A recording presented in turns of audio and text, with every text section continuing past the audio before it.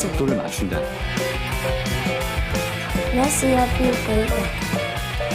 잊고 있던 나를 발견하는 다시 만나는 새로운 세상. 자연과 공존하는 즐거움. 평화지역 DMZ.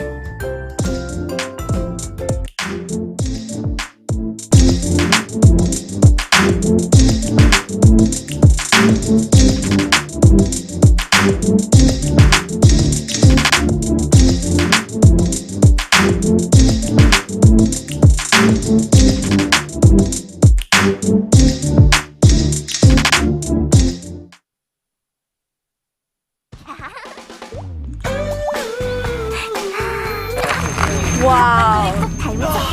우와.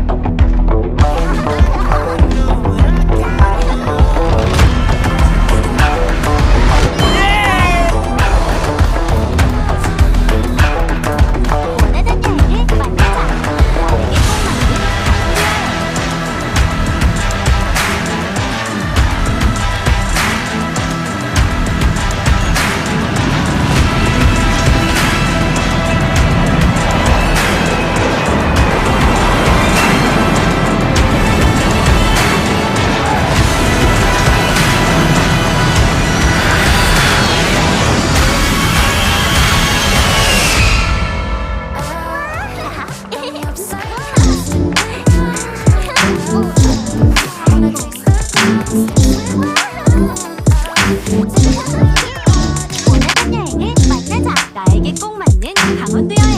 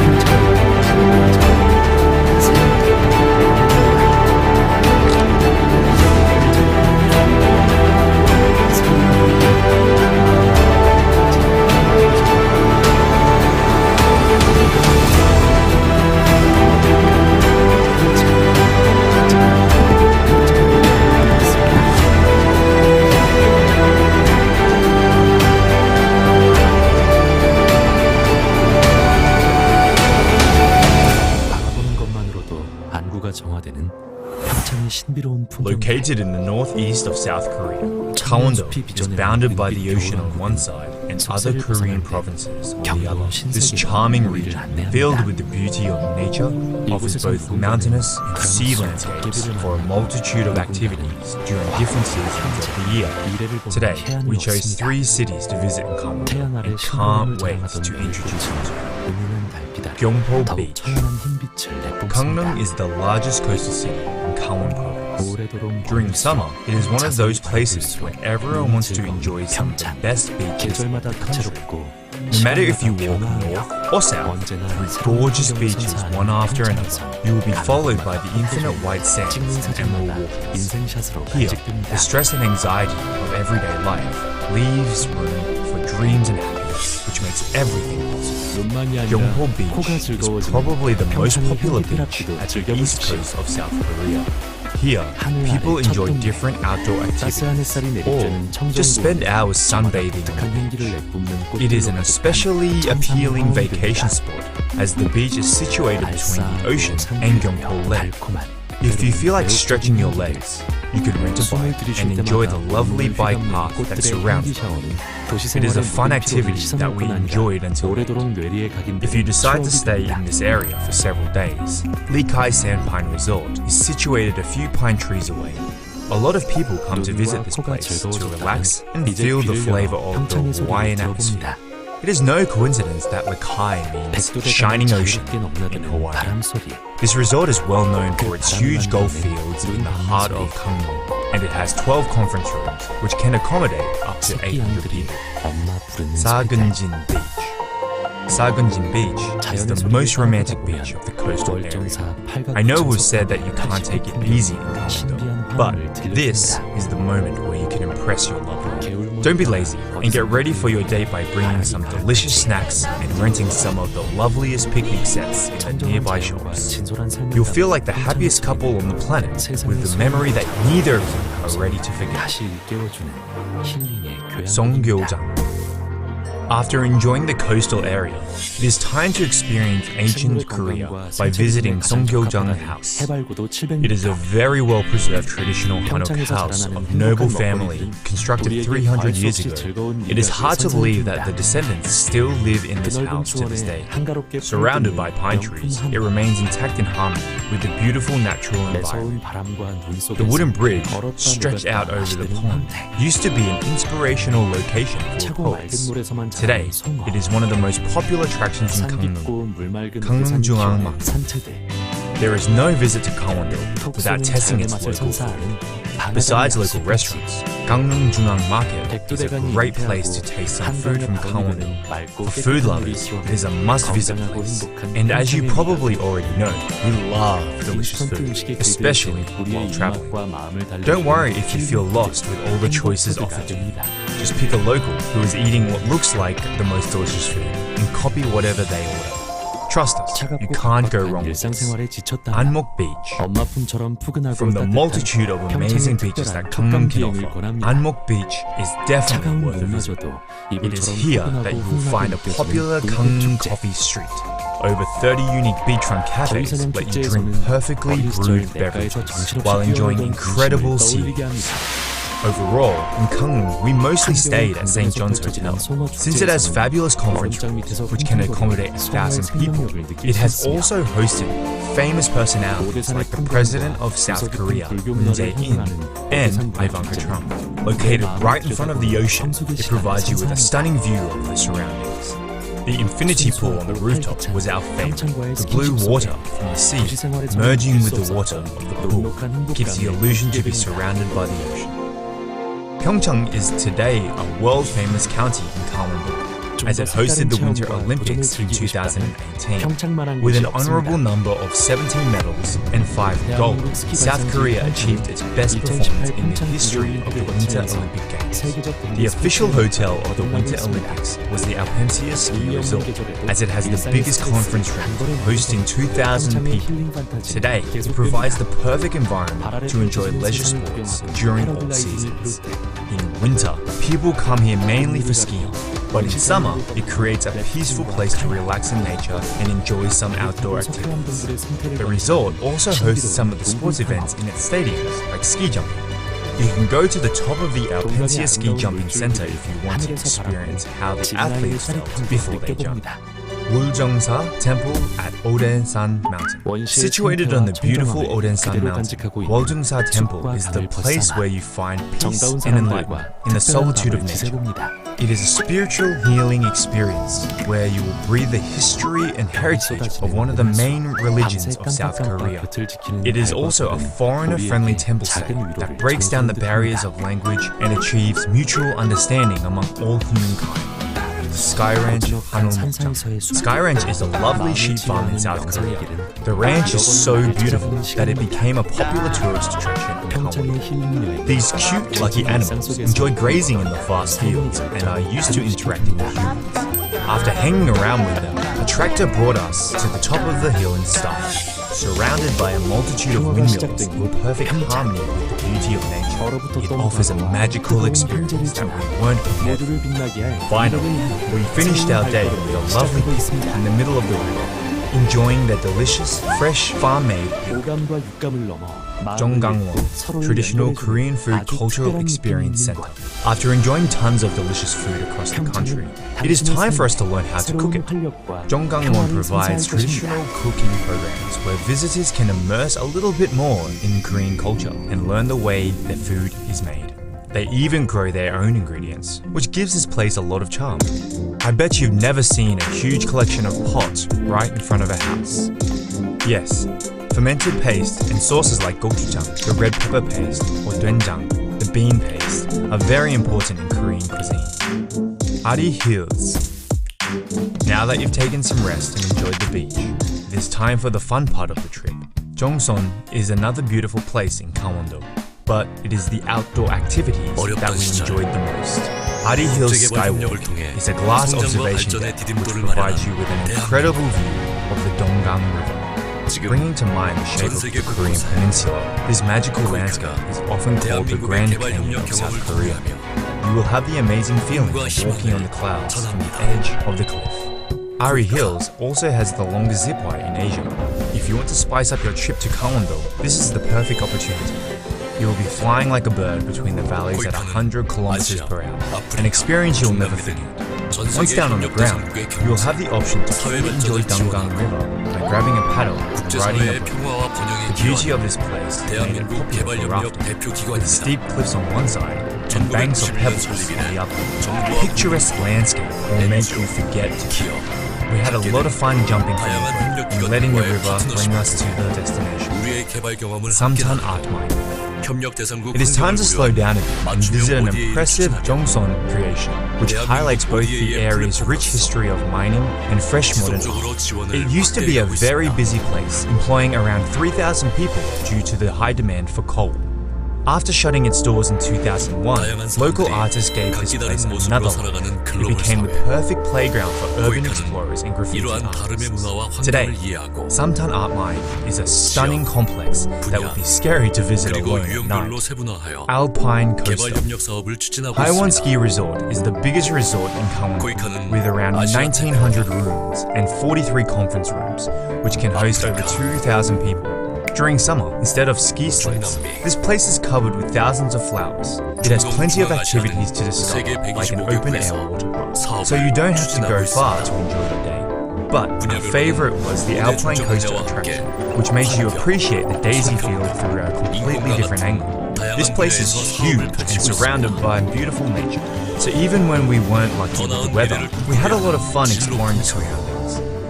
Now you know about some of the best places in Gangwon, where you can enjoy the coastal area, mountains, and some fun activities. However, Gangwon is a huge province with lots of places to visit during different seasons of the year. We are looking forward to going back and letting you discover more about Gangwon. If you enjoyed this video, please like it, subscribe to our channel, and we'll see each other on the next one.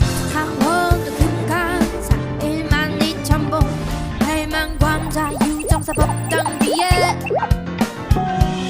또한 협력 대상국에 필요한 개발 사업을 지원하는 특별 협력사, 우리 국민이 글로벌 인재로 성장할 수 있도록 인재 양성사, 새로운 기술과 아이디어를 접목하여 추진하는 혁신적 개발 협력사, 협력 대상국에 새로운 미래를 끌어나갈 인재를 키우는 글로벌 연수사, 국제사회가 힘을 합쳐 공동으로 전 세계 문제를 해결하는 국제기구 협력사, 전 세계 재난과 위기 상황을 함께 극복하는 인도적 지원 활동, 다양한 분야의 국민들이 참여하는 시민사회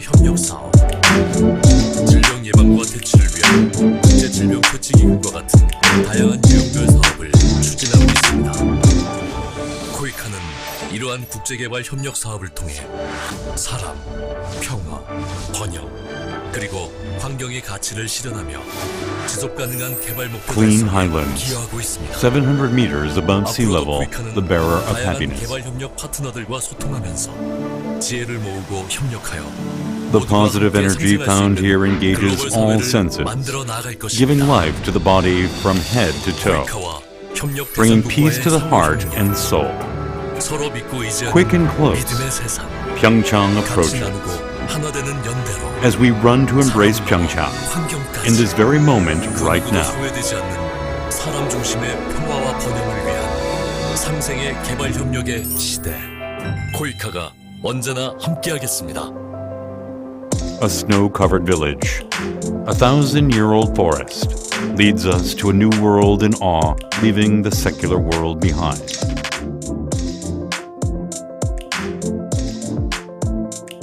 Here, the meeting of a dramatically portrayed goblin, as someone gains insight to understand the past, present, and the future. Buckwheat flowers that displayed freshness under the sun glows white with the delicate moonlight.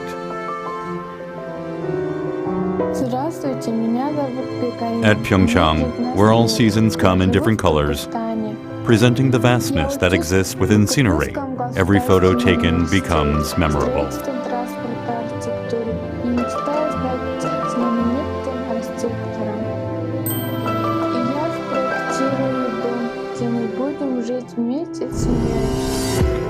Enjoy the scent therapy at PyeongChang. Satisfy your sense of smell, not just the vision. The clean highlands where warm sunlight meets becomes a heavenly garden full of flowers giving off a unique fragrance.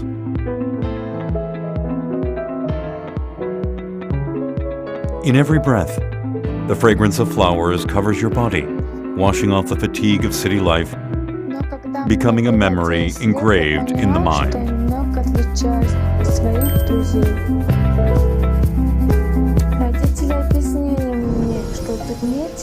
After feasting your senses of sight and smell, open your ears now and listen to the sound of PyeongChang. Beautiful snow scene of the sound of the wind that freely travels in and out of Baekdu-daegan.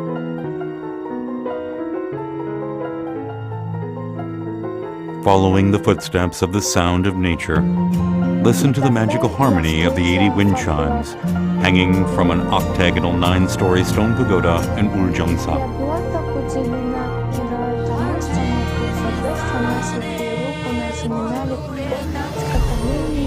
The sound of PyeongChang, a sound of clean nature and sincere life, a symphony of healing that rejuvenates the lost sensibilities.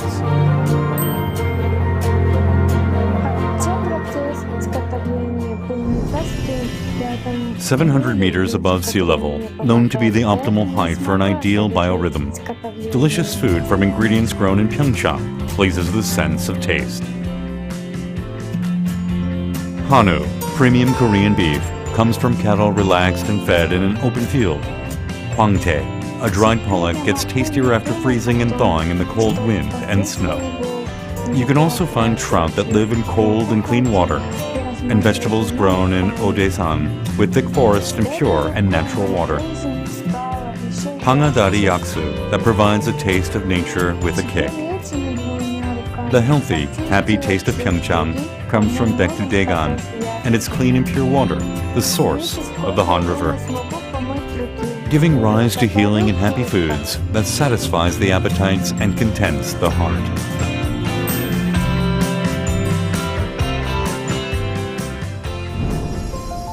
If you are tired of a cold and heartless life, there is a journey of touch found only in PyeongChang, cozy and warm, just like a mother's embrace.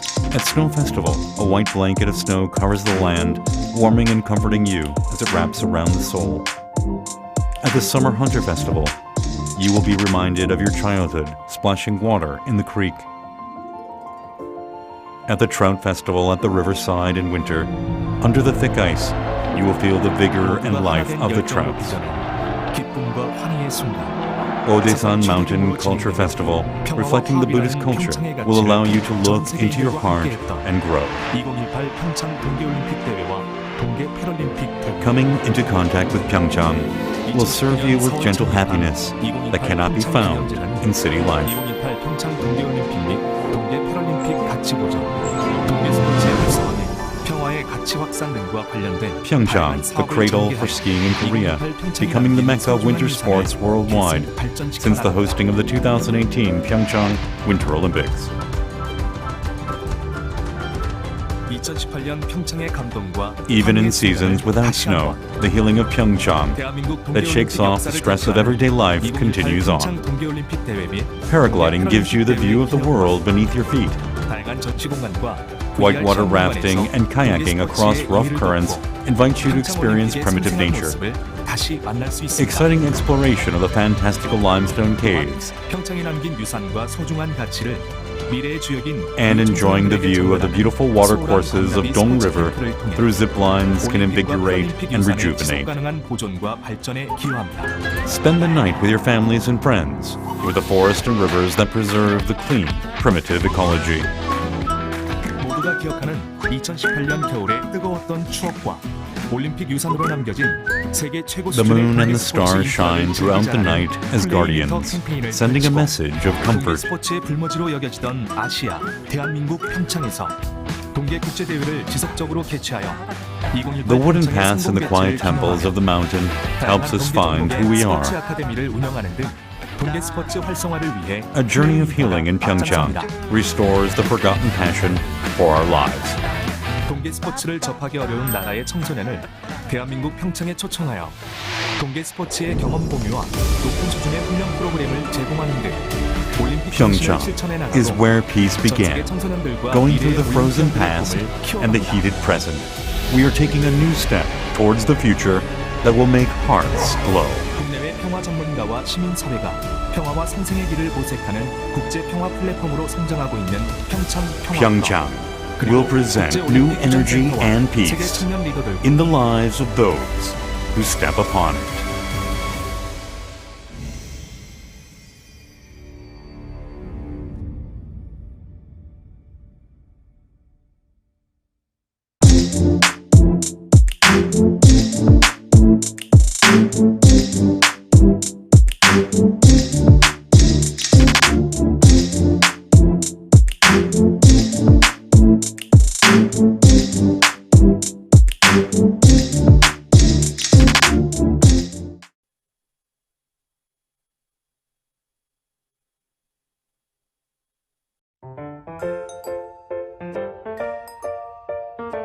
Bonjour, moi relais Sébastien. Moi gagné 10 ans ma vivre en Haïti.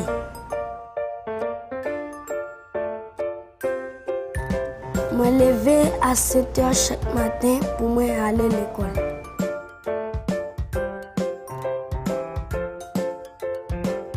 Pour moi aller à l'école chaque matin, moi marcher environ 1 heure de temps.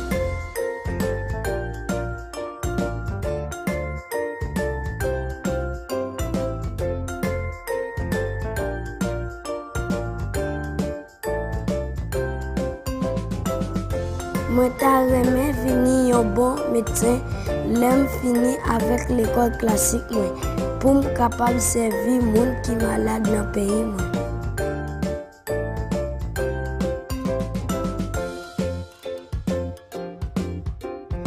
Pour me capable venir un bon médecin, moi dois étudier en pile en pile.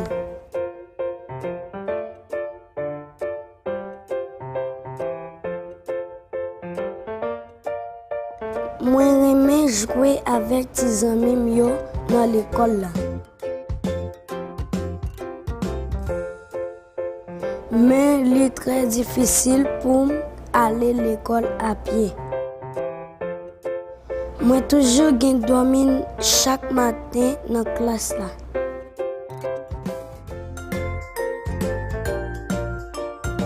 Mais moi pas de problème. Parce que gen bus pour transporter moi à l'école là. À cause bus là, moi viens étudier en pile et moi jouer avec tes amis moi yo.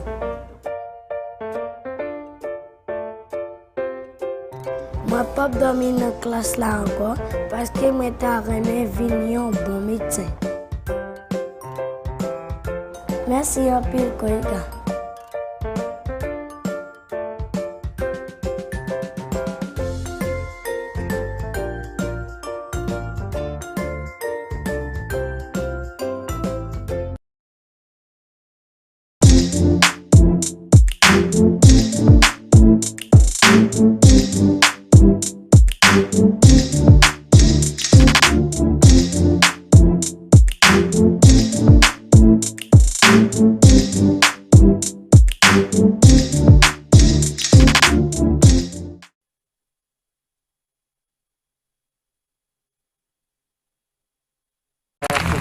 와우. 와.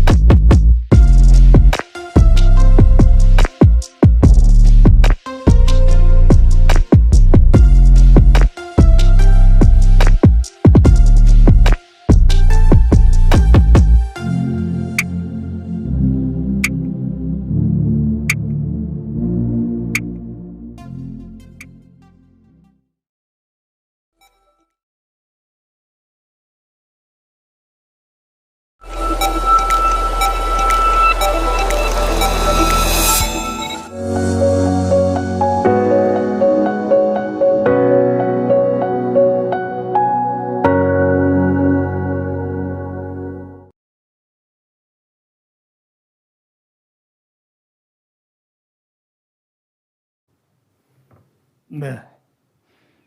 코로나 Yes, 19를 맞이해서 due to the COVID-19 pandemic, 대재앙을 맞이하고 있는 이 순간에도 and because of this crisis, 오늘 we are here online. But nonetheless, we are here in this 제7 forum 세션에 which celebrates peace. 저는 Let me introduce myself. I 지난 will be the moderator for this partner session 7. 그리고 지방화시대 And in 1989, 처음으로 for the first time in Korea, 창설하고 the Public Administration Office was established for the first time at Hallym University, and I was a full-time professor here. I will be leaving the university this year, and I am also director of the Korea Christian Cemetery Association. I am also president of the East Asia Peace Institute, and this institute is a research institute searching for practical means to achieve peaceful coexistence in Northeast Asia. We want to learn from the history of war and also through the DMZ and the remnant of the World War II, the Article 9 of Japanese Constitution will be are subjects of our activities in which various civic groups and citizens participate. Yesterday, we had the opening ceremony of the Peace Forum, and unfortunately, at that very time, Russia did what it shouldn't have and started its attack on Ukraine, which reminds us that the road towards peace is very bumpy and challenging. 그럼에도 불구하고 Nonetheless, 평화로운 세상을 소망하며 we all strive for a peaceful world, 분단 한반도 and 분단 강원도 평창에서 we're gathered here in Gangwon Province, which is the only divided nation province in the world, and here we are discussing ways to move forward. 평화 포럼의 대주제는 And the theme that we will be discussing is 우리 the 제7세션에서는 end of war declaration and the way forward. And in this particular session, we will be discussing the role of citizens of Korea and Japan for peace in Northeast Asia and peace constitution. And we have various experts and academics who will discuss this. Allow me to briefly introduce our speakers. First, from Korea, we have His Excellency Lee Soo-hoon, former ambassador to Japan. He is sitting here right next to me. Next to him, we have Mr. Hong Hyun-ik, Chancellor of the Korea National Diplomatic Academy, and we have Emeritus Professor Osaka Yuji of Sejong University, and Mr. Choi Byung-wook, Professor of Sangmyeon University. And from Japan, we have Mr. Kondo Soichi, a member of the representatives of the Japanese House of Representatives. We have 120 minutes allocated to us, and I will give 15 minutes to each of the speakers. The time left over will be allocated to Q&A and also group discussion.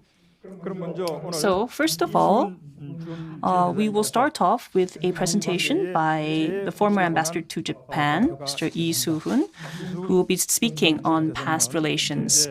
Mr. Lee is currently a professor at Gyeongnam University also. So I will hand over the mic to him. 네네.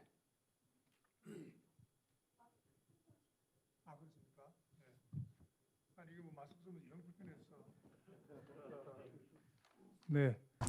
마이크는 됩니까? Yes, is the microphone on?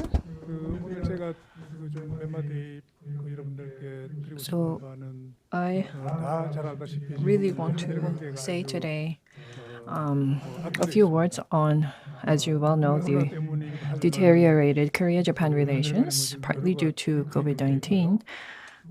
But overall, the relations are in bad shape, and we barely have any government-to-government discussions.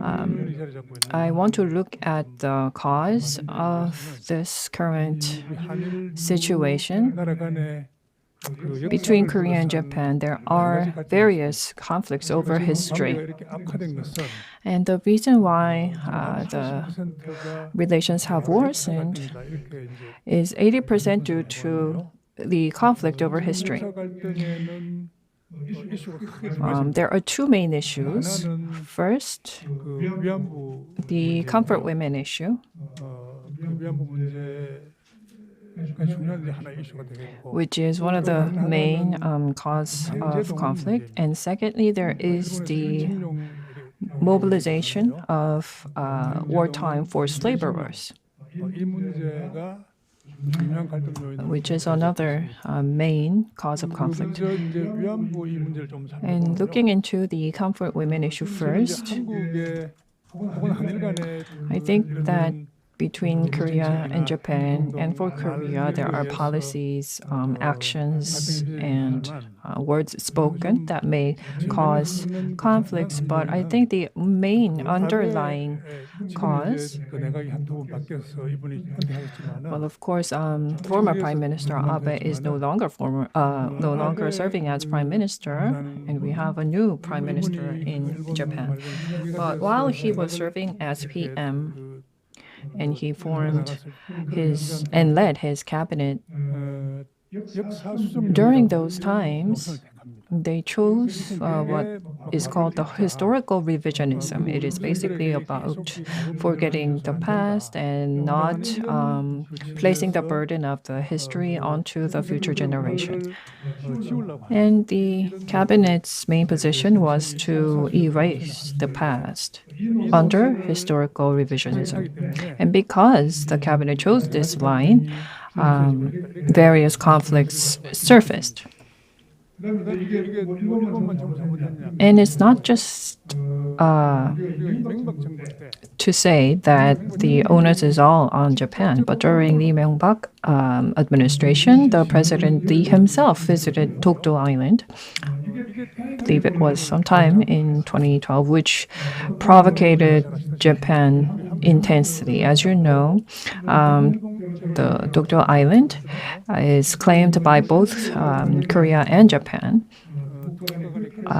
It may not be a conflict that arises every day, but since Korea has effective rule of Dokdo Island and effective control, Korea just has to continue to keep controlling the place well. But because the president himself visited Dokdo Island, it was a huge provocation to Japan. And this was quite a determining factor in deteriorating relations between Korea and Japan. And then moving on to the Park Geun-hye administration, the comfort women issue was at the fore. And unless comfort women issue was to be resolved, and to let me go to my slide. Yes, here it is.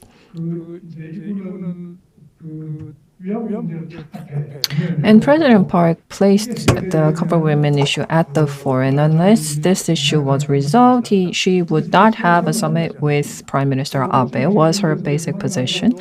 And whenever she met with President Abe at international conferences, the relations remained quite rigid, and this further deteriorated relations. But unlike this stance, in December 2015, Korea and Japan, after behind-the-scenes contacts, announced what was called the Comfort Women Agreement, which was expected to resolve comfort women issues, but ended up actually making things much worse. Soon after this agreement came out, the victim groups and civic groups were very strongly against the agreement and led to much controversy. And in the end, there was candlelight vigil protests against the agreement. And one of the main voices of the vigil was to break the deal, which included many comfort women victims and civic groups. And then there was the presidential election in Korea. And at the time, the main atmosphere was to break the deal of the Cover Women Agreement of 2015 and to renegotiate from scratch. So at the time, the Democratic Party campaign pledge was, in fact, to break the deal and renegotiate. And following this flow, the Moon Jae-in administration took power. And because this was a presidential pledge, the president himself was in a very sticky position. And with the new administration taking office, the government decided to look into the Comfort Women Agreement by setting up a task force, which worked for about 4 months. And then at the end of 2017, December 2017, they released a report of their findings. And after the report came out, based on the report, and the government released its position formally on January 9th, 2018. And the basic position was as follows. The agreement could not resolve the dispute over the comfort women issue.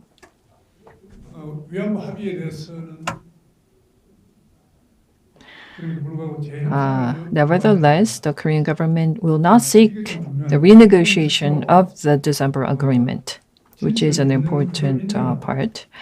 And the Korean government expects Japan to accept the truth in accordance with universal standards of the international community and continue to endeavor to restore the honor and dignity of the victims and heal their emotional wounds. This is really what Japan has to do.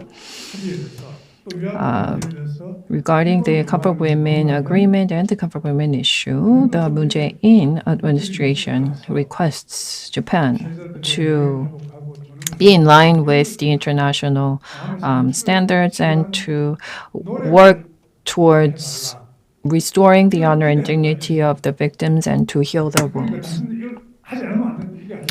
And the wording was that the Korean government expects Japan to do so, not demands.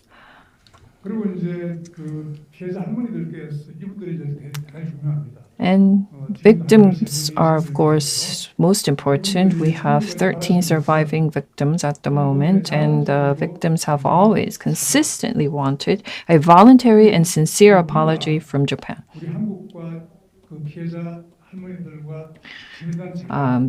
Korea, the civic groups and the victim groups do not want very much from the Japanese government.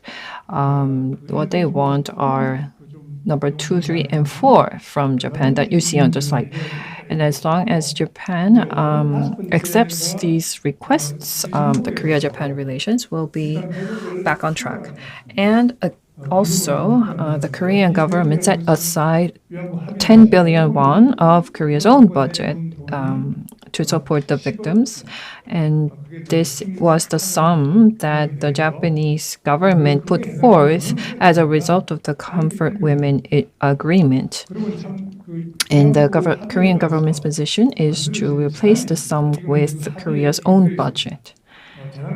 And the agreement also included setting up a foundation to support the victims, to disseminate the funds of 10 billion won. And the Reconciliation and Healing Foundation was thusly set up, but this foundation was dismantled because the victims in the summer of 2018, in their 90s, the survivors in their 90s, visited the Blue House and the front court and to protest to the government. And they were very much in bad health, and it was quite risky for them to do so, but nevertheless, they did not succumb. And so this foundation could not be sustained. And whenever Prime Minister Abe met with President Moon Jae-in, he started off by demanding that Korea adhere to the Comfort Women Agreement. And whenever the two sides meet, instead of touching upon some new issues, Prime Minister Abe would always consistently raise this matter, which led to much frustration and really deteriorated the relations.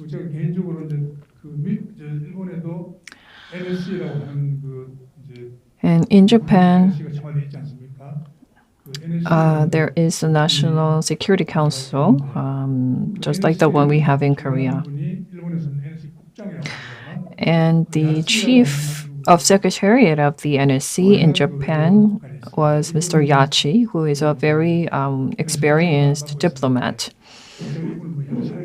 I met with Mr. Yachi many times, and the first time we met, he brought up the Comfort Women Agreement. He was actually one of the key drivers behind the agreement, and I believe that he had a very much affection for this work, and he quite was caught up with the agreement, and he would bring it up every time I met him.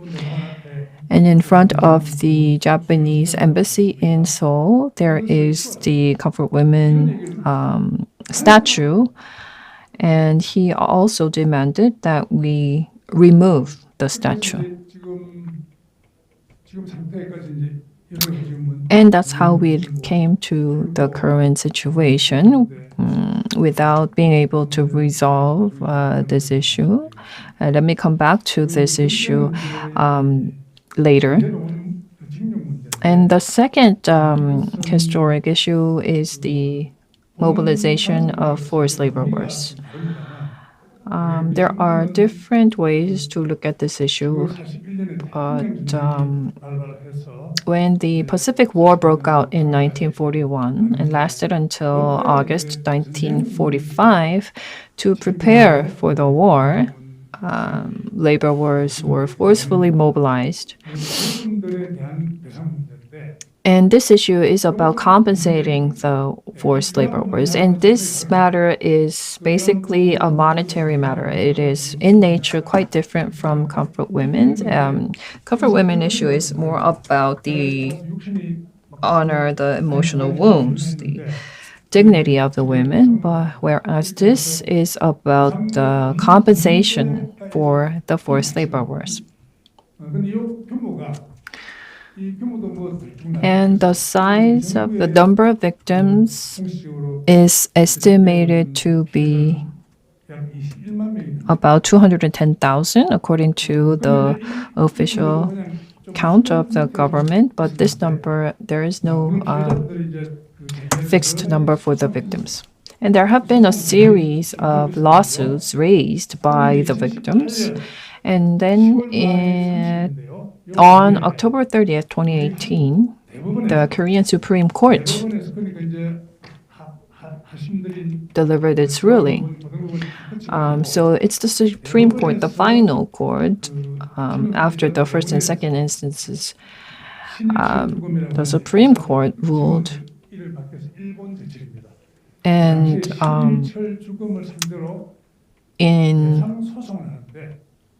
on the damages claims against the Nippon Steel and Sumitomo Metal, which is now Nippon Steel, and the Supreme Court ruled in favor of the plaintiffs. This is a very important ruling. While the Korea-Japan relations are in very bad shape, a very determining factor that really worsened the relations even more during the Moon Jae-in administration was this Supreme Court ruling. The judicial procedures are still ongoing. The Japanese government called this ruling one that fundamentally overturns the basis of Korea-Japan relations and continues to confront Korea on this matter. And now Prime Minister Kishida is in office and he maintains the same position as Abe. He says that the ruling is a violation of the 1965 Korea-Japan Claims Agreement and therefore a violation of the international law and demands corrective action.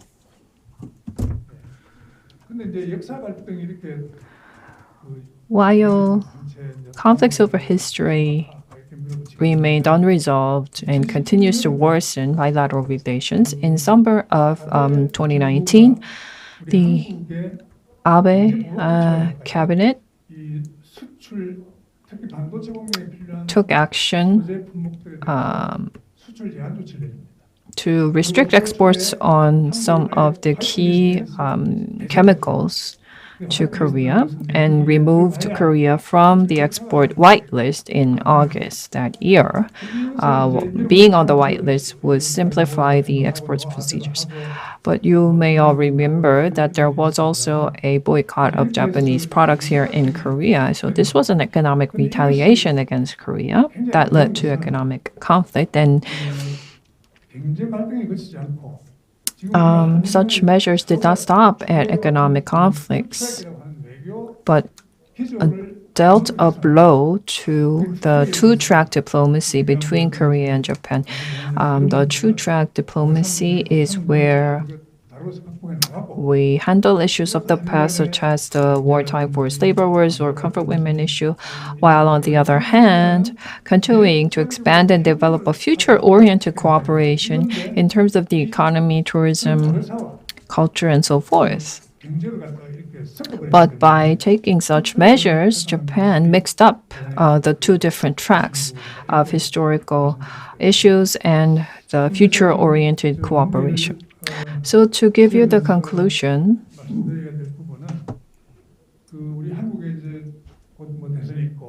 there will soon be another presidential election in Korea, and a new administration will take office. And right now, having dialogue with Japan, it's not happening. And I'm sure that the Japanese government has some expectations for Korea. And so I think that the new government in Korea should be proactive toward Japan. And it is not just up to Korea. The Japanese side must also demonstrate two actions first.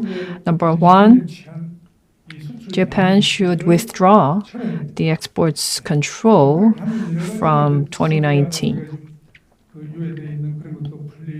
Then this will lift off the restrictions and start pump priming for improving relations. And secondly, the political leaders in Japan must show a healthy perception of history and demonstrate such through various messages. And this has already been done by the Kono statement, Murayama statement, Joint Declaration on a New ROK-Japan Partnership towards the 21st Century of 1999, Naoto Kan statement that consistently included attrition towards the past, apology, responsibility. But this did not resolve all the conflicts over history. And still, the statements included recovery of the honor and dignity of the victims. But the Japanese side must show a sincere interest and a sincere mindset. And I believe that the two-track diplomacy must be restored, but we must go beyond that. There are global issues such as climate change, the pandemic, and so forth, so we need to build up a new multi-track diplomacy that can cover wider topics such as this. Thank you. Thank you very much. I apologize for not being able to give you more time.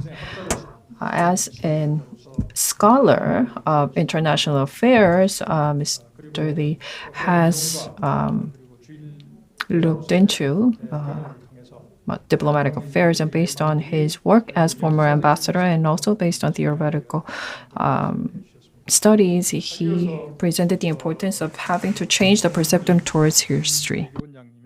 Now we will be hearing from Mr. Hong, Chancellor of the Korea National Diplomatic Academy. He is also an advisor to the Joint Chiefs of Staff as well as the Security Council, and he was also the chief of the security issues at Sejong Academy, and he is also a member of the Committee on North-South Economic Cooperation. So he has a lot of hands-on experience as well as a long history of academic study into the theories related to these issues. So I'm sure that he will be giving us a lot to think of.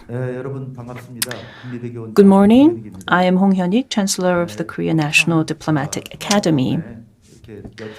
It is a great honor for me to be here at the PyeongChang Peace Forum 2022, and I hope that this kind of forum for peace will be a great success, not only this year, but onwards as well.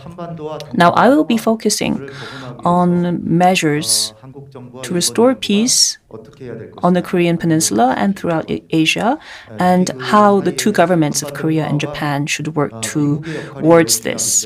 And because the role of the U.S. is very important here, I will also talk about how the Biden administration should respond.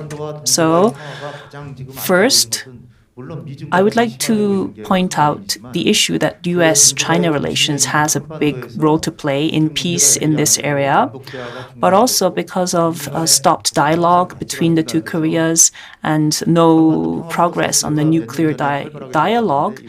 These are all issues, and we only have conflict because all of these dialogues are halted. So what role did the U.S. and Japan play? The Korean government worked very hard towards peace. I'm sure you all know this.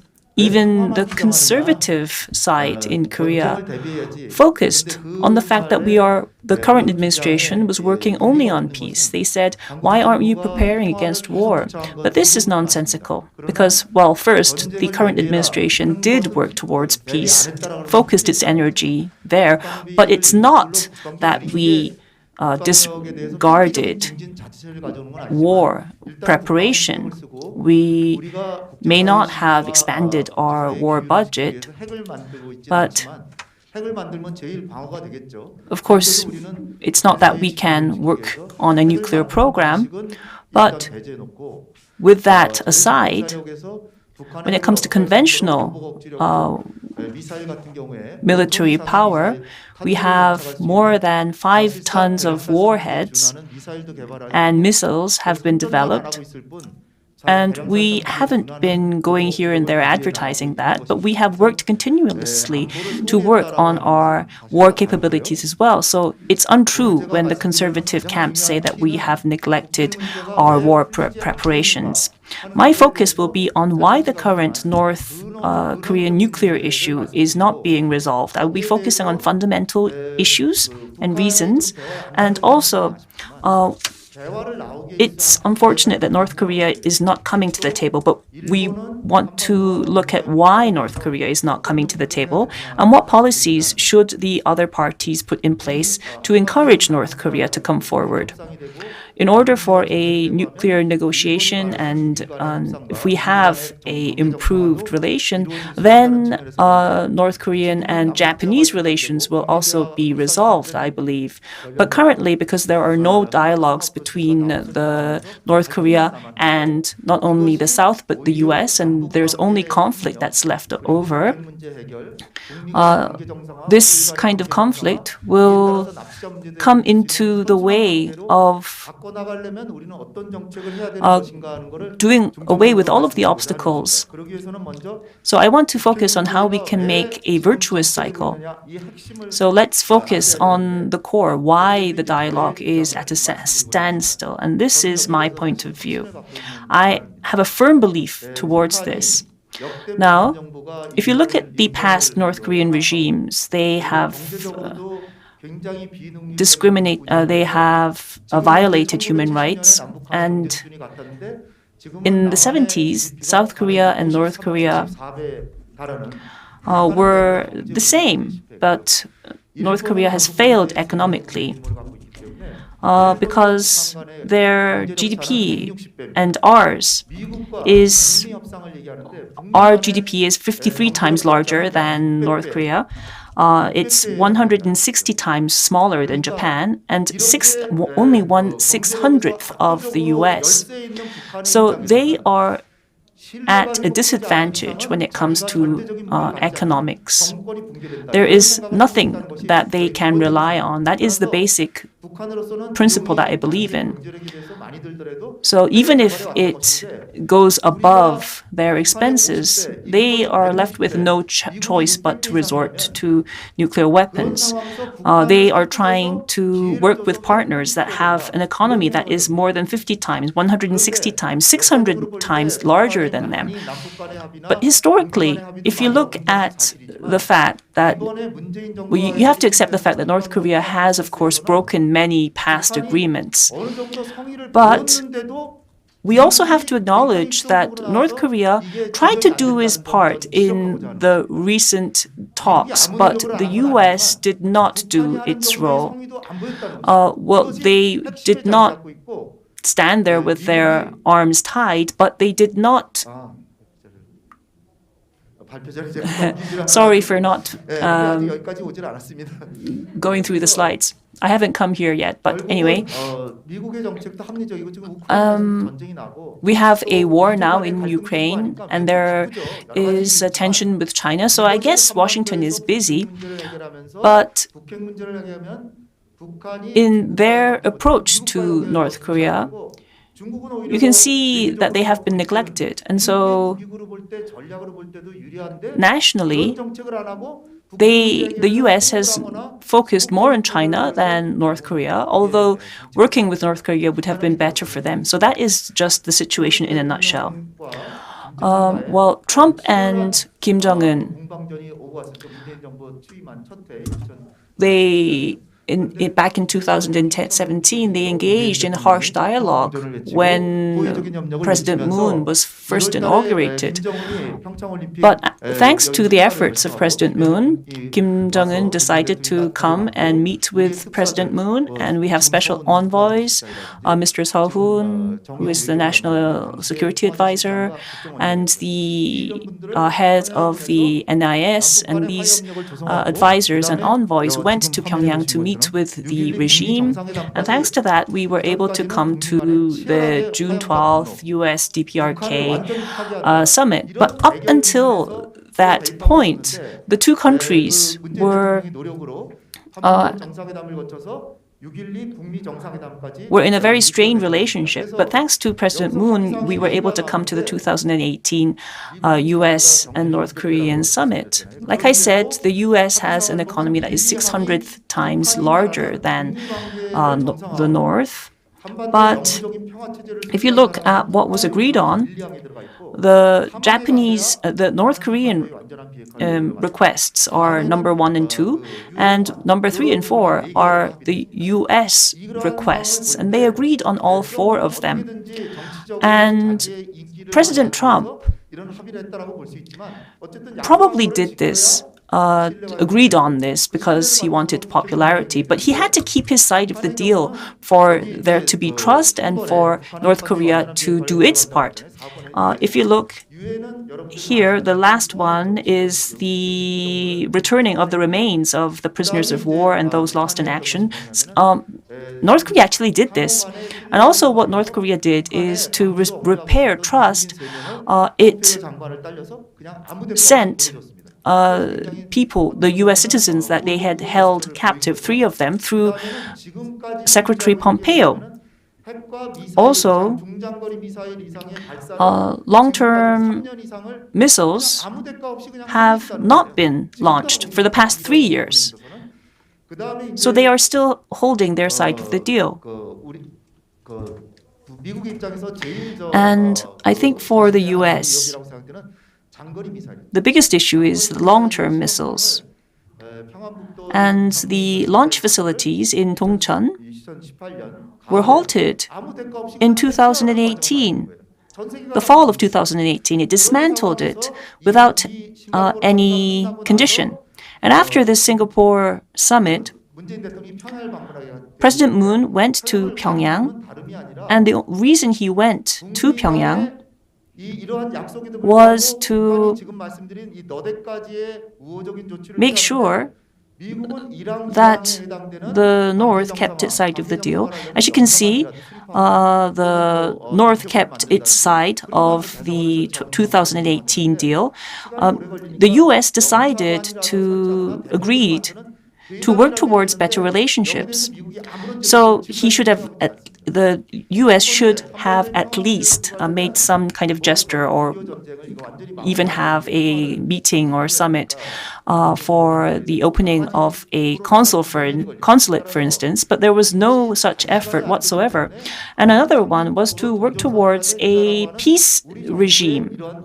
And so President Moon worked very hard towards this, and we have now proposed the end of war declaration, but the US is non-responsive to this one as well. So if you look at what has happened, you can see that the US has done nothing, whereas North Korea has tried to keep everything that it agreed to. So what can we say to that? So to Pyongyang, President Moon went, and his agreement at Pyongyang was that the North Korean side would do away with its Yongbyon facilities. This accounts for about 70-80% of its nuclear capabilities. Of course, it will still have about 20 or 30% of its kappa somewhere else, but this would be a huge step towards denuclearization. And President Moon got this from Kim Jong-un. And so the US would have to meet this. What it said was that it would not do away with the recent UN Security Council's resolutions. Trump said that he was unable to do this and he left the meeting venue. I think maybe Trump should have met Kim halfway, perhaps saying, well, all 5 resolutions is not reasonable, so maybe I will be able to work on 2 or 3. But you can see just how Trump used this occasion just as a publicity stunt. So in September of last year, President Moon proposes the end of war declaration. This is something that he and Kim Jong-un had agreed upon already, and also in the previous administration of President Kim Dae-jung and Kim Jong-un's father. This is a very, very symbolic gesture, but you can see that the US is reluctant to agree to this. Now, the US and Korea have actually agreed on the draft, but now North Korea is lukewarm to this. And another important issue is that Japan is very reluctant to agree to this declaration. And I think that the role of Japan is very important here, but they are negative to the outcomes. Now, President Moon, when he visited Pyongyang and spoke with Kim Jong-un, and he came back to Seoul, the first thing he said at the press conference was that we talked about the effectiveness of the end of war declaration. We also talked of issues of the U.S. Forces and the UN command status, and Kim mentioned that this would be of no issue. Now, the related parties are saying that they are against this end of war declaration because of the U.S. forces and the UN command, but we have heard from Mr. Moon, our President Moon, that this will be of no issue. Now, these are some future scenarios of the North Korean nuclear program. I think that we have to work towards this through the Ukraine scenario, but as we have seen, Ukraine is on the brink of war, and they provided Ukraine with a security guarantee if they gave up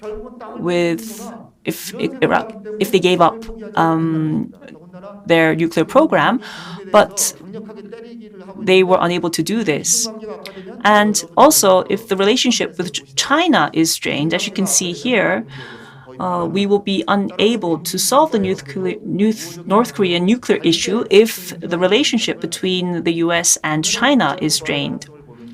Then is there a possibility of North Korea engaging in provocative actions? Well, we have a presidential election in early March.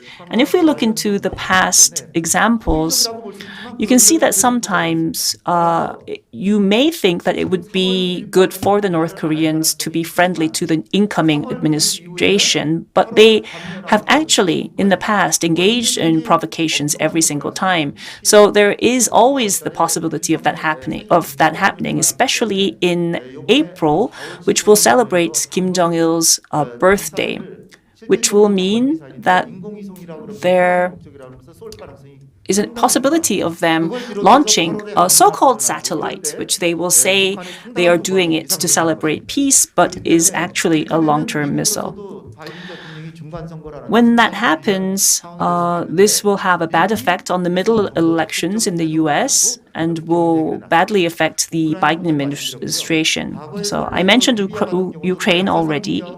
If we look into what happened in Libya, we saw that they gave up their weapons of mass destruction, and Gaddafi was killed in a conflict later on. So this gives Kim the lesson that giving up his nuclear weapons will not end in a good ending.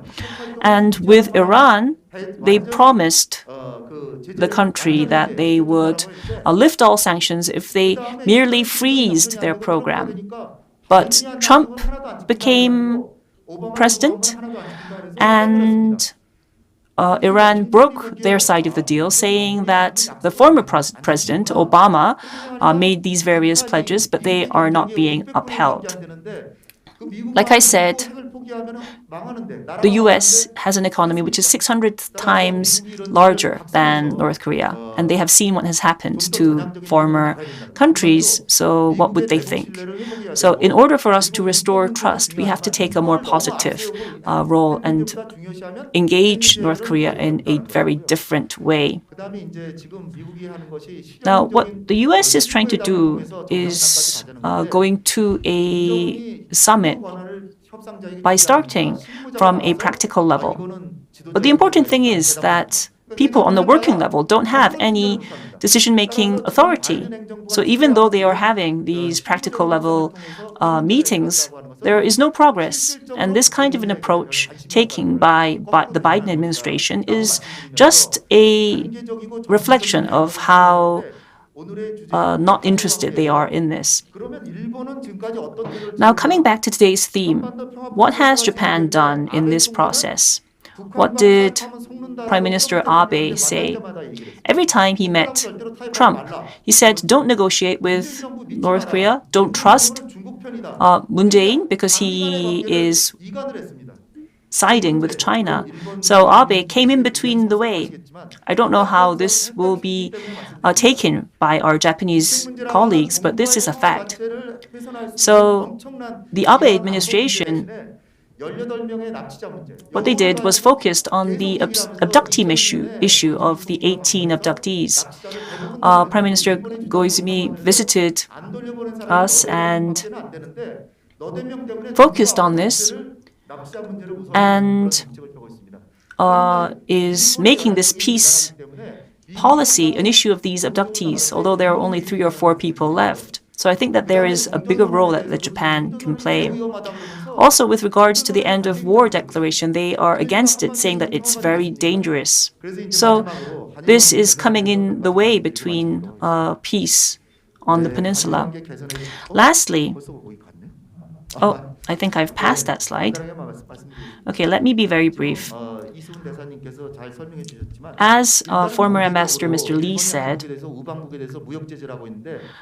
Japan has trade restrictions on the South, although we are an ally. So they have to lift these restrictions. And also Korea, I think, needs to retract their complaints filed with the WTO against Japan so that we can restore trust. Also, second, with regards to the comfort women issue and the forced labor issue, we are focusing too much on compensation. But this is not an issue of money. I think with Japan firmly recognizing what happened in history and giving a sincere apology, I think that would do. I am working with the government. I am a public official, but this is just a personal view that I have. Of course, we need to go back to the 1998 Kim Dae-jung and Obuchi declaration and have a summit meeting between our 2 leaders and work towards a partnership on the international stage. Also, I think that we can work towards peace. What I sincerely want is for us to work towards the abductee issue, but to do this, we need to solve the nuclear issue and also the normalization of our relationships. We have to do this together. The abductee issue should not be a prerequisite of the nuclear issue. So my sincere hope is that it will be made part of the package and not a prerequisite.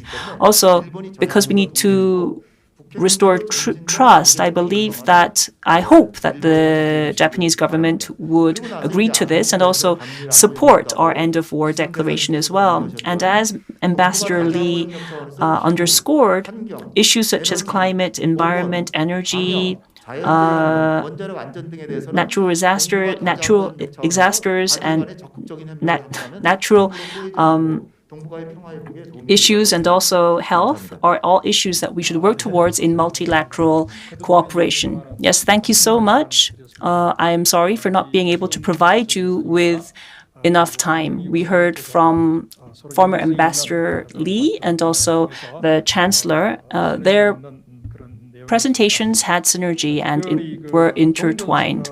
There was a mention on the end of war declaration, which is actually the overarching theme of this year's PyeongChang Peace Forum.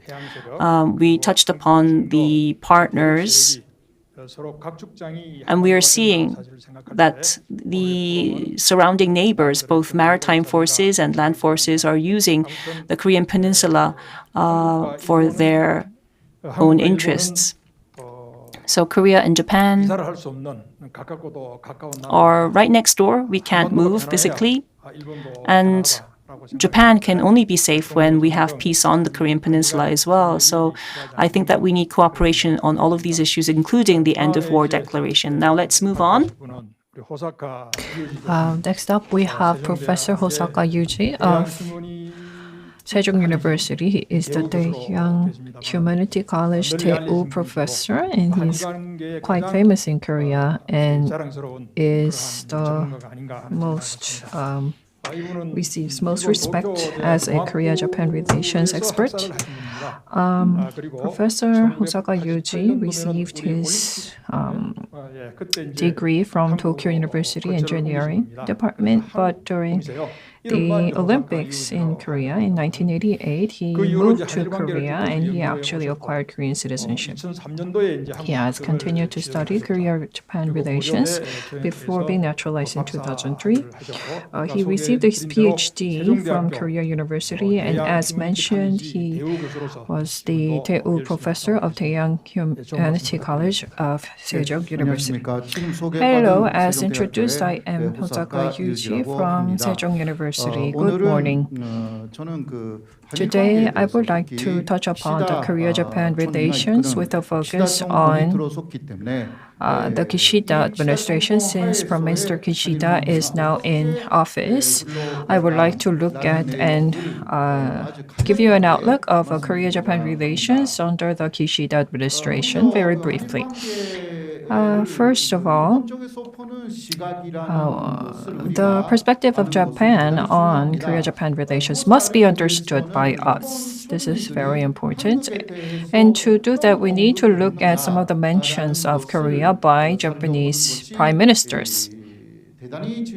This will be very important.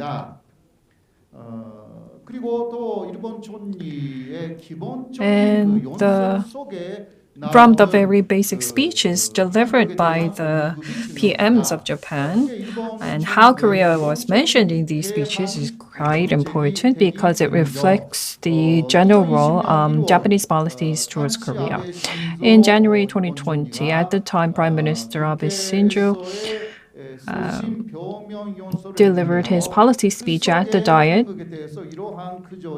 and including this phrase, essentially, South Korea is the most important neighbor with which Japan shares basic values and strategic interests. I sincerely hope South Korea keeps the promises made between the two countries and works towards building future-oriented relations. The key point here is that South Korea needs to keep promises made between the two countries, particularly regarding the ruling on the wartime forced labor wars case was a huge issue at the time. And by referring to a promise made between two countries, this would include the ruling and also the comfort women issue and other treaties or agreements reached by the two countries, and that it must be kept by South Korea and that Japan is itself keeping to those agreements. And he excluded any new diplomatic agreements. And he just urged South Korea to implement the agreements already reached. And such interpretation can be provided from this statement. And he is basically saying that Korea has to change, not Japan. Moving on to the Suga administration, which took power in September 2020, and in October 2020, at the time, Prime Minister Suga also gave his address to the Diet. Let's look at how he mentions Korea. He said, and I quote, "South Korea is a very important neighbor. Based on Japan's consistent positions, I strongly urge South Korea to take appropriate actions to restore healthy relations." Again, consistent positions of Japan, such as those on comfort women issues or forced labor issues, those issues are all over by the 1965 Korea-Japan Claims Agreement and also the Comfort Women Agreement. But Korea keeps raising this issue, making demands. Korea is wrong, Japan is right. And any diplomatic negotiations are excluded by this statement. And it's basically saying that Korea should follow what Japan is arguing. And so he maintained the same position as Prime Minister Abe in his speech. And after a year, the Suga administration gave way to the following year to Prime Minister Kishida. And again, he gave his policy speech at the Diet and mentioned Korea as follows. Korea is Japan's important neighbor. Japan will strongly urge an appropriate response from South Korea to return the relationship to a healthy one in line with Japan's consistent position.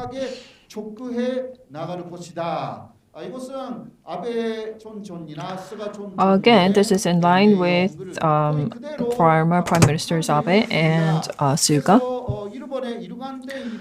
So the consistent position of Japan remains intact and unchanged regarding forced labor war issues or comfort women issues.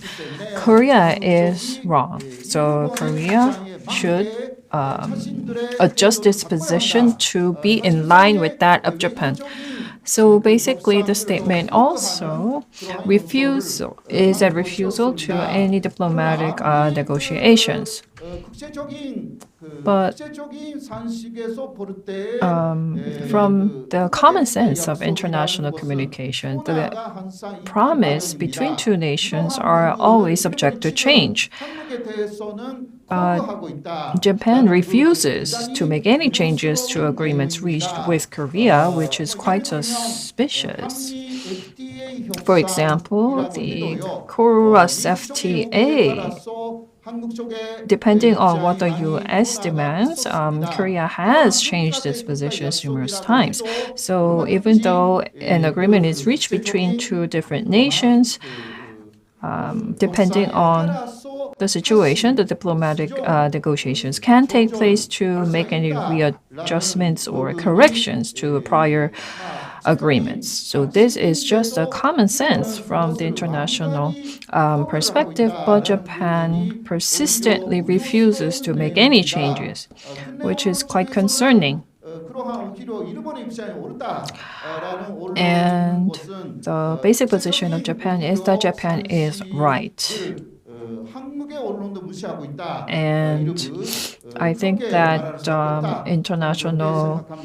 this common sense is not fully respected, sometimes not even by the Korean side. And former Prime Minister Abe and current Prime Minister Kishida are different in that Kishida comes from the moderate Kochikai faction, whereas Abe comes from the staunch conservative faction. So the basic political lines of the two are quite different.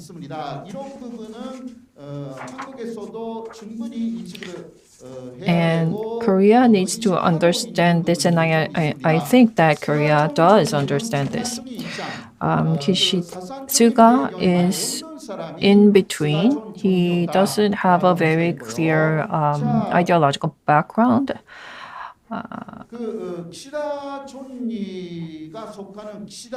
So Kishida, Prime Minister Kishida comes from the Kishida faction. The nature of the faction is very important because factions lead the politics in Japan. There are 6 factions in the Liberal Democratic Party, and each faction asserts slightly different ideas with different nuances. The head of the Kishida faction was Makoto Koga. When Kishida came to office, he said, on the basis of conservative mainstream politics, the Kochikai must always adhere to the pacifism, basic human rights, and sovereignty of the people in the Constitution. And he also said that shaking hands with the devil, by devil he meant Abe and Aso, the former 2 prime ministers, to achieve the goal. Well, although he belonged to the same Liberal Democratic Party as Abe and Aso, he still called them devils. And in saying so, Mr. Makoto Koga said that shaking hands with the devil is sometimes necessary, but if you follow the devil's words, this is unforgivable. This was basically a message to Prime Minister Kishida. Shaking hands with the devil means that when Kishida came to office, because of the nature of factional politics, for Prime Minister Abe or Deputy Prime Minister at the time, Aso, he had to rely in some part on Abe and Aso's power. But Mr. Makoto was saying that still Kishida should not do as the devils say. And Prime Minister Kishida, again, originally is a moderate and mainstream conservative. In 1945, Japan lost the war.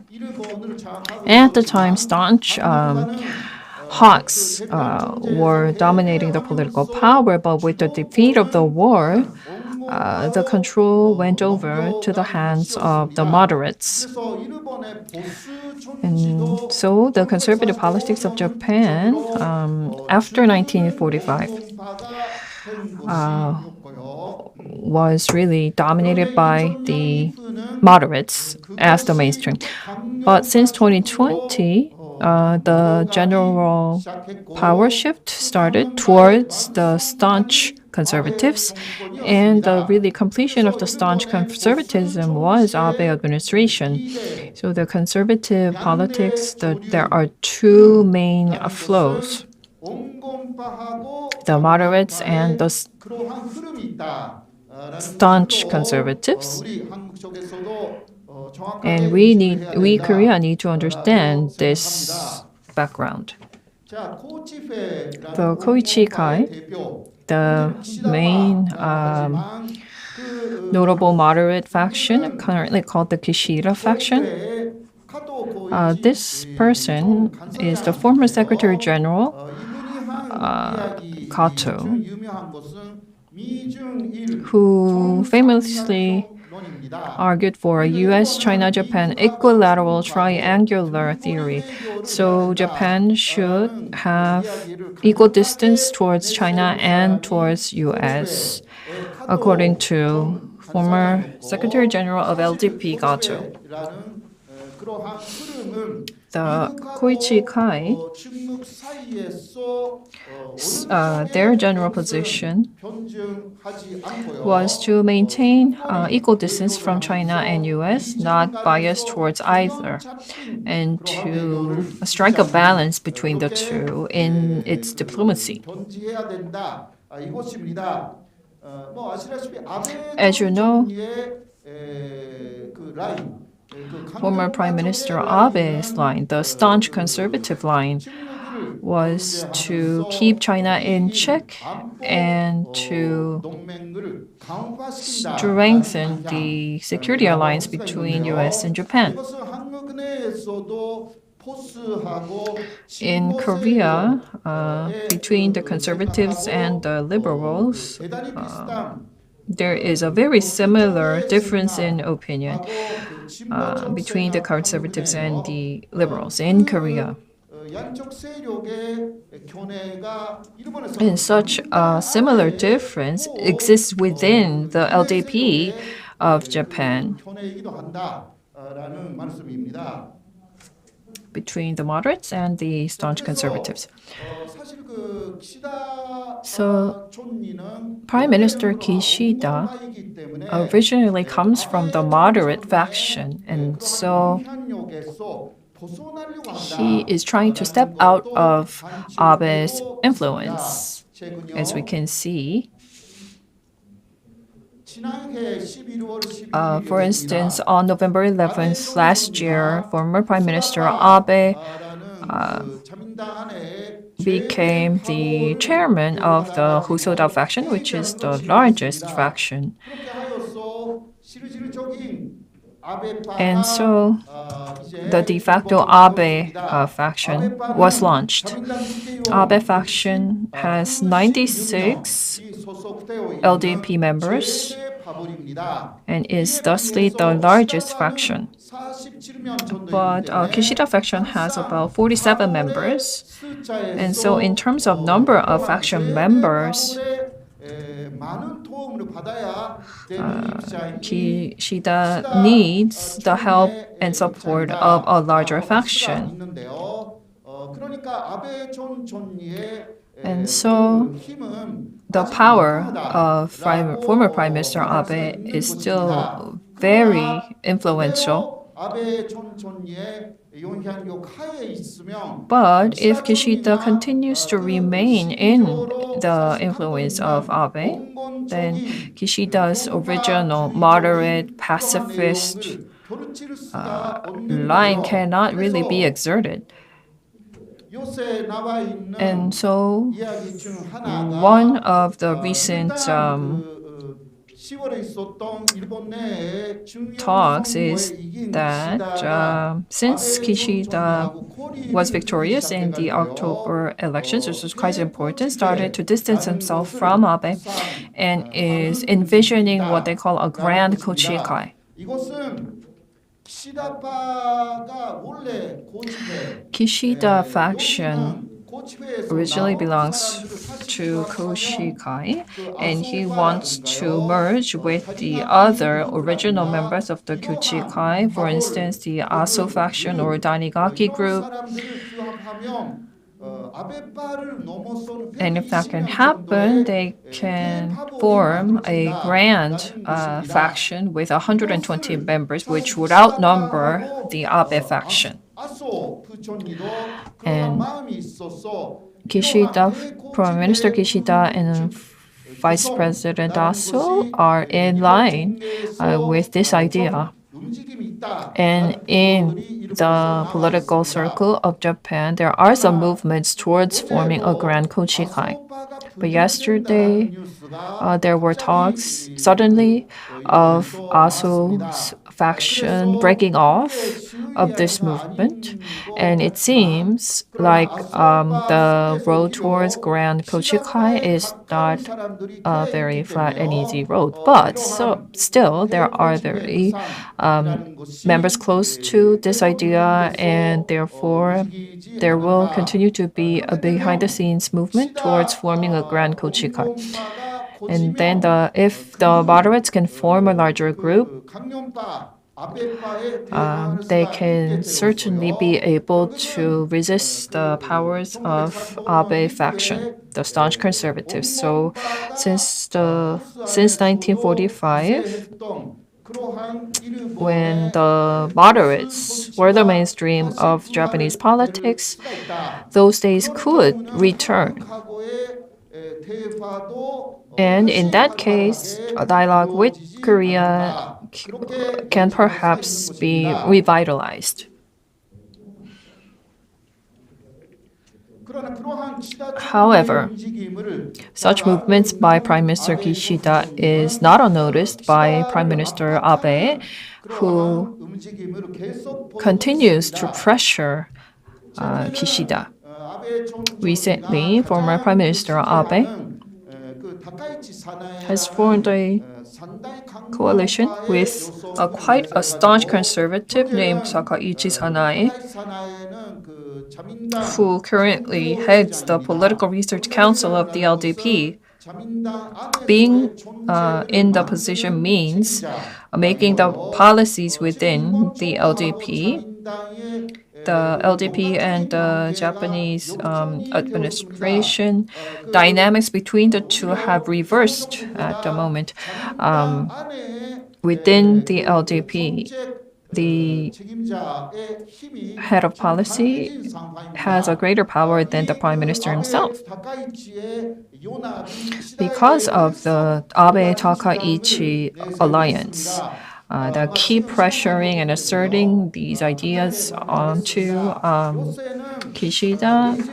And in the interest of time, to run to my conclusion, the diplomatic boycott against the Beijing Olympics, Kishida was against the idea, but because of Abe and Takaichi, he had to succumb to the pressure and boycotted the Beijing Olympics diplomatically. And nominating the Sato Mines as a World Heritage, Kishida administration's original position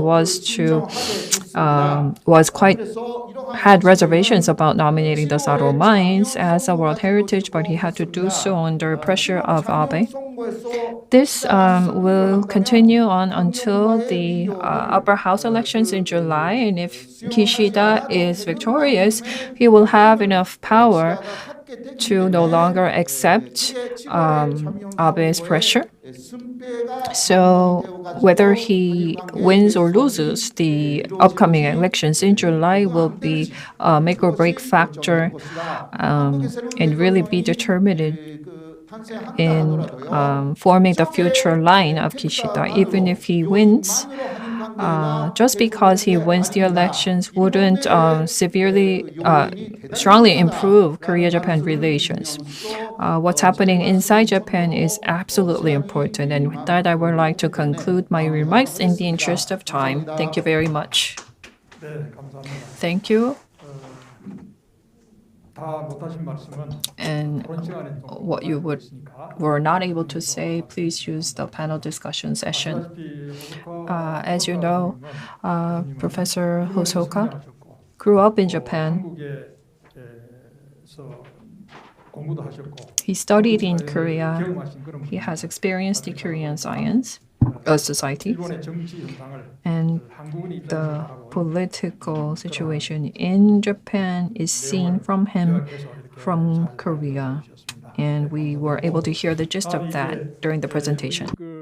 Now, let's move on to Professor Choi Byung-wook, who will be giving a presentation. He is in the Department of National Security Studies at Sangmyeong University. He was also chief of the Security Research Center at that same university, and he's also a policy advisor with regards to national security in many national committees. Today, he will be giving a presentation on building a security regime and security strategies. Thank you. Hello, I'm Choi Byung-wook from Sangmyeong University, and it is a great honor for me to be here with you. I am here at this forum which talks about the end of war declaration and the way forward. And I think it's indeed a timely theme. I will be talking about issues of national security, the challenges and strategies forward. And I will be shedding light on this topic in light of the current situation regarding the end of war declaration. Now, before we start,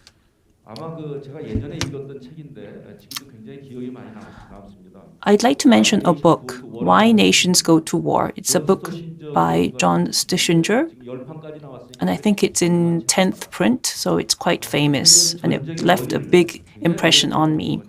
It's a book that analyzes the reasons behind war, and the author says that war is man-made. People in key positions at that time make important decisions that lead to war. In essence, the character, the perspectives of the leader and key figures lead to war.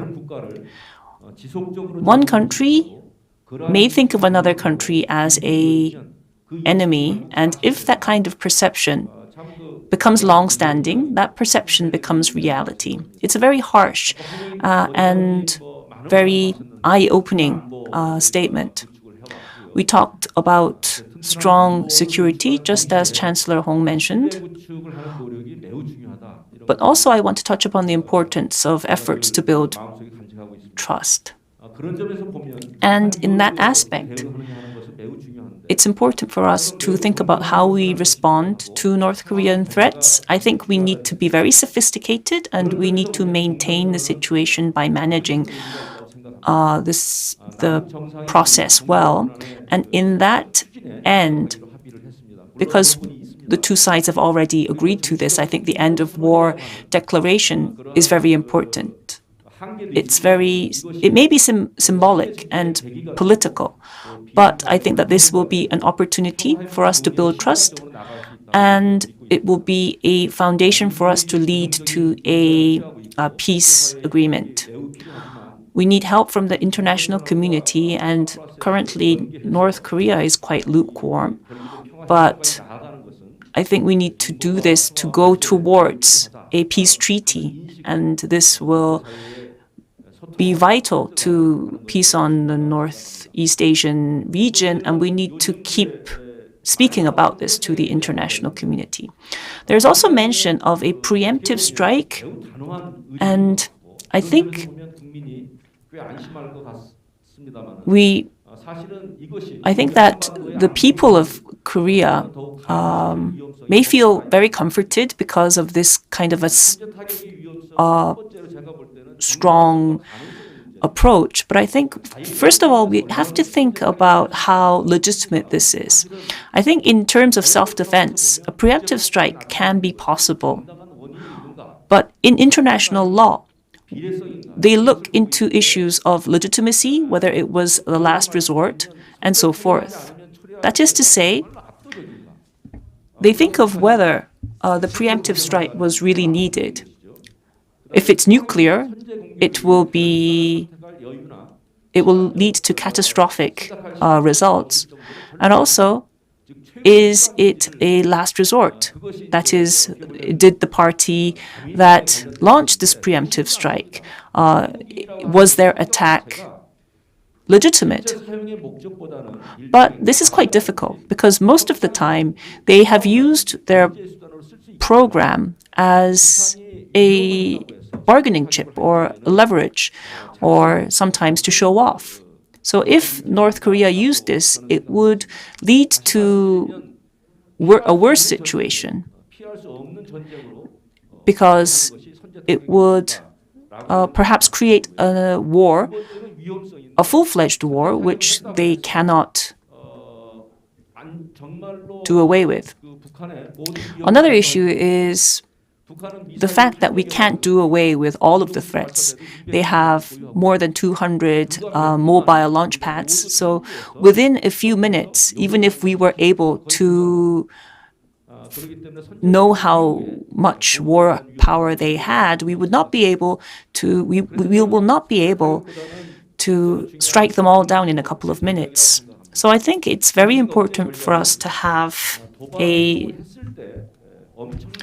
strategy of deterrence and also punishment, which means that we need to send the other party the message that when they provoke, that the punishment or the response will be catastrophic. Some people say, then how can this large scale how can this strategy be okay when you are saying that preventive strikes aren't?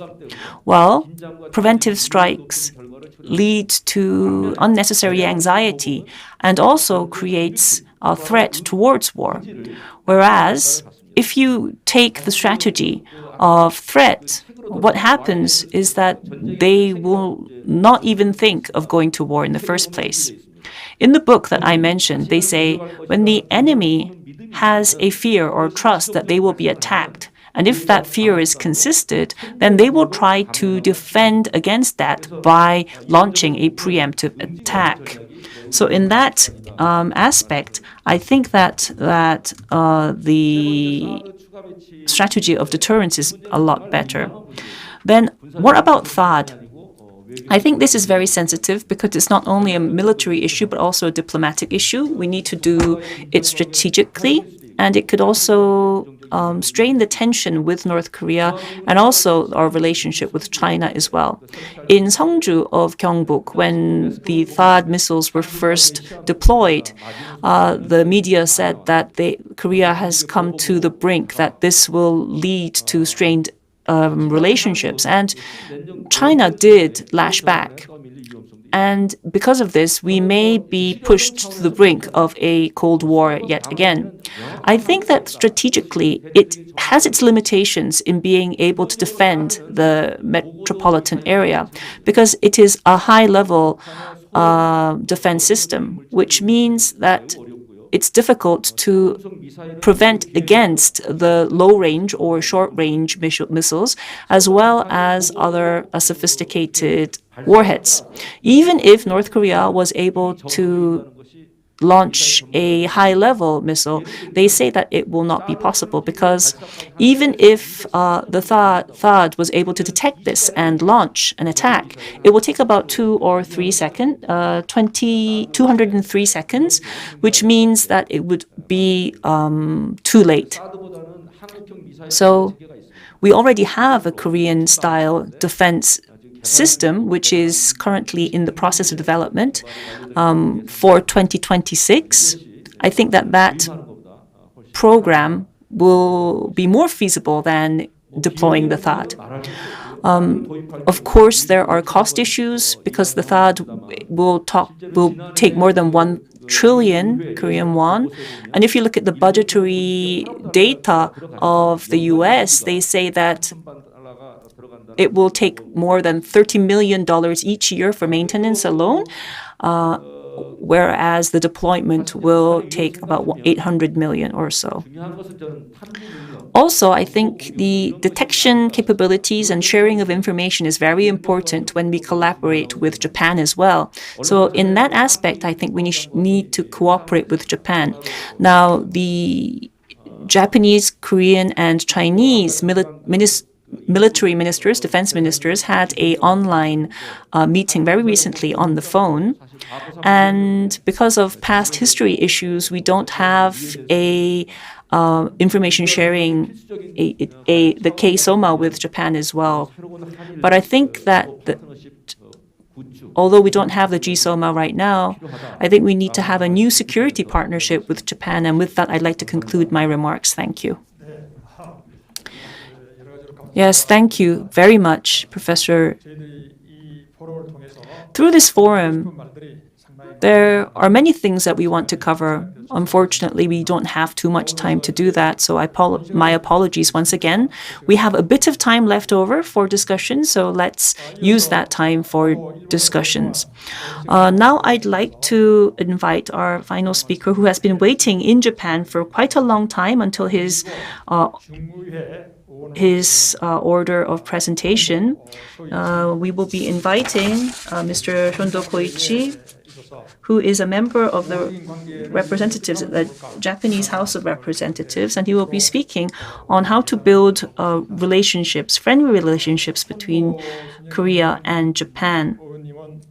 Now, Mr. Kondo graduated from the Hyundai University in Japan, majoring in law, and also studied Chinese, and also worked in a newspaper regarding Chinese and Japanese relations. And he has conducted extensive research in international relations. So he is not only a member of the House of Representatives, but also a very academic one as well. He has also worked towards efforts towards climate change, and has also said that we should look at the war history of Japan and take lessons from it. And he has great goals to respond to climate change, preserve the environment, and achieve peace and development in Asia. Mr. Kondo is very fluent in English, of course, but because he is a Japanese national, we believe that it would be better for him to speak in his own mother tongue. On site, we have with us Professor Hosaka, who will be providing the Korean interpretation. We wanted to interpret perhaps simultaneously, but because of this current limitations, we will be doing it consecutively. So, Mr. Kondo, please feel free to say what you want in your mother tongue. Kondo sensei. 皆さんこんにちは。ご紹介をいただきました衆議院議員の近藤昭一でございます。 Hello, I'm Shondo Koichi, as was introduced. 私の英語は不十分なので 난리가 나겠는데요, 지금? 난 통역사가 있는 줄 알았더니 저분이. お許しをいただきたいと思います。 제 영어가 조금 친구하지 않기 때문에 일본말로 Because I'm not a fluent speaker of English, I will be speaking in my mother tongue, so I ask for your understanding. 한일 우호 관계를 위한 민간 교류 활성화 방안 그렇게 말씀. I will be speaking on measures to facilitate private sector exchange for Korean-Japanese friendly relations. 中部日本、日本の中部にある新聞社、中日新聞というこ 저는 とであります。 중일신문이라는 데서 근무를 하고 있었습니다만은 I worked with 중일 신문, 일본의 춘부라는 뜻이라서요. And- 중국이라는 뜻은 아닙니다. it is an area of Jinbu. Does not mean Chinese. よろしくお願いします。それでは、数年前、日韓関係はかつてないほど良好だと言われた時がありました。日本では韓流ブームが起こり、韓国でも日本文化紹介が解禁をされました。その頃です。しかし、それも過去のものになってしまったばかりでなく、日韓の関係はかつてない厳しさを見せています。 몇 년 전 한일 관계는 전에 없었던 만큼 A few years ago, 양호하다고 흔히들은 말을 People often 했습니다. spoke of the unprecedented relationship between Korea and Japan. The Hallyu, or Korean wave in Japan, resulted in Japanese culture being introduced in Korea also. But this has become history, and now our bilateral ties are strained. そんな中ですね、新型コロナウイルス感染症の影響で、すべての参加者が現地に集うというわけにはいきませんが、オンラインを活用しながら、こうした日韓関係を考えるシンポジウムが開かれることに敬意を表しますとともに、関係者の皆さんに心から感謝を申し上げます。 Amidst this, due to the COVID-19 situation, all of us are unable to be together physically, but thanks to this online platform, we're gathered at this symposium to think of Korean-Japanese relations, and for that, I pay my respects to all of the organizers and staff for their efforts. 今回お声をかけていただいたユン先生は非核の問題にも大変熱心で、その平和を希求する姿勢に心から敬服しています。さて、数年前、日韓関係がかつてないほど良好だと書きましたが、その頃でも私はやはりきちんとした歴史に対する認識がなければ、真の総合理解は難しいのではないかと申し上げていました。残念ながら現在はその通りになっているのかもしれません。 Now I was invited here by Mr. Yoon Jae-sun, who is very active in the North Korean denuclearization issue. And I have been deeply touched by the attitude that he has towards achieving peace. Now, as I said, Japan and Korea were quite cozy a few years ago. And at that time, I mentioned that without a proper recognition of history, true mutual understanding would be quite difficult. And I said this over many occasions. Unfortunately, I think that my words have become true. And breaking the current deadlock will entail many challenges. この状況を打開していくには困難も伴います。しかしながら、隣同士の国であり、友好関係を進めていくことは、アジア、ひいては世界の発展と平和につながっていくことと確信しています。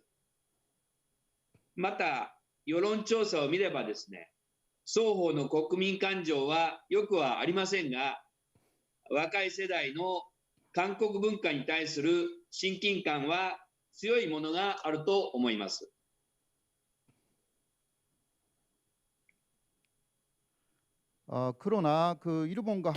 However, it is my firm belief that as neighbors, building friendly relations between Japan and Korea will pave the way towards global development and peace. Also, while surveys show that the public sentiment towards each other is sour, the younger generation of Japan have a strong affiliation towards Korean culture. And while there is discrimination towards Koreans in Japan, there are many Japanese nationals who are against this, and a Hate Speech Resolution Act was enacted in 2016. また、日本における差別がなくなっていないのも事実ですが、差別に反対する多くの国民が存在し、ヘイトスピーチ解消法も2016年に成立しています。今後、民間交流、とりわけ子どもや若い人たちの実際の交流が大切だと思います。お互いの信頼関係がなければ、歴史に対する認識を広げていくのも難しいのではないでしょうか。앞으로 민간 교류 Now, in the future, practical private sector exchange, particularly between children and the younger generation, will become very important. Without a relationship of trust, expanding our recognition of history will not be easy. 私は2000年からキッズ AU 子どもたちのアジア連合キャンプ北東アジア子ども交流という事業に毎年関わっています。残念ながらここのところは新型コロナのために開けてはいません。ロシア、モンゴル、中国、韓国、北朝鮮、そして日本という6つの国の子どもたちに野外活動、キャンプを通じて交流してもらおうという試みです。こうした交流で異なる文化と人間に共通のものの存在を感じてもらいたいと思っています。Now, since the year 2000, I have been taking part in the Kids AU camp each year, which is a program for kids in Northeast Asia to exchange, although it has not been hosted for the past few years due to the COVID pandemic. The camp invites children from 6 countries, Russia, Mongolia, China, South Korea, North Korea, and Japan, and it is an effort to forge mutual exchange through outdoor camp activities. Through such exchange, I hope that these children realize that there is a common denominator amongst the different cultures and people. 私たちの夢はもともとはですね、EU に倣い、アジアの平和と発展を目指す AU、アジア連合の実現です。そのために大人の世界は残念ながらいろいろあるけれども、子供には理屈抜き、思い切り遊んで体で平和を感じてほしい。子供の頃に仲良くなってもらおう。将来に向けて子供たちという種をまこう。そうすれば友達のいる国とは戦争などしないよねということです。Originally, our dream was to realize an AU, Asia United, which strives for the peace and development of Asia following the EU model. And although adults are weighed down with a lot of different things, I hope that children can feel peace firsthand through play and hands-on activities without having to think of difficult theories. In essence, what we want our kids to be close friends at an early age, and we want to sow seeds for the future through our children. Then you won't go to war with countries where your friends live. So this was the basic thought. 特に南北の平和的統一を願い、南北朝鮮の子どもたちの交流も視野に入れました。残念ながら北朝鮮の子どもを呼ぶことはできませんでしたので、まずは在日朝鮮の子どもたちに参加してもらいました。また北朝鮮と国交のあるモンゴルで会した際には、なんとか本国から招待したいとモンゴルの外務大臣とも連携し努力しました。残念ながら実現しませんでしたが、このキャンプで交流した子どもは延べで1000人を超えました。In particularly, because we want a peaceful unification in Korea, we planned an exchange between the North and South Korean children. Unfortunately, because we were unable to invite North Korean children, we had Koreans in Japan take part. Once, when the event was hosted in Mongolia, which has foreign relations with North Korea, we wanted to invite North Korean children. And therefore, we asked the Mongolian foreign minister to help. Unfortunately, we were unable to have North Korean kids take part, but at that time, there were more than 1,000 children that came. 子どもたちは言葉が通じなくても、キャンプという野外活動を通じて見事に交流を深め、最終日には涙を流して別れを惜しみ、今後の交流を誓い合ってきました。そして深くお互いを理解するとともに、ある意味の厳しい現実も発見していました。つまり、韓国の子供を話すコリア語と在日の子供たちの話すコリア語が微妙に異なるのです。このことを子供たちがどう受け止めたのかは分かりませんが、その姿から感じたのは未来へつながっていくということでした。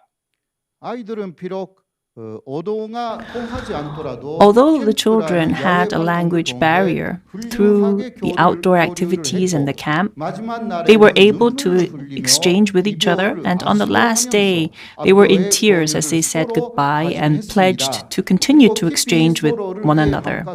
Not only did they come to deeply understand each other, they also came to realize a very harsh reality. For instance, the Korean language that was spoken by the South Korean children and the Korean children in Japan were a bit different. I don't know how the kids felt about this, but what I felt was that this kind of a meeting will lead to future meetings. 残念ながら厳しい状況にある日韓関係ですが、先に申し上げましたように、若い世代を中心に韓国に親しみを感じる人は多くいます。かつて日本は朝鮮通信使を通じて多くの貴重な文化に触れ学びました。この時代に目を向ける交流も盛んであり、私の住む名古屋市緑区でも何年かに一度朝鮮通信使の通った街道を日韓の人々が一緒に歩くという行事も何回か開かれています。이것을 아이들이 어떻게 받아들였는지는 모르겠습니다만 I don't know how the children thought of the various exchanges, but what I felt was their exchanges will lead to future meetings. Unfortunately, the current Korea and Japan relations are quite strained. But as I mentioned earlier, the younger generation of Japan feel quite close and warm towards Korea.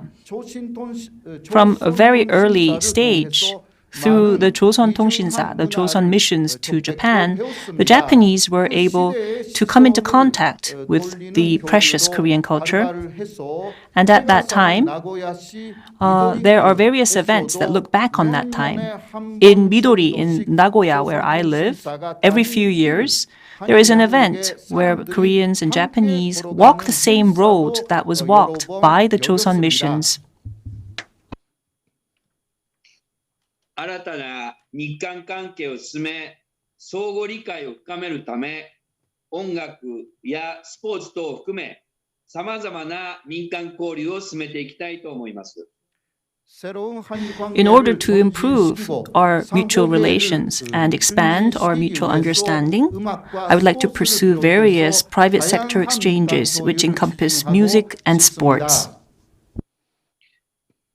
私は日本の衆議院憲法審査会の委員を務めていますが、与党および野党の一部で改憲、格別救助に関する動きが活発化しています。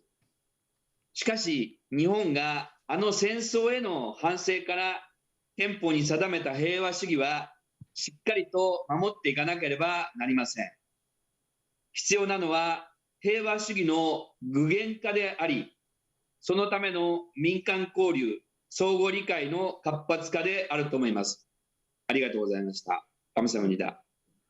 Currently, I'm a member of the Constitutional Review Committee in the House of Representatives, and already, both in the leading and opposing parties, there are active movements to amending the Constitution, particularly Article 9. However, I believe that we need to secure the pacifism as set out in the Constitution, starting from the Japanese regret on its war activities. And through that, we will be able to realize pacifism, and we need active private sector exchange and mutual understanding. With that, let me conclude. Thank you for your attention. 콘도 선생, 혼돈이 아리가또 고자이마스. 지금부터 잠깐 통역해 주시면 좋겠습니다. Now, if possible, could you interpret for me?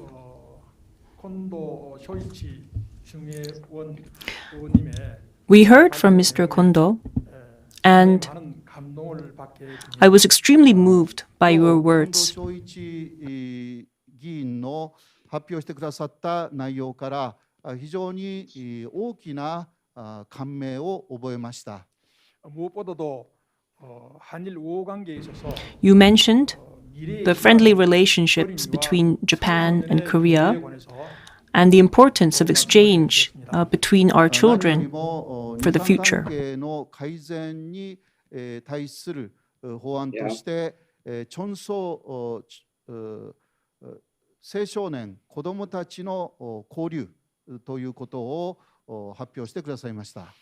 특별히 그 이외에도 In particular, 한일 관계 우호 관계를 위해서 in order to expand our future exchanges, you touched upon various measures, and so thank you for including that. 일본말로 해야 되는데. Sorry, I was supposed to speak in Japanese. 今後どのような方策を取っていけばよいのか、日韓関係を改善するために、そのような内容をお話しくださって非常にありがたく感じました。 오늘 말씀하신 내용들이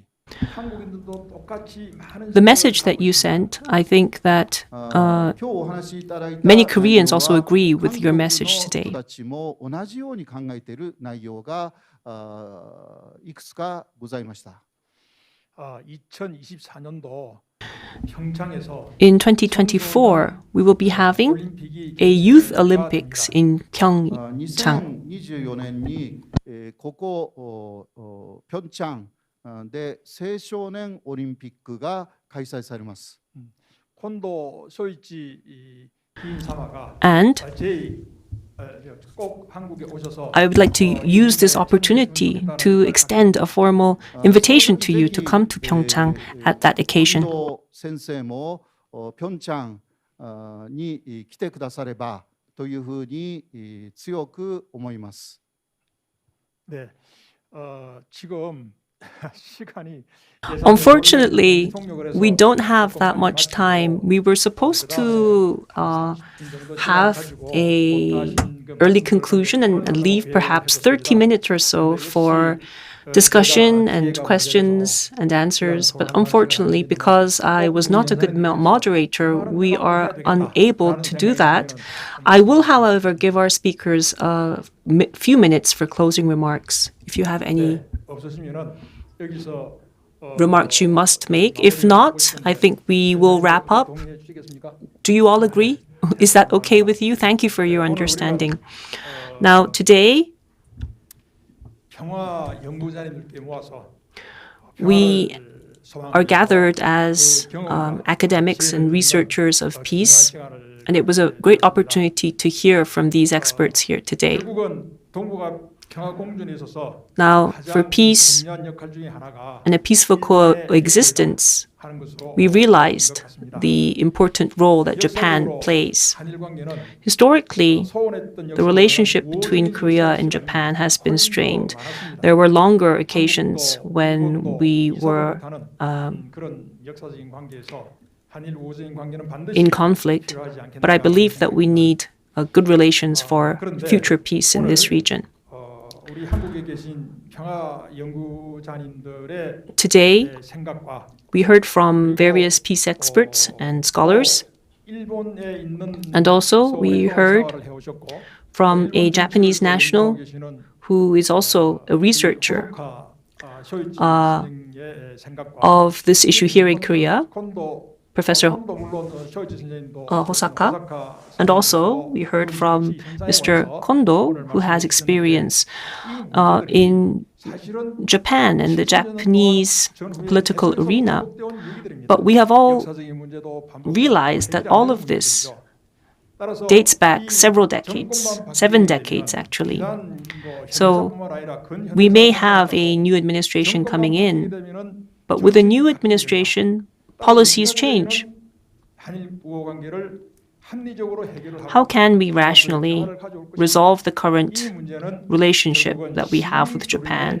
How can we move forward? I think, therefore, we need to find the answer in exchange between our people. And in that aspect, I think Mr. Kondo has touched upon a very important key, which is the exchange between our children, our youth. This is something that we can do right now and is a very important factor in our private exchanges. And so with that, the EAPI, our institute, wants to draw upon the importance of Constitution Article 9, the Peace Constitution, because it is a no-war constitution, and we want to propose these people as nominees of the Nobel Peace Prize, and we are pursuing this kind of a movement.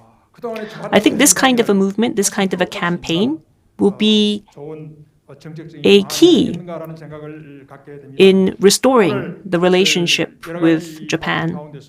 I'd like to take this opportunity to once again thank all of our scholars for taking time out of their busy schedules. Especially thank you to Mr. Kondo for your practical proposals. I hope that they will be realized and become a very important foundation in our future as we work towards a peaceful coexistence in Northeast Asia. With that, let me close today's session, and thank you to all of you for being with us. Thank you.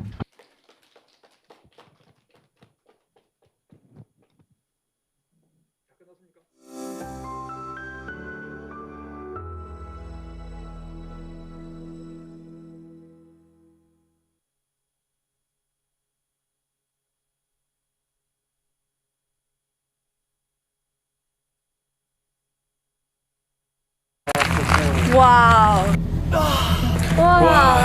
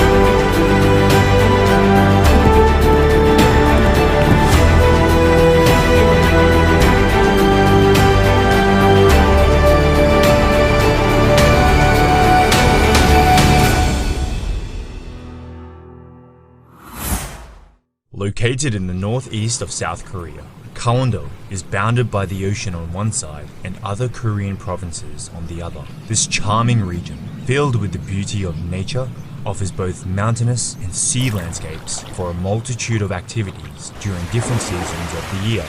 Today, we chose 3 cities to visit in Gangwon-do and can't wait to introduce them to you. Gyeongpo Beach. Gangneung is the largest coastal city in Gangwon Province. During the summer, it is one of those places where everyone wants to enjoy some of the best beaches of the country. No matter if you walk north or south, through gorgeous beaches one after another, you will be followed by the infinite white sands and emerald waters.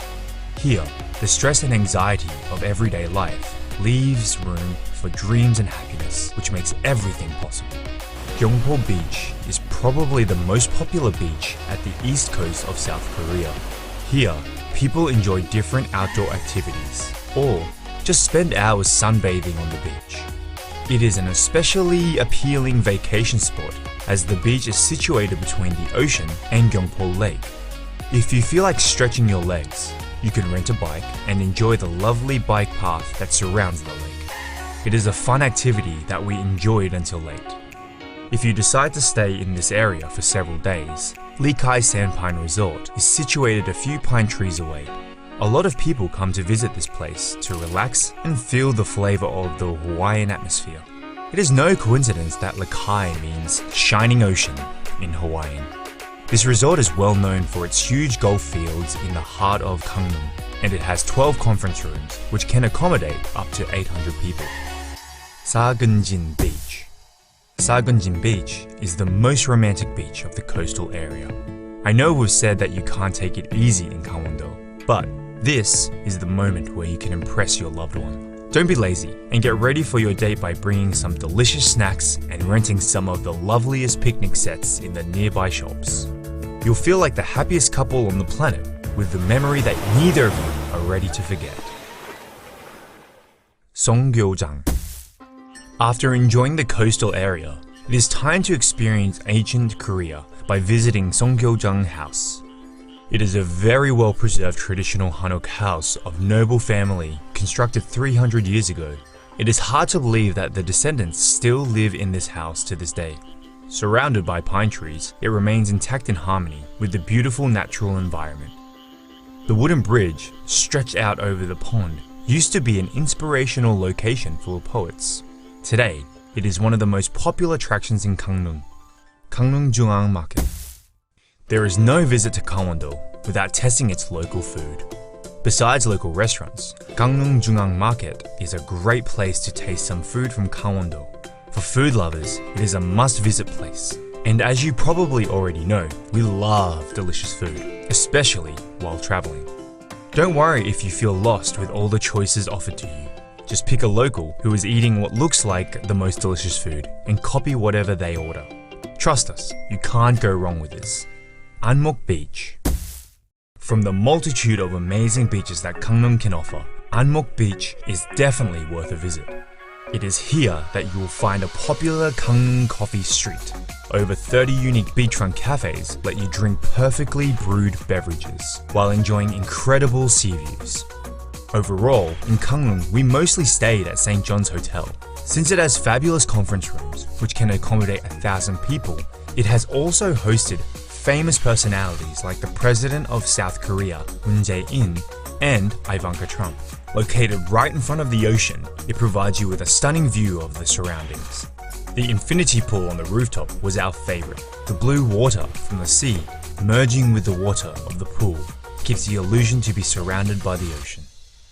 PyeongChang is today a world-famous county in Gangwon-do, as it hosted the Winter Olympics in 2018. With an honorable number of 17 medals and 5 gold, South Korea achieved its best performance in the history of the Winter Olympic Games. The official hotel of the Winter Olympics was the Alpensia Ski Resort, as it has the biggest conference rooms hosting 2,000 people. Today, it provides the perfect environment to enjoy leisure sports during all seasons. In winter, people come here mainly for skiing, but in summer, it creates a peaceful place to relax in nature and enjoy some outdoor activities. The resort also hosted some of the sports events in its stadiums, like ski jumping. You can go to the top of the Alpensia Ski Jumping Center if you want to experience how the athletes felt before they jumped. Woljongsa Temple at Odensan Mountain. Situated on the beautiful Odensan Mountain, Woljongsa Temple is the place where you find peace and enlightenment in the solitude of nature. It is a spiritual healing experience where you will breathe the history and heritage of one of the main religions of South Korea. It is also a foreigner-friendly temple stay that breaks down the barriers of language and achieves mutual understanding among all humankind. Sky Ranch Hanulmokjang. Sky Ranch is a lovely sheep farm in South Korea. The ranch is so beautiful that it became a popular tourist attraction in Gangwon-do. These cute, lucky animals enjoy grazing in the vast fields and are used to interacting with humans. After hanging around with them, a tractor brought us to the top of the hill in style, surrounded by a multitude of windmills in perfect harmony with the beauty of nature. It offers a magical experience that we weren't prepared for. Finally, we finished our day with a lovely picnic in the middle of the river, enjoying their delicious, fresh, farm-made yogurt. Jonggangwon, Traditional Korean Food Cultural Experience Center. After enjoying tons of delicious food across the country, it is time for us to learn how to cook it. Jonggangwon provides traditional cooking programs where visitors can immerse a little bit more in Korean culture and learn the way their food is made. They even grow their own ingredients, which gives this place a lot of charm. I bet you've never seen a huge collection of pots right in front of a house. Yes, fermented paste and sauces like gochujang, the red pepper paste, or doenjang, the bean paste, are very important in Korean cuisine. Ari Hills. Now that you've taken some rest and enjoyed the beach, it is time for the fun part of the trip. Jongson is another beautiful place in Gangwon-do, but it is the outdoor activities that we enjoyed the most. Ari Hills Skywalk is a glass observation deck which provides you with an incredible view of the Donggang River. Bringing to mind the shape of the Korean peninsula, this magical landscape is often called the Grand Canyon of South Korea. You will have the amazing feeling of walking on the clouds from the edge of the cliff. Ari Hills also has the longest zipwire in Asia. If you want to spice up your trip to Gangwon-do, this is the perfect opportunity. You will be flying like a bird between the valleys at 100 kilometers per hour, an experience you'll never forget. Once down on the ground, you will have the option to fully enjoy Donggang River by grabbing a paddle and riding a boat. The beauty of this place made it popular for rafting, with steep cliffs on one side and banks of pebbles on the other. The picturesque landscape will make you forget to paddle. We had a lot of fun jumping from the boat and letting the river bring us to the destination point, Samtan Art Mine. It is time to slow down a bit and visit an impressive Jongson creation, which highlights both the area's rich history of mining and fresh modern art. It used to be a very busy place, employing around 3,000 people due to the high demand for coal. After shutting its doors in 2001, local artists gave this place another life. It became the perfect playground for urban explorers and graffiti artists. Today, Samtan Art Mine is a stunning complex that would be scary to visit alone at night. Alpine Coaster. Haewon Ski Resort is the biggest resort in Gangwon-do, with around 1,900 rooms and 43 conference rooms, which can host over 2,000 people. During summer, instead of ski slopes, this place is covered with thousands of flowers. It has plenty of activities to discover, like an open-air water park, so you don't have to go far to enjoy your day. But our favorite was the Alpine Coaster attraction, which makes you appreciate the daisy field through a completely different angle. This place is huge and surrounded by beautiful nature, so even when we weren't lucky with the weather, we had a lot of fun exploring the surroundings. Now you know about some of the best places in Gangwon-do, where you can enjoy the coastal area, mountains, and some fun activities. However, Gangwon-do is a huge province with lots of places to visit during different seasons of the year. We are looking forward to going back and letting you discover more about Gangwon-do. If you enjoyed this video, please like it, subscribe to our channel, and we'll see each other on the next one. 강원도 금강산 12,000봉 8만 광자 유점사 법당 뒤에 칠성난 도두오고 팔자에 없는 아들 딸 나달라고 석달 열흘 녹음에 없는 아들 딸 나달라고 정성을 말고 다 관객님 외로움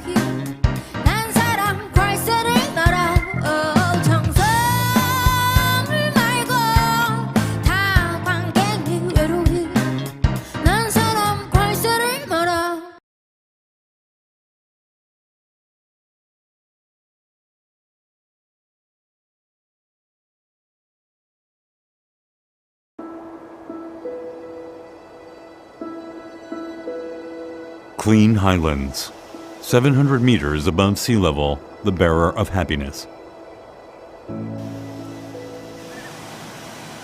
The positive energy found here engages all senses, giving life to the body from head to toe, bringing peace to the heart and soul.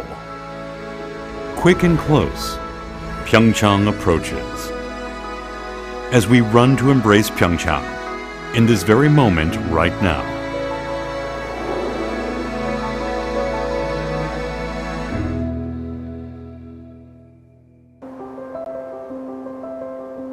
A snow-covered village, a 1,000-year-old forest, leads us to a new world in awe, leaving the secular world behind.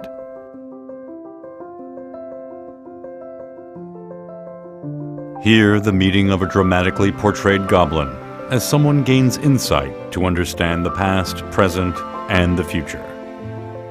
Buckwheat flowers that displayed freshness under the sun glows white with the delicate moonlight.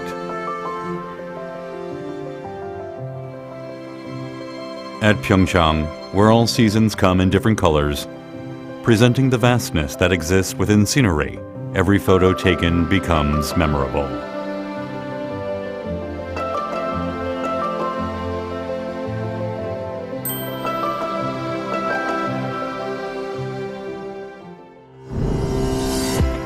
Enjoy the scent therapy at PyeongChang. Satisfy your sense of smell, not just the vision. The clean highlands where warm sunlight meets becomes a heavenly garden full of flowers giving off a unique fragrance.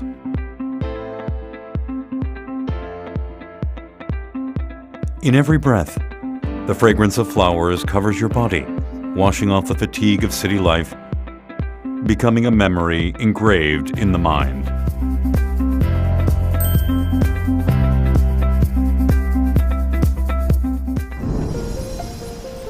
After feasting your senses of sight and smell, open your ears now and listen to the sound of PyeongChang. Beautiful snow scene of the sound of the wind that freely travels in and out of Baekdu-daegan.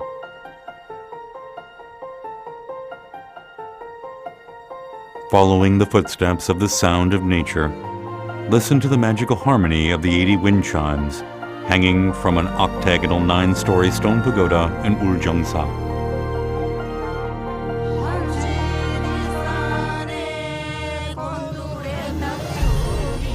The sound of PyeongChang, a sound of clean nature and sincere life, a symphony of healing that rejuvenates the lost sensibilities.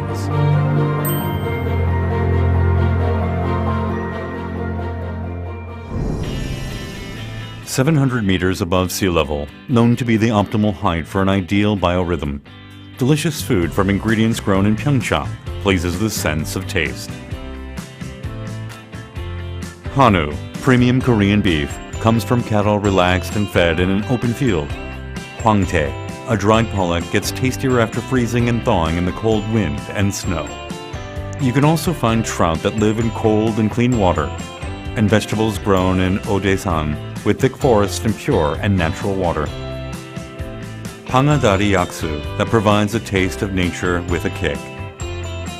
The healthy, happy taste of PyeongChang comes from Baekdu-daegan and its clean and pure water, the source of the Han River. Giving rise to healing and happy foods that satisfies the appetites and contents the heart.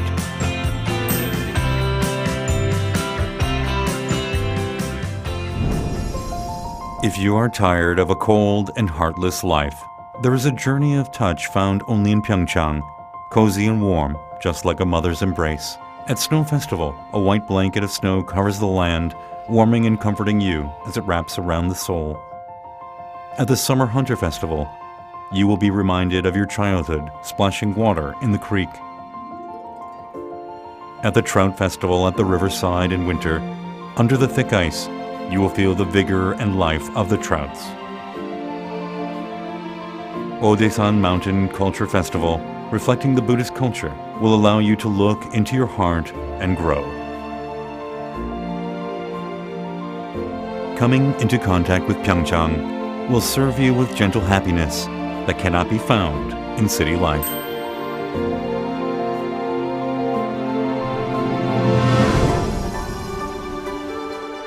PyeongChang, the cradle for skiing in Korea, becoming the mecca of winter sports worldwide since the hosting of the 2018 PyeongChang Winter Olympics.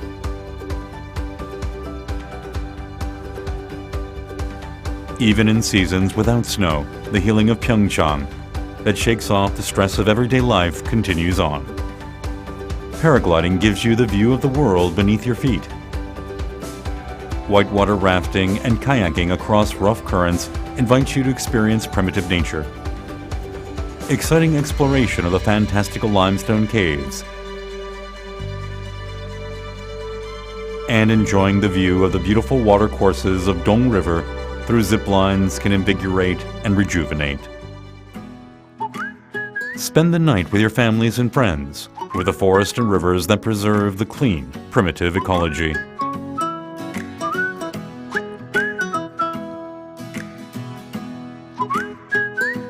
The moon and the stars shine throughout the night as guardians, sending a message of comfort.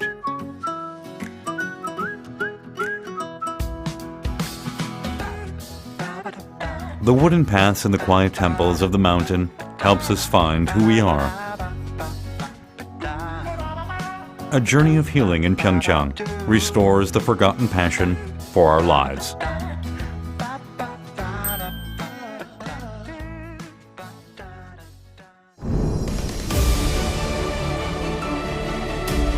PyeongChang is where peace began. Going through the frozen past and the heated present, we are taking a new step towards the future that will make hearts glow.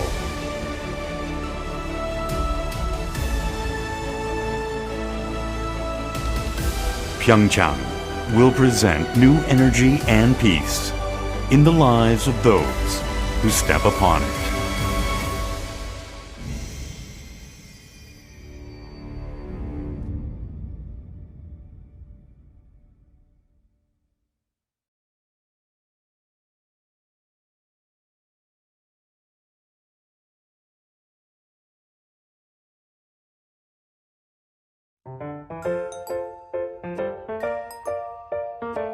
Bonjour, je m'appelle Sébastien. Moi, j'ai gagné 10 ans ma vie en Haïti.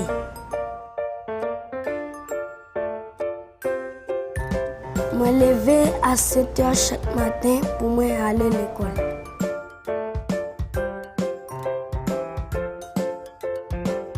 Pour moi aller à l'école chaque matin, moi marcher environ 1 heure de temps.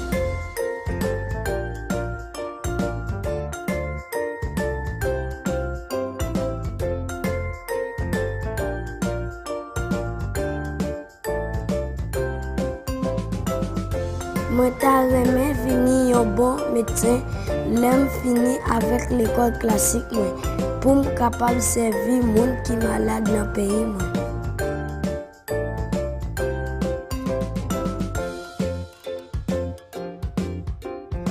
Pour me capable de devenir un bon médecin, moi, je dois étudier en pile.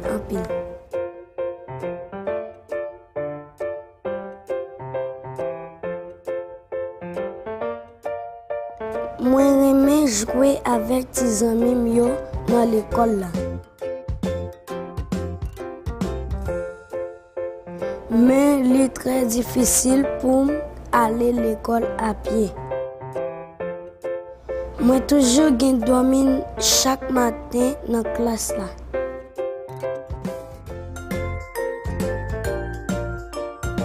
Mais moi, pas de problème. Parce que j'ai un bus pour transporter moi à l'école. À cause du bus là, moi viens étudier en pile et moi jouer avec tes amis moi.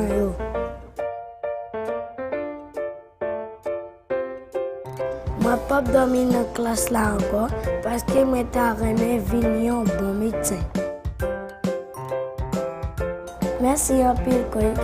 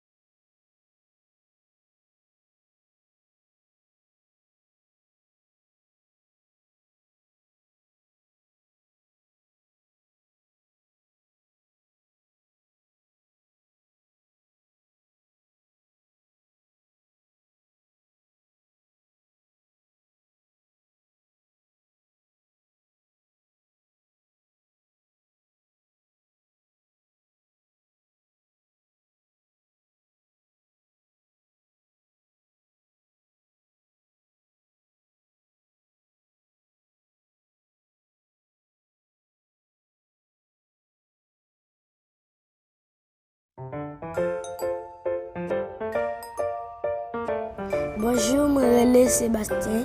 Moi, j'ai 10 ans, je vis en Haïti.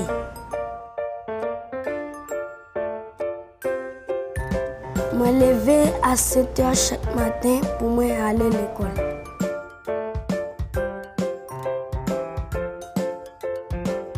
Pour moi aller à l'école chaque matin, je marche environ 1 heure de temps.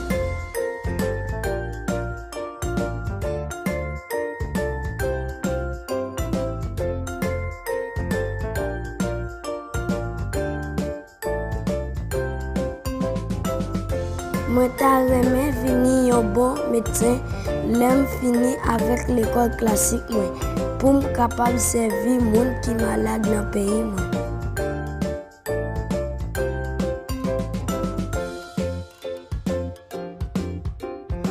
Pour être capable de devenir un bon médecin, moi, je dois étudier en pile.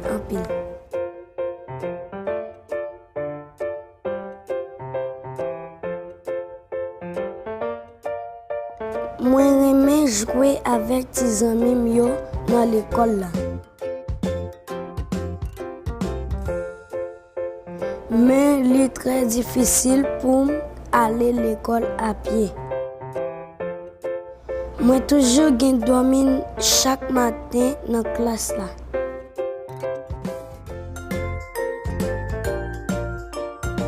Mais moi, pas de problème.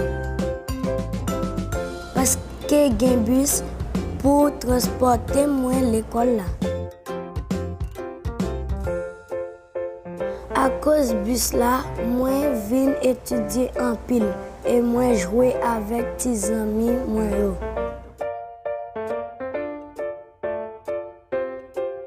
Moi pas dormir dans la classe là encore parce que moi j'aimerais venir un bon médecin. Merci un pile Koika.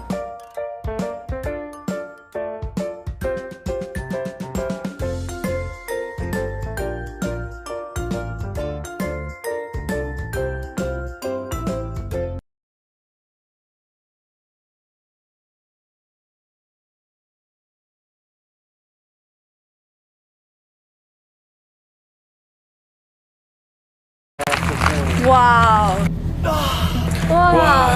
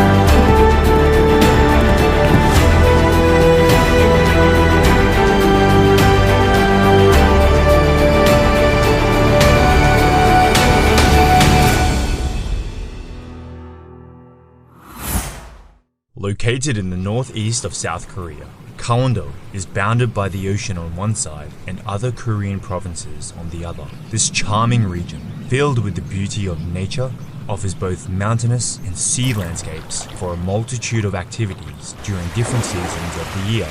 Today, we chose 3 cities to visit in Gangwon-do and can't wait to introduce them to you. Gyeongpo Beach. Gangneung is the largest coastal city in Gangwon Province. During summer, it is one of those places where everyone wants to enjoy some of the best beaches of the country. No matter if you walk north or south, through gorgeous beaches one after another, you will be followed by the infinite white sands and emerald waters. Here, the stress and anxiety of everyday life leaves room for dreams and happiness, which makes everything possible. Gyeongpo Beach is probably the most popular beach at the east coast of South Korea. Here, people enjoy different outdoor activities, or just spend hours sunbathing on the beach. It is an especially appealing vacation spot as the beach is situated between the ocean and Gyeongpo Lake. If you feel like stretching your legs, you can rent a bike and enjoy the lovely bike path that surrounds the lake. It is a fun activity that we enjoyed until late. If you decide to stay in this area for several days, Lee Kai Sandpine Resort is situated a few pine trees away. A lot of people come to visit this place to relax and feel the flavor of the Hawaiian atmosphere. It is no coincidence that Lekai means shining ocean in Hawaiian. This resort is well known for its huge golf fields in the heart of Gangneung, and it has 12 conference rooms which can accommodate up to 800 people. Sagunjin Beach. Sagunjin Beach is the most romantic beach of the coastal area. I know we've said that you can't take it easy in Gangwon-do, but this is the moment where you can impress your loved one. Don't be lazy and get ready for your date by bringing some delicious snacks and renting some of the loveliest picnic sets in the nearby shops. You'll feel like the happiest couple on the planet with the memory that neither of you are ready to forget. Songgyeojang. After enjoying the coastal area, it is time to experience ancient Korea by visiting Songgyeojang House. It is a very well-preserved traditional Hanok house of noble family constructed 300 years ago. It is hard to believe that the descendants still live in this house to this day. Surrounded by pine trees, it remains intact in harmony with the beautiful natural environment. The wooden bridge, stretched out over the pond, used to be an inspirational location for poets. Today, it is one of the most popular attractions in Gangneung, Gangneung Jungang Market. There is no visit to Gangwon-do without testing its local food. Besides local restaurants, Gangneung Jungang Market is a great place to taste some food from Gangwon-do. For food lovers, it is a must-visit place. And as you probably already know, we love delicious food, especially while traveling. Don't worry if you feel lost with all the choices offered to you. Just pick a local who is eating what looks like the most delicious food and copy whatever they order. Trust us, you can't go wrong with this. Anmok Beach. From the multitude of amazing beaches that Gangneung can offer, Anmok Beach is definitely worth a visit. It is here that you will find a popular Gangneung coffee street. Over 30 unique beachfront cafes let you drink perfectly brewed beverages while enjoying incredible sea views. Overall, in Gangneung, we mostly stayed at St. John's Hotel. Since it has fabulous conference rooms, which can accommodate 1,000 people, it has also hosted famous personalities like the President of South Korea, Moon Jae-in, and Ivanka Trump. Located right in front of the ocean, it provides you with a stunning view of the surroundings. The infinity pool on the rooftop was our favorite. The blue water from the sea merging with the water of the pool gives the illusion to be surrounded by the ocean. PyeongChang is today a world-famous county in Gangwon-do, as it hosted the Winter Olympics in 2018. With an honorable number of 17 medals and 5 gold, South Korea achieved its best performance in the history of the Winter Olympic Games. The official hotel of the Winter Olympics was the Alpensia Ski Resort, as it has the biggest conference rooms hosting 2,000 people. Today, it provides the perfect environment to enjoy leisure sports during all seasons. In winter, people come here mainly for skiing, but in summer, it creates a peaceful place to relax in nature and enjoy some outdoor activities. The resort also hosted some of the sports events in its stadiums, like ski jumping. You can go to the top of the Alpensia Ski Jumping Center if you want to experience how the athletes felt before they jumped. Woljongsa Temple at Odensan Mountain. Situated on the beautiful Odensan Mountain, Woljongsa Temple is the place where you find peace and enlightenment in the solitude of nature. It is a spiritual healing experience where you will breathe the history and heritage of one of the main religions of South Korea. It is also a foreigner-friendly temple stay that breaks down the barriers of language and achieves mutual understanding among all humankind. Sky Ranch Hanulmokjang. Sky Ranch is a lovely sheep farm in South Korea. The ranch is so beautiful that it became a popular tourist attraction in Gangwon-do. These cute, lucky animals enjoy grazing in the vast fields and are used to interacting with humans. After hanging around with them, a tractor brought us to the top of the hill in style, surrounded by a multitude of windmills in perfect harmony with the beauty of nature. It offers a magical experience that we weren't prepared for. Finally, we finished our day with a lovely picnic in the middle of the river, enjoying the delicious, fresh, farm-made yogurt. Jonggangwon, Traditional Korean Food Cultural Experience Center. After enjoying tons of delicious food across the country, it is time for us to learn how to cook it. Jonggangwon provides traditional cooking programs where visitors can immerse a little bit more in Korean culture and learn the way their food is made. They even grow their own ingredients, which gives this place a lot of charm. I bet you've never seen a huge collection of pots right in front of a house. Yes, fermented paste and sauces like gochujang, the red pepper paste, or doenjang, the bean paste, are very important in Korean cuisine. Ari Hills. Now that you've taken some rest and enjoyed the beach, it is time for the fun part of the trip. Jongson is another beautiful place in Gangwon-do, but it is the outdoor activities that we enjoyed the most. Ari Hills Skywalk is a glass observation deck which provides you with an incredible view of the Donggang River. Bringing to mind the shape of the Korean peninsula, this magical landscape is often called the Grand Canyon of South Korea. You will have the amazing feeling of walking on the clouds from the edge of the cliff. Ari Hills also has the longest zipwire in Asia. If you want to spice up your trip to Gangwon-do, this is the perfect opportunity. You will be flying like a bird between the valleys at 100 kilometers per hour, an experience you'll never forget. Once down on the ground, you will have the option to fully enjoy Donggang River by grabbing a paddle and riding a boat. The beauty of this place made it popular for rafting, with steep cliffs on one side and banks of pebbles on the other. The picturesque landscape will make you forget to paddle. We had a lot of fun jumping from the boat and letting the river bring us to the destination point, Samtan Art Mine. It is time to slow down a bit and visit an impressive Jongson creation, which highlights both the area's rich history of mining and fresh modern art. It used to be a very busy place, employing around 3,000 people due to the high demand for coal. After shutting its doors in 2001, local artists gave this place another life. It became the perfect playground for urban explorers and graffiti artists. Today, Samtan Art Mine is a stunning complex that would be scary to visit alone at night. Alpine Coaster. Haewon Ski Resort is the biggest resort in Gangwon-do, with around 1,900 rooms and 43 conference rooms, which can host over 2,000 people. During summer, instead of ski slopes, this place is covered with thousands of flowers. It has plenty of activities to discover, like an open-air water park, so you don't have to go far to enjoy your day.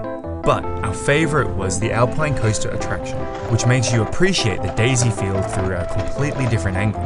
This place is huge and surrounded by beautiful nature, so even when we weren't lucky with the weather, we had a lot of fun exploring the surroundings.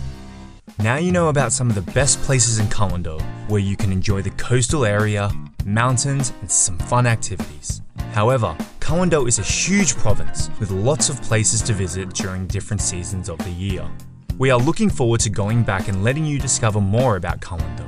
If you enjoyed this video, please like it, subscribe to our channel, and we'll see each other on the next one. 강원도 금강산 1만 2천 봉 팔만광자 유점사 법당 뒤에 칠성단 도두 오고 팔자에 없는 아들 딸 나달라고 석달 열흘 녹음에 없는 아들 딸 나달라고 정성을 말고 다 관객니 외로이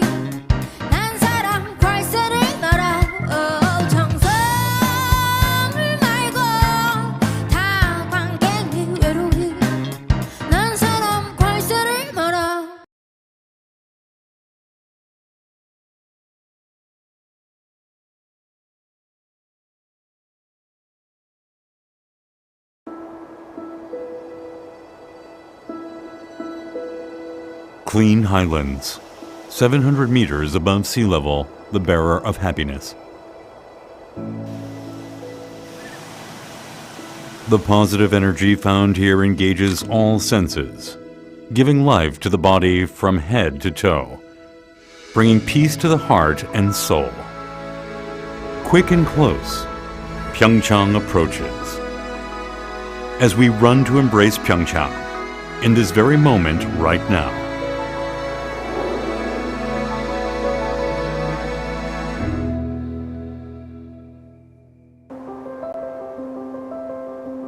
A snow-covered village, a 1,000-year-old forest, leads us to a new world in awe, leaving the secular world behind.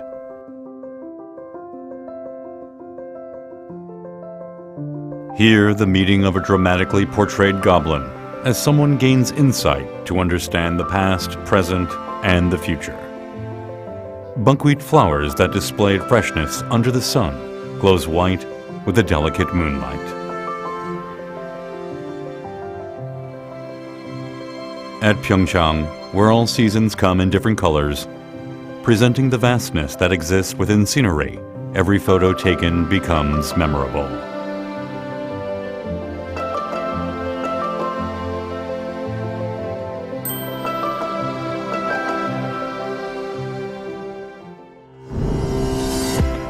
Enjoy the scent therapy at PyeongChang. Satisfy your sense of smell, not just the vision. The clean highlands where warm sunlight meets becomes a heavenly garden full of flowers giving off a unique fragrance.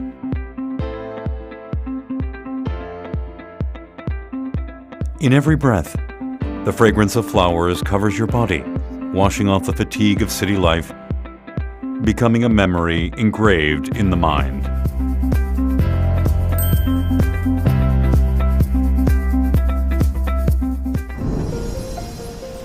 After feasting your senses of sight and smell, open your ears now and listen to the sound of PyeongChang.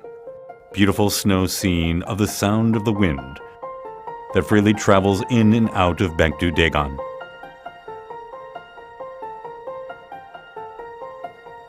Following the footsteps of the sound of nature, listen to the magical harmony of the 80 wind chimes hanging from an octagonal 9-story stone pagoda in Uljeongsa.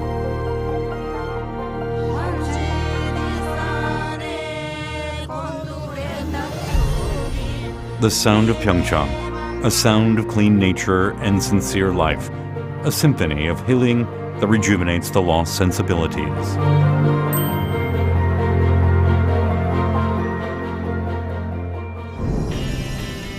"700 meters above sea level, known to be the optimal height for an ideal biorhythm. Delicious food from ingredients grown in PyeongChang pleases the sense of taste. Hanu, premium Korean beef, comes from cattle relaxed and fed in an open field. Hwangtae, a dried pollock, gets tastier after freezing and thawing in the cold wind and snow. You can also find trout that live in cold and clean water, and vegetables grown in Odaesan with thick forests and pure and natural water.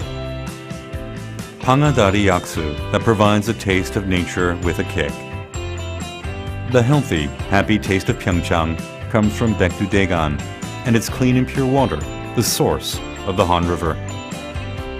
Giving rise to healing and happy foods that satisfies the appetites and contents the heart.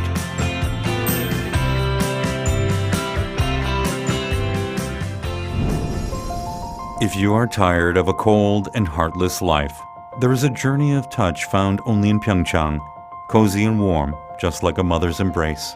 At Snow Festival, a white blanket of snow covers the land, warming and comforting you as it wraps around the soul. At the Summer Hunter Festival, you will be reminded of your childhood splashing water in the creek. At the Trout Festival at the riverside in winter, under the thick ice, you will feel the vigor and life of the trouts. Odaesan Mountain Culture Festival, reflecting the Buddhist culture, will allow you to look into your heart and grow. Coming into contact with PyeongChang will serve you with gentle happiness that cannot be found in city life.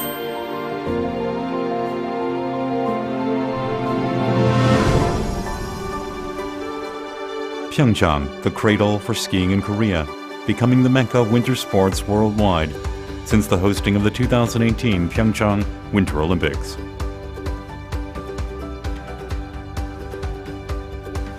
Even in seasons without snow, the healing of PyeongChang that shakes off the stress of everyday life continues on. Paragliding gives you the view of the world beneath your feet. Whitewater rafting and kayaking across rough currents invite you to experience primitive nature. Exciting exploration of the fantastical limestone caves. And enjoying the view of the beautiful watercourses of Dong River through zip lines can invigorate and rejuvenate. Spend the night with your families and friends, with the forest and rivers that preserve the clean, primitive ecology.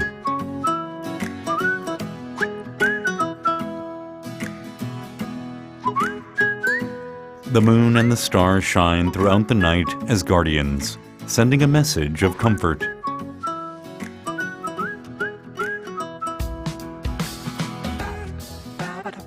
The wooden paths in the quiet temples of the mountain helps us find who we are.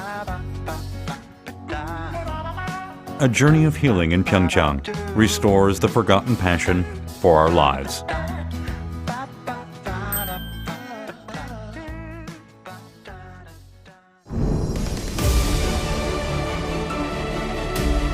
PyeongChang is where peace began.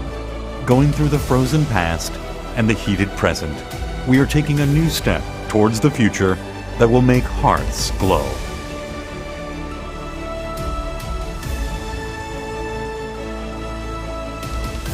PyeongChang will present new energy and peace in the lives of those who step upon it.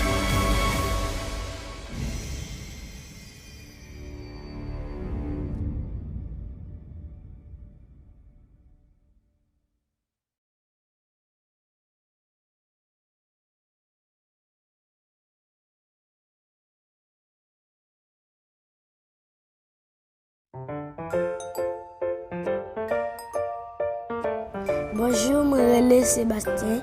Moi, j'ai gagné 10 ans ma vie en Haïti.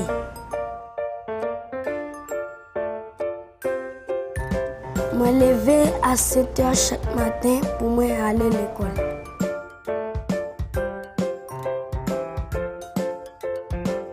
Pour moi aller à l'école chaque matin, moi marcher environ 1 heure de temps.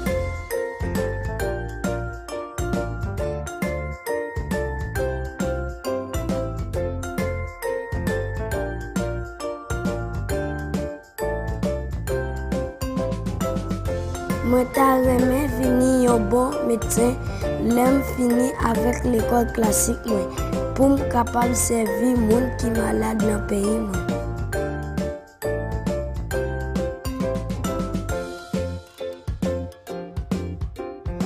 Pour me capable devenir un bon médecin, moi, je dois étudier en pile.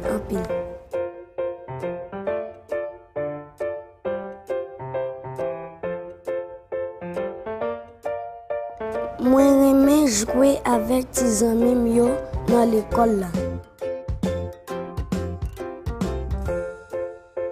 Mais il est très difficile pour aller à l'école à pied. Moi, toujours dormir chaque matin dans la classe.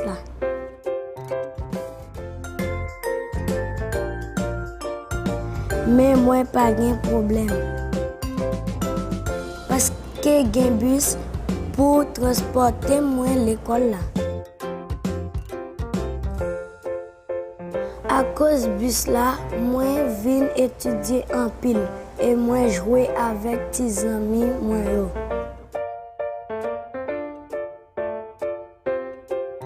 Moi pas dormir dans la classe là encore parce que moi t'aimerais venir un bon médecin. Merci en pile Koika.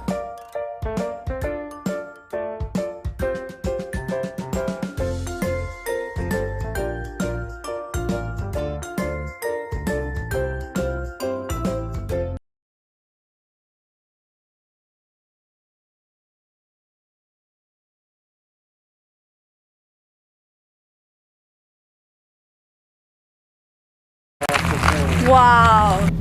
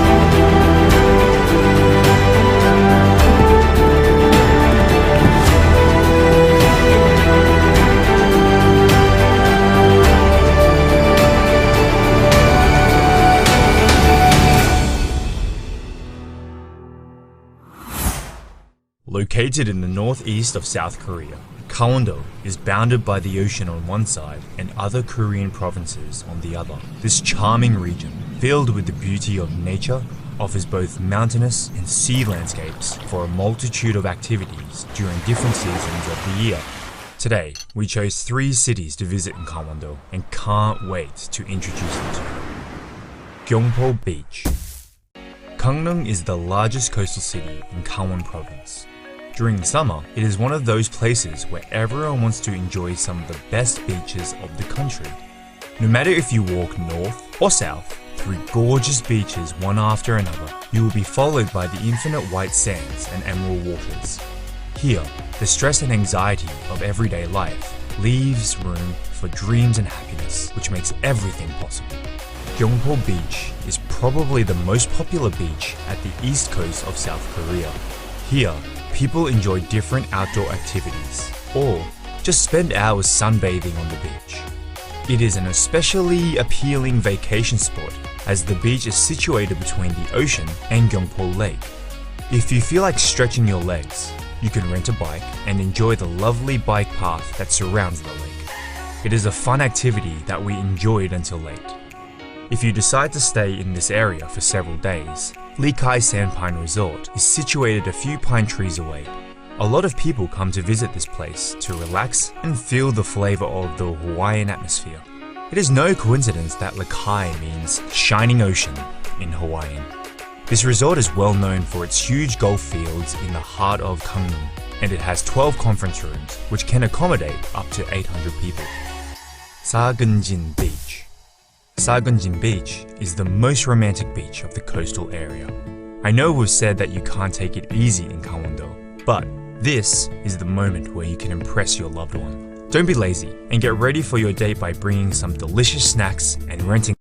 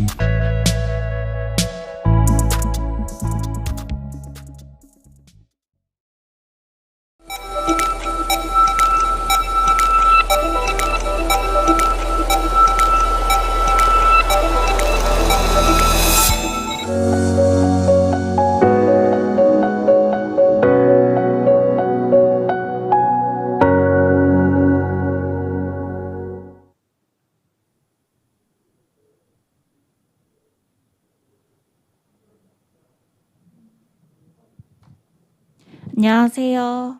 Good afternoon, everyone. APCD 청년위원회 I am Seo Jun-hee of the Gen 이번에 MZ 제가 Committee of the APCD APCD, a peace 위원장이 developer. 되어 As chair of the 소개하게 APCD, 되었습니다. I am here to introduce to you 청년위원회 the 소개에 앞서 이름 APCD의 Gen 뜻을 MZ 먼저 Committee. And before that, I'd like to introduce to you the acronym APCD.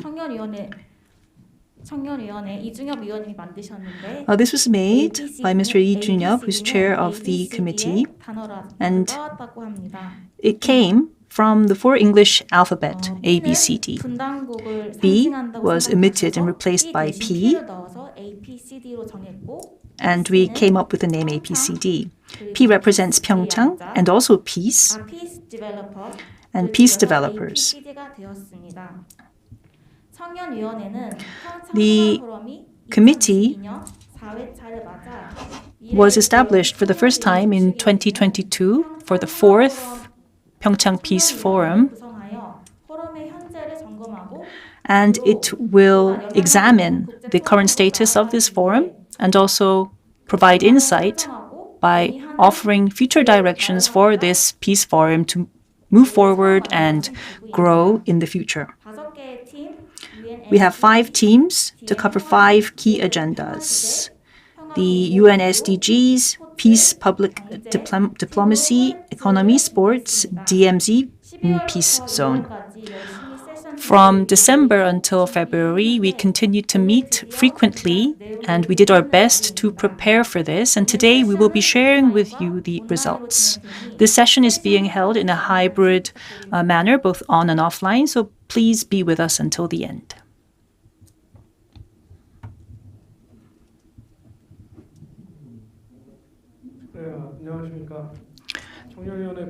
Good afternoon. I am Ko Jong-won. I am the vice chair of the APCD committee. I'd like to introduce the speakers. We have 5 different breakout sessions under our committee, and we have all agreed that all 5 sessions will present today. The first speaker will be from the sports session, Mr. Jang Jun-hwan.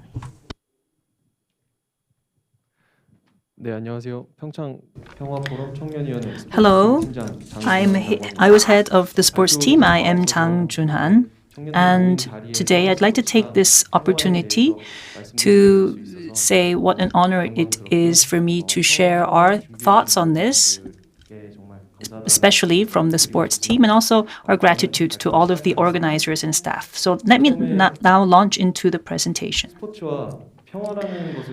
First, before we go into the discussion of sports and peace, we thought of what peace is to begin with. Now, it does not mean a passive peace where there is no war or physical violence, but is where we work towards looking for ways to do away with conflict and resolution. So it would be a more active or progressive type of peace. And after establishing this concept, we went into the variables and meanings. So we thought that there needs to be active effort to make this be realized, and also to solve the current and future issues. We need a future-oriented attitude. And the final characteristic is to make sure that there is a principle of relativeness. And so, bringing peace and sports together, we came to the thought that peace and sports went hand in hand up until now. Now, socially and politically, sports has played a very important role to achieve peace. In the Tokyo Olympics, the German team, both East and South, came as a joint team. And also, there was ping-pong diplomacy. So you can see how peace and sports have worked together. In 2008, we had the PyeongChang Olympic Games. which was one of peace, in which we were able to see the spirit of sportsmanship and peace on a world stage. If we expand this concept and also expand the values, we were able to host this PyeongChang Peace Forum, and in this forum, the legacy of sports and the Olympic spirit has been realized in many formats. First of all,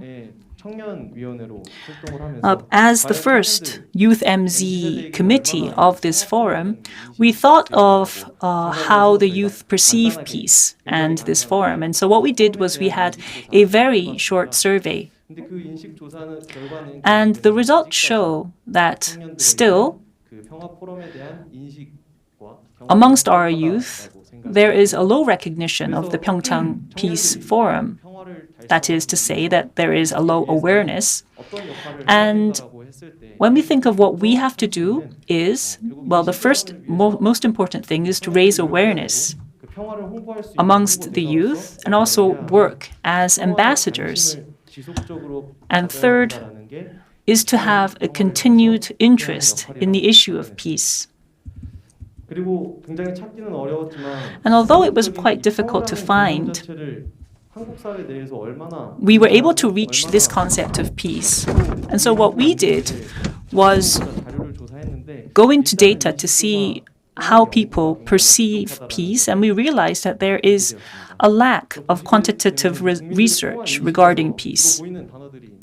You see these words like freedom or denuclearization or unification, doves. These are the words that come to people's minds when they think of peace. Like I said, peace is a relative concept, and so everyone has their different images. For Koreans, because we have a special situation where we are living in a divided country, words like unification or denuclearization are words that can come up. So, lastly, for us to all share this concept of peace and then spread it forward, how should we move forward in the next step? We thought of the two keywords, youth and peace. We need active discussion, and also we need to be able to reach a general consensus for us to move forward.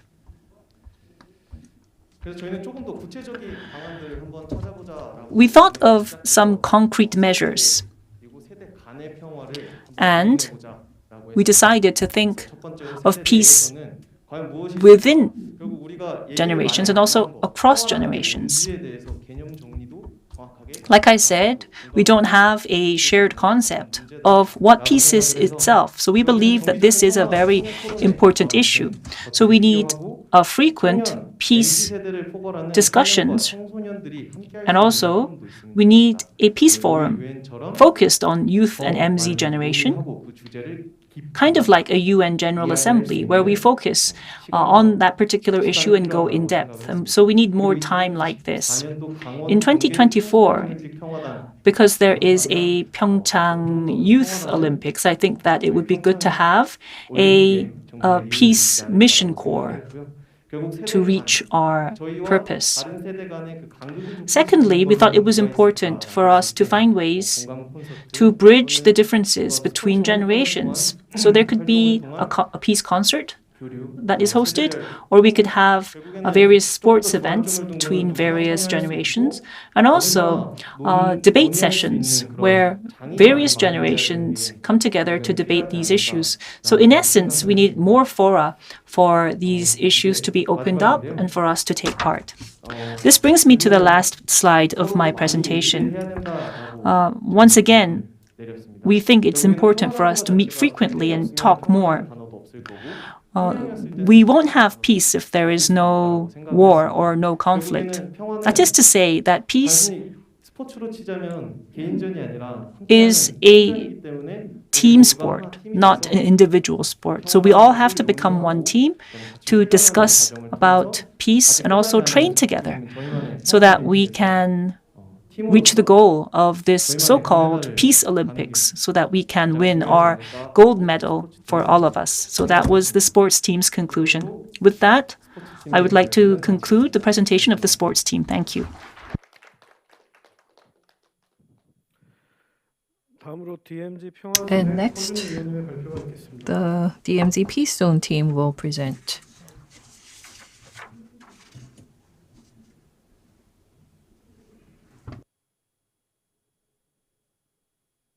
네, 안녕하세요. Hello.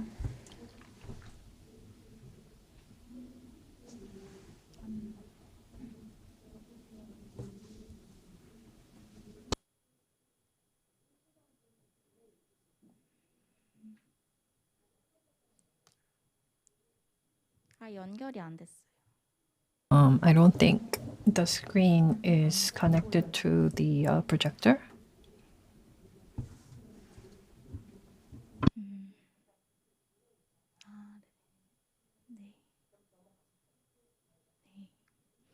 안녕하세요. 평화로 바라본 DMZ. Hello, I will be presenting the topic DMZ from the perspective of peace. The team members are Kim Kyung-min, Kim Ye-ji, Park Gyu-mi, Lee Jung-yeop, and myself, Seo-jun-hee. 저희 DMZ 팀은 The DMZ Peace Zone team 어떻게 하면 시민분들, 특히 looked at how we can have the citizens, especially the youths, to familiarize themselves with the DMZ and have a better understanding. The DMZ seems quite rigid and hard to approach. We wanted to make the concept more easily approachable. And we decided to connect the DMZ with artistic performances and artwork. First up, there is the musical performance called Wonder Ticket. To turn the only DMZ in the world into a place of peace and reconciliation, this performance features cutting-edge ICT to present a new form of the DMZ peace tourism content. As a fresh attempt to look back on the history of the Korean Peninsula and convert the DMZ from a symbol of division and tension into a place of reconciliation, peace, and celebration, this performance was well reviewed. The second item is the Gangwon Province DMZ Museum in Gosong. While I worked on this project, I came to learn of this museum, and when you ever come to visit Gangwon Province, please visit the museum. What you see on the screen is the current ongoing planned and temporary exhibition on the Korean War. And particularly this exhibition focuses on Mr. Shim Jae-gi, who is the son of the late Shim Kyung-sop, who lost his life during the war. He made various attempts to let the world know about the truth of the war. The exhibition consists of Part 1, Tragedy of June 25th, Part 2, Finding the Truth of That Day, Part 3, Remembering the Civilian Victims, and Part 4, Shim Jae-gi, His Anguish and Agony. The list of the names of the civilian victims are included in many items on display. Next, there is the 2017 Cultural Regeneration Project of Camp Greaves inside the DMZ. It is called the Memory and Waiting. Camp Greaves was used by the U.S. Army from 1953 to 2004 before the site was returned to Korea. Gyeonggi Province has turned the place into a hands-on facility of hands-on experience of history, culture, and arts that became a notable tourism destination at the DMZ for culture and arts. And lastly, there is the Ammunitions Warehouse Art Project. First, we had a media art project by artist Lee Seung-gun called Do Not Cross This Line. So virtual images are combined with reality to induce optical illusion with the artistic method of projection mapping.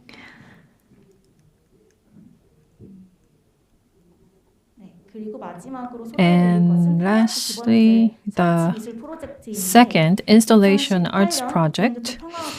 During the 2018 DMZ Peace Platform event, this installation artwork 1 by artist Kim Myung-bum was unveiled in Korea for the first time and was particularly popular among the visitors. As if bringing life into this taxidermized deer, the dead leaves are attached to the horns all the way up to the ceiling of the warehouse, a place that was abandoned for years with the wounds of division, but is now recreated as a place of peace and hope. The DMZ Peace Zone team wanted to introduce to you the DMZ as a place of culture and peace. Thank you. Next, we will be moving on to the UN SDG team, which will be delivered by Mr. Kim Yong-dae. Hello, I'm Kim Yong-dae. I was head of the UN SDG team. So let's go into the presentation. Before launching into my presentation, I just wanted to point out the following contents. First, I will introduce you to our team and what we did. Second will be the results of a survey that we conducted, and this will be followed by some suggestions and conclusion. PBO represents Peace-Building Organization, and it is a peace-building group that works towards the UN SDGs. Now, the youth are the ones that will be able to work towards this, and so our voices are the most important in this effort. Because of this, we look towards other forums like the Jeju Forum or the Busan World Peace Forum. And these forums provided a venue for youth to voice their opinions, and we benchmarked them. So we looked into the various issues and venues that people are interested in, and we decided that we needed this kind of a venue or organization for us to do this. And to do this, what we did is conduct a survey with regards to the content. These are the results of this survey. With regards to the UN SDGs, we wanted to see how youth were interested, how much they were interested, and what they thought they could do to achieve these various goals. A total of 70 people took part. 92.8% were in their 20s. And there were also people in their teens and 30s, accounting for 7.2%. This is their level of awareness and level of interest. Did they know the UN SDGs? 63.8% said they knew and the others did not. Are you interested? About 26% said they are not interested, and 74% or so said that they had somewhat or they had a lot of interest. So these are the various issues. There are 6 categories of human rights and economy, education, economics, health, and partnership. They were most interested in environment, followed by human rights, education, economy, health, and partnership. We went into details and asked them what they were most interested in these subcategories. Within the health issues, they were interested in the imbalance of equity and pandemics. Economic-wise, they were interested in the creation of jobs. In the realm of education, they were focused on the polarization of education. And with regards to education, they were most interested in waste management issues, as well as climate refugees and also achieving net zero. In human rights, they were most interested in gender inequality, violence, and children's rights. And in partnerships, they were interested in diplomatic conflicts, as well as cultural preservation, as well as other such issues. Lastly, we asked them what they believe that they could do as youth to achieve the SDGs. They said that they needed a youth governance activities to enable active discussions as well as opportunities to take part in various activities. Lastly, these are some proposals. 주제를 다룬 여러 포럼들을 분석한 결과 자체 신앙 설문 By going through the various forums, we were able to come up with these following proposals. 첫째는 매년 First, 시행되고 있는 평창 each year, 피스 챌린지와 the 연계한 PyeongChang Youth Peace Challenge could be linked to this, and we could create a KUN SDGs. 유엔 공통 의제 보고서에 포함된 제안들을 어떻게 This will enable us to discuss what we could do to actually implement the various SDGs. However, the essays and the discussions are conducted in English. So I thought it would be good for YPC participants and non-participants to take part in a separate platform where they could discuss in the Korean language. Also, because of the pandemic situation, it would be good to have this on a metaverse so that we could have lots of people take part online. Second is to expand youth governance. We could join hands with the various university groups so that we can plan various activities. There are actually college groups that have regular such occasions with UN organizations. And we could provide lots of incentives to university groups that support these efforts and provide them with internships if they take interest. We could also have a youth SDG qualification project. So if youth and teens take part in this by giving them various proposals, they could be accredited, and this could be used as credits as they apply to college. And if we provide them with this opportunity, I'm sure that lots of students will take part. Third is to expand extracurricular activities such as contests. If we have regular contests, where people submit their ideas to achieve UN SDGs, this would be very good. And last but not least is to have youth supporters to promote our activities. This will enable us to promote our activities online and raise awareness over the board. Now today, there is a lot of interest in the UN SDGs, but we still have a long way to go.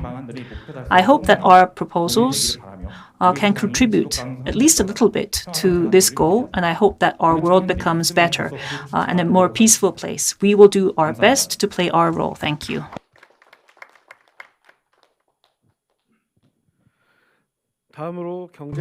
Next, the economy team. Mr. Oh Yoo-seok will be the presenter. 안녕하십니까. Good day. 금강산 관광지가 I would like to present on the title Economic Values of a Reopened Mount Kumgang Tourism Program and How to Make It Happen. The team members include Choi Ji-hye, Park Ki-yeon, Seok Soo-min, and myself, Oh Yoo-seok. 우선 발표 흐름을 소개하겠습니다. This is the order of contents. We look at the current state of Mount Kumgang tourism, followed by the program overview and economics, and ways to resume the tourism, and also how we can link the tourism to future transportation networks. To start with the overview, in 1998, through the sea routes, the tourism first began, and in 2003, the road was opened for tourism. And in 2008, unfortunately, there was an incident that halted the tourism altogether. And since the Pyongyang Joint Declaration was declared in 2018, there was an intent to normalize the Kumgang tourism. But recently, the DPRK has expressed its intent to solely develop Mount Kumgang.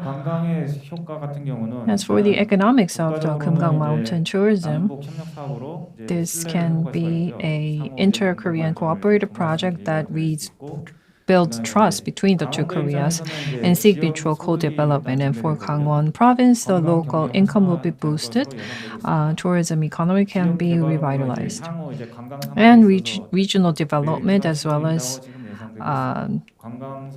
becoming a center of tourism industry and unification trade are all possibilities presented by a resumption of the Mount Kumgang tourism. 수치에 대해서는 지금 PPT가 As for numbers, 참고해 please refer to the PowerPoint slide. 성과가 이제 국가 전체적으로나 The 경제적으로 그리고 이제 Mount Kumgang tourism may lead to huge amounts of production, value-added creation, job creation, and also enormous amount of inbound tourism. 금강산 관광이 재개되려면 For this to happen, first of all, the UN Security Council sanctions on the DPRK must be resolved.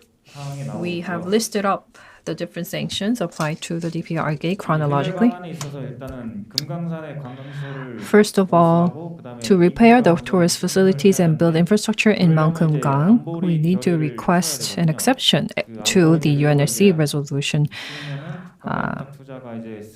to allow the initiation of a joint investment with North Korea. And there are always the concerns that the cash that flow into the DPRK may be used for other purposes such as nuclear weapons development, and the two Koreas need to reach an agreement on a preventive mechanism. And both for the Kaesong Industrial Complex and the Mount Kumgang tourism, we can think of paying in kind instead of monetary terms. And also, we need to pursue an amendment or abolishment of the resolution 2397. China, Russia, Japan, US, and other countries and companies from these countries need to form a multilateral consortium project to secure project continuity, ensure safety of the personnel, and promote cooperation among the Korean Peninsula stakeholders. And of course, the U.S. has its own sanctions applied to the DPRK, and we need to induce cooperation with stakeholders and international community, which would be key to resolve the sanctions by the U.S. And as I said at the outset, the current status of Mount Kumgang tourism is as follows. In April 2011, the DPRK established the Mount Kumgang tourist region. And in the Moon Jae-in government, the Moon Jae-in government presented some ideas for developing the EC Special Tourism Zone. This can be a possibility to resume the Mount Kumgang project, tourism. The peace tourism routes from Wonsan Najin and Seonbong Mount Baekdu is another possibility to expand to the Mount Kumgang region. And we can also develop Tongcheon Hot Springs into a center of MICE and wellness tourism. And as you know, North Korea is rich in natural resources. And near Kumgang Mountain, in the Dancheon region, it has a huge reserve of natural resources. So, and since there is a port very near to the Dancheon region, we can develop it as a trade port. There is the Kumgang Mountain in the north and Seorak Mountain in the south, which are within an hour's drive. And we can expand the Mount Kumgang tourism and jointly develop with South Korea in the Seorak Mountain region, which can lay a foundation for unification. And this inter-Korean exchange and cooperation can lay the foundation for peaceful unification. And also, we can operate and manage tourism resources very efficiently under a comprehensive plan. We can also promote Gangwon tourism to attract inbound and domestic tourism and bolster competitiveness. And for North Korea will have more foreign exchange earnings. And for South Korea, we can develop inter-Korean tourism and reinforce our competitiveness globally. And for the future transportation network, first of all, let's look at the economics of inter-Korean railroad. We can reduce transportation costs down to a third, and traffic network facilitates business entry if we can connect inter-Korean railroad. The human resources of the south can meet the resources in the north.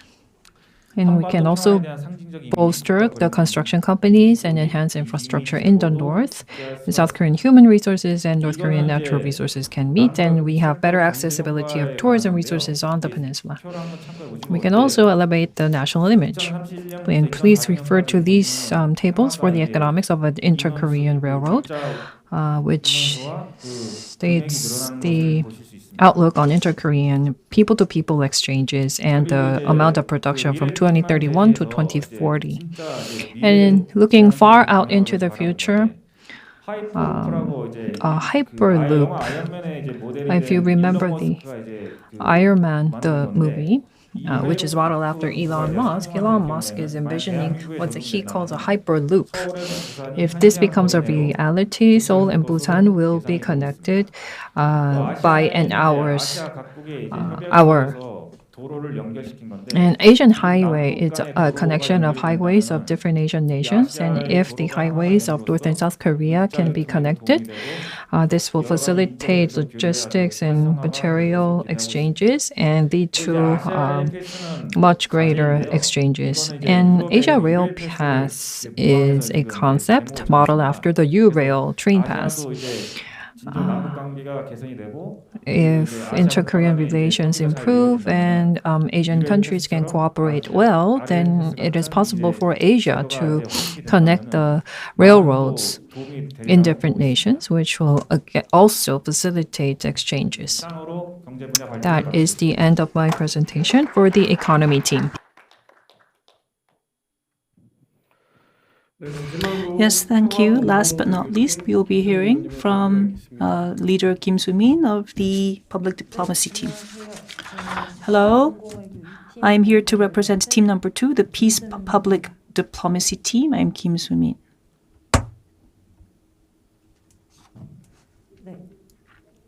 Yes, our team will be delivering a presentation on peace, public diplomacy, and metaverse. So this is the contents. So first, we wanted to look back and do a review of the public diplomacy strategies on peace. And first, what is public diplomacy? Is it different from private sector diplomacy? When we talk of public diplomacy, it is something that can be compared with traditional diplomacy, because traditional diplomacy is when governments and public officials meet together for diplomatic activities. But public diplomacy is when people and people meet together. And it is becoming much more popular because of the Fourth Industrial Revolution. And it is a method in which we go to the international public first and provide a positive image of ourselves. And we add hard power with cultural soft power, and it strives to bring these two together to achieve what we call a smart power. So this is what public diplomacy is. And I'm sure that you can all expect that the importance of public diplomacy will become greater. Plus, we have the pandemic right now, and we are moving more online. And so we need to prepare for a new facet of public diplomacy. So this is what the various agencies have done with regards to do this.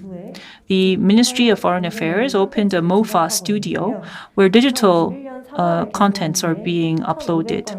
About 1,500 digital contents have been made and uploaded. So it has more than 24,000 subscribers. It provides very accurate information on our culture, such as kimchi and so forth. We also have various celebrations with other countries. With Russia and other such countries, we had cultural years that were allocated in which we had activities to spread the mutual understanding of other cultures. And the Ministry of Culture and Sports and Tourism did these kinds of activities online. And the Gangwon province also have a Gangwon Live that has been opened, which has opened up a channel for online activities. And they have a 3D virtual metaverse through which they had the 9th online GTI International Trade and Investment Festival, which was held very successfully. So we see how these various public offices have already done this online. We need, therefore, to strengthen our goals towards public diplomacy, but we can see that there has been a lack of interlink between these agencies, and they worked in silos. So what we need to do is we also need to look into what is in the pipeline for these agencies. The Ministry of Foreign Affairs said that they would be more active by using K-culture and soft culture, and they will also have customized contents that are customized to various regions and countries as well. The Ministry of Culture, Sports and Tourism said that they will work towards the spread of traditional Korean culture through our Korean academies overseas.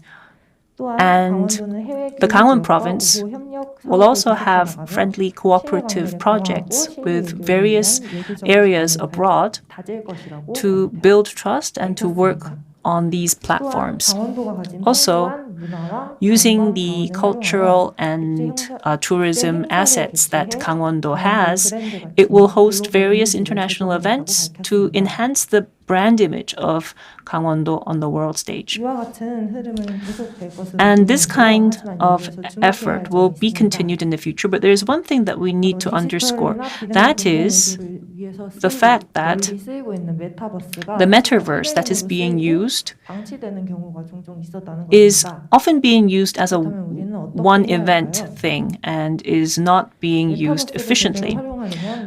What do we need to do? How can we use this in a more sustainable manner? What we need to do, first of all, is before we create a metaverse, we need to first consider whether the metaverse is right as a platform for this particular project so that we can be more effective. If you find that there is a fit, then you need to look into how you can make this more sustainable. Let's say that you have decided that the metaverse does work for you, and let's say that you have selected Gangwon-do for you.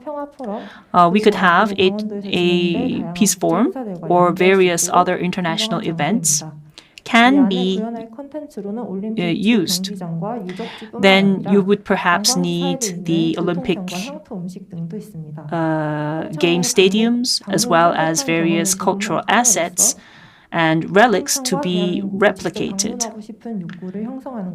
And through this, you would want to make people want to come to Gangwon-do once they went to this metaverse. So these are all proposals for us to make these metaverse a lot more versatile. So you could have the DMZ Peace Zone, or you could have a PyeongChang Peace Youth Academy.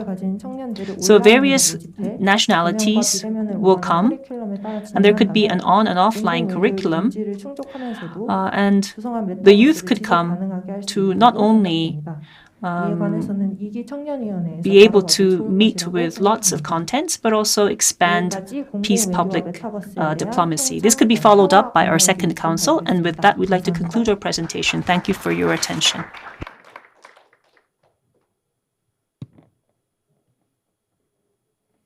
안녕하십니까.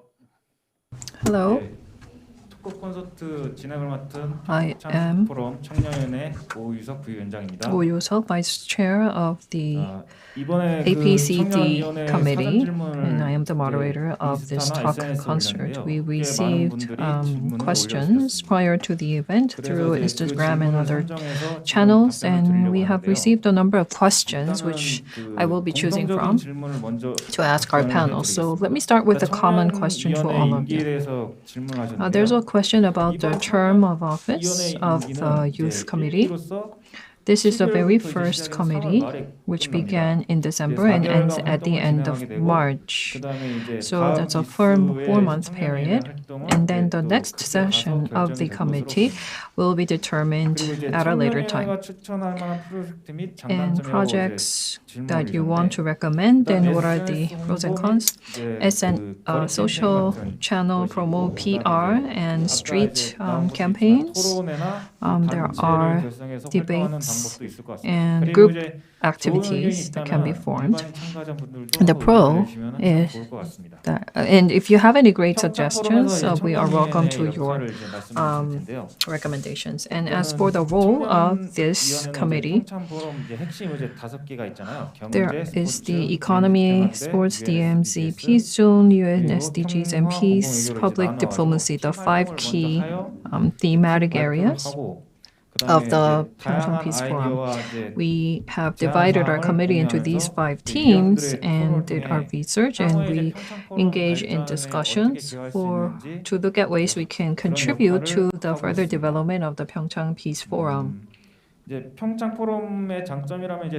upside of the PyeongChang Peace Forum is that the offline participation is possible, and you can meet with different speakers to be inspired by their speech, and also find ways for the forum to further develop. And in that process, we can collect the views of youths.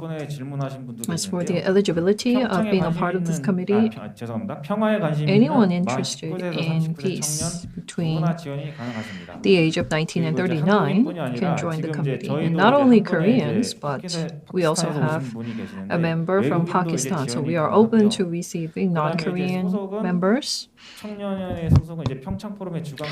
The committee belongs to the 2018 PyeongChang Legacy Foundation. So that's it for the common questions. And to go on to the 5 main questions, I would like to designate the panel to take those questions. Many questions were about intergenerational issues. So please welcome these questions and answers. The first question goes to Ms. Choi Ji-hye. What is the concept of peace in the minds of the youth, and what role can youth play for peace? So do we have Ms. Choi online? Can you hear me? Yes, I can hear you. Please go ahead and answer this question. Hello, I am from the economy team. My name is Choi Ji-hye. Let me take the question. I think that when it comes to peace, youths must have a consistent interest. And we cannot build peace by the efforts of a single generation. And therefore, in order to bring about peace, what are some of the things that youths can do right away? We can use different media to understand what is going on in the global affairs. That would be number 1. Thank you. Thank you for that answer. Next, I'd like to give a question to Kim Soo-min. Now, the youth of today, are they interested in North Korea unification? And if not, how can we make them more interested? Yes, allow me to answer. We have not conducted a survey, but if I meet with teens or those in their 20s and ask them about the North Korean issue and unification, I think the most common answer I receive is that they are indifferent. They think that it's not something that directly impacts them. Although I'm sure that our audience here, both on and offline, are here because you're interested in the issue. But overall, they are focused more on their everyday lives, finding a job and studies. And so unification seems like a far-off issue. And we have heard about songs where people speak of the aspiration towards unification, but I think that that is not the sentiment that we have. So if you want to approach youth with peace and unification, you have to also explain how that will help you out, how it is in your interest as well. For instance, Mr. Jim Rogers, who is the joint chair, I think he is, of the joint chair of our committee, he spoke as at the keynote of the importance of unification and how it will help our investment value. Also, you could speak about how Kumgang tourism could help us economically. And as was mentioned earlier in one of the questions, if the youth want to become more interested in youth and unification, I think that we need to approach it in this kind of a way. Thank you again for the good answer. And judging from the two questions, I think these questions reflect the current times. We are in tough times, but I hope that the youths of today will soon find hope. Next up is Mr. Jang Jun-hwan. What do you want the older generation to do for the peace of the youth? 네. 질문 주셨을 때 일단은 When I received this question, I really hoped that we had more specificity to the question. Of course, the definition of peace is different for each scholar. So I guess it's quite difficult to have a clear-cut definition of peace. And of course, we have 5 different teams, and we want different things in each of the 5 teams. So what kind of peace do you want? We need to understand what kind of peace we need to build, and also what peace that youths all together want, what we can agree on as a concept of peace, and what the concept of peace in the minds of older generation is. We need to have a clearer idea of all this for us to work towards peace together with the older generation. So on a more comprehensive note, in general, in order to achieve peace, my generation can ask for a few things to happen. The younger generation is just starting their careers or still learning to. But on the other hand, the older generation are really the decision makers. So you have more experience, more knowledge, and based on that, you need to lead us well and also provide us with more opportunity to talk about peace. It is at peace forums such as this, and venues such as this, for us youths to have an opportunity to speak up about the peace on our minds. And please consider youths to be different, not wrong. So these are the 2 things I want to ask for. Yes, thank you for that good response. I'd like to move on to question number 4. And I think Mr. Kim Yong-dae will be able to respond. There is probably a change, a difference in the perception towards peace between the different generations. How can we reach a common ground?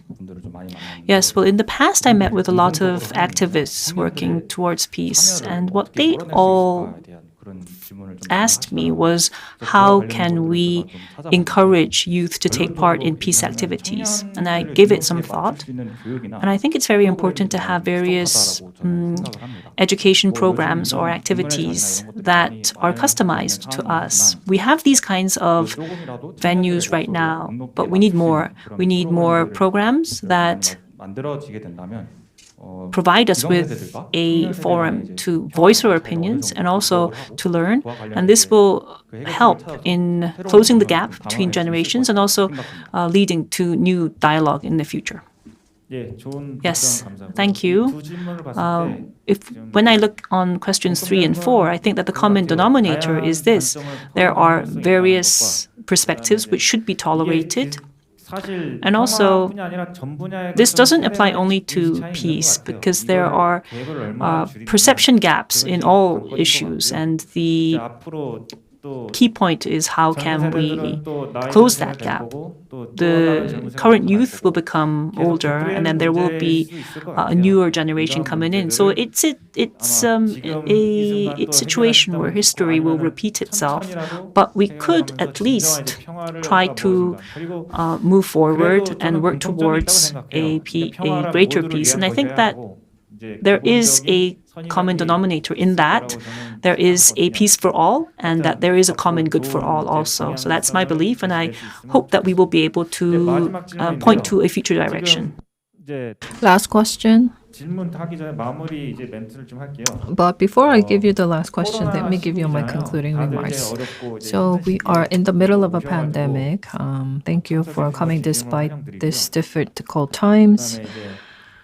And welcome. 코로나 시국의 평화에 대해서 또 다시금 또 생각하게는 계기가 있잖아요. 국제적인 we have an opportunity to rethink the concept of peace in these difficult times of the pandemic and the geopolitical situation and our ordinary lives. So we need to think further and we need to discuss more. So the final question is specifically to the younger generation, and it also reflects the recent events. I'd like to ask the chairman of the Generation MZ Committee. So in this pandemic, what is the right mindset for the youth to have? And compared to the past, there is less interest in peaceful unification. And against this backdrop, what can the APCD do? 네, 안녕하세요. Hello, again, I am Seo Jun-hee. 저는 조금 개인적인 제 생각을 I would like to share my own personal thoughts. 저는 국제 정치를 공부하고 I study international politics. I'm interested in peace and unification. And 평화에 관심을 가지지 않는 것이 아쉬웠어요. I wish for young people will be more interested in peace and unification. But I also understand that this is because of difficult realities of having to find jobs and to study. But we live in this country, Republic of Korea. We need to accept the fact that this nation is divided. Otherwise, I would be quite concerned of the future of this younger generation.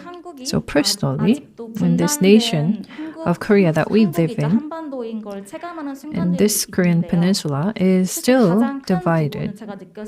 The biggest moment I keenly sense this division is any time I think of the matters about the Korean military and also about the human rights situation of the DPRK. And without us realizing it, because Korea is a divided nation, there are some naturally permeated cultures such as the spread of the military culture, the hierarchy, order of hierarchy. And I think that the root cause of this is because Korea is divided. If the Korean peninsula and this nation was not divided, I wonder what kind of country we would be living in. Listening to the lecture of Mr. Jim Rogers yesterday, I empathized with a number of points, and I welcomed his emphasis. Korea spends a huge sum of money in national defense, comparable to other advanced nations. And this defense spending, when there is a lack of budget, and this large sum of defense spending could actually otherwise be used for welfare to help out the vulnerable group.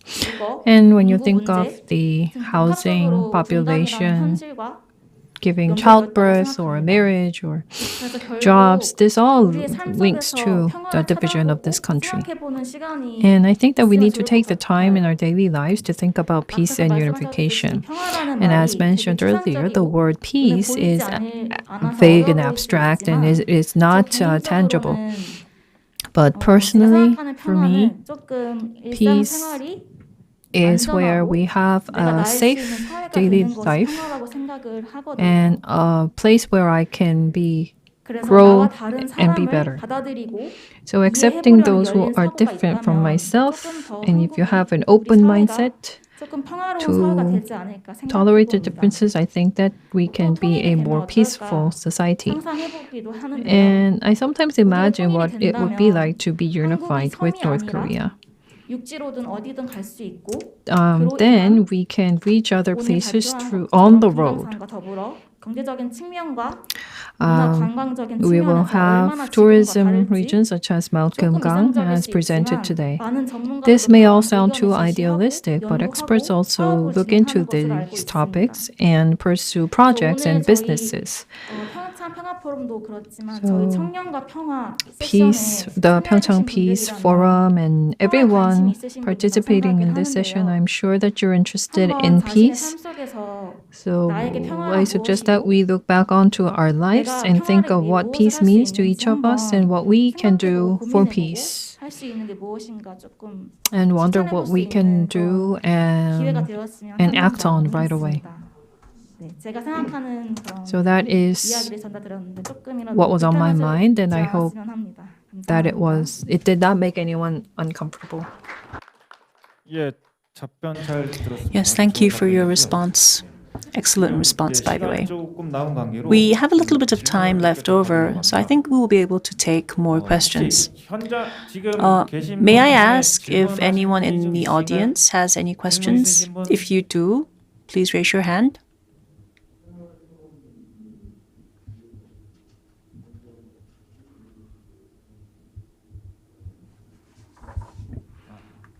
그러면은 Okay.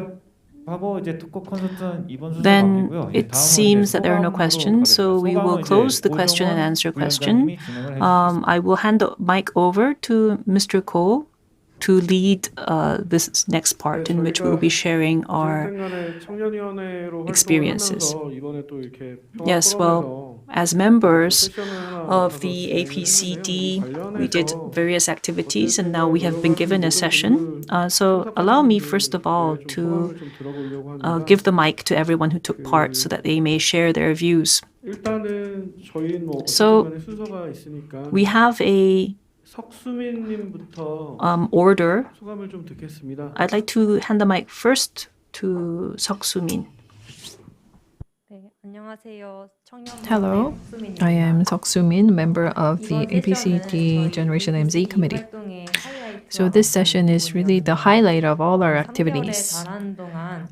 For the past 3 months, we have altogether worked towards each of our projects, and I am very happy to see the great results.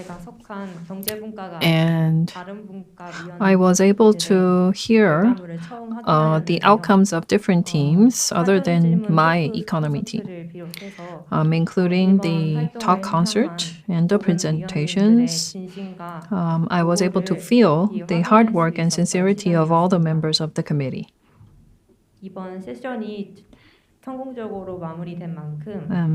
Since we have successfully held this session, I hope that along with other MZ sessions, I hope that the committee continues on to the second and third and sessions and beyond.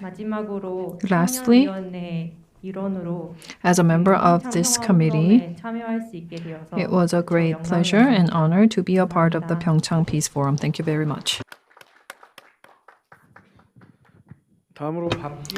Next, let's hear from Park Gi-yeon. Oh, sorry. Are you joining us live? 말씀드려도 되겠습니까? Yes, may I speak? Yes, sure. 네, 안녕하십니까? Hello. 경제분과 청년위원 박기현입니다. I am Park Gi-yeon. I was 현재 with the 화면을 켜지 못해서 economy 음성으로나마 team, 소감을 and I will be 전하고자 joining 합니다. you 우리 via my 평창 voice 평화포럼 only, so I ask for your 청년위원회 활동을 하면서 understanding. 평창 During 올림픽이 the 전 세계에 보냈던 preparation 평화의 period 메시지를 and through 이번 various 기회를 통해 더욱 activities, 확장할 수 있었던 we were able to 계기가 spread the 되었던 것 message of 같습니다. peace. 앞으로도 우리 And 평창 I hope that in the 평화포럼 future, 청년위원회가 our 전 세계의 평화를 APCD 위해 will continue to 청년의 work towards the 목소리를 peace 꾸준히 낼 of 수 the 있으면 world and continue 좋겠습니다. to represent the 감사합니다. voice of the youth. Thank you.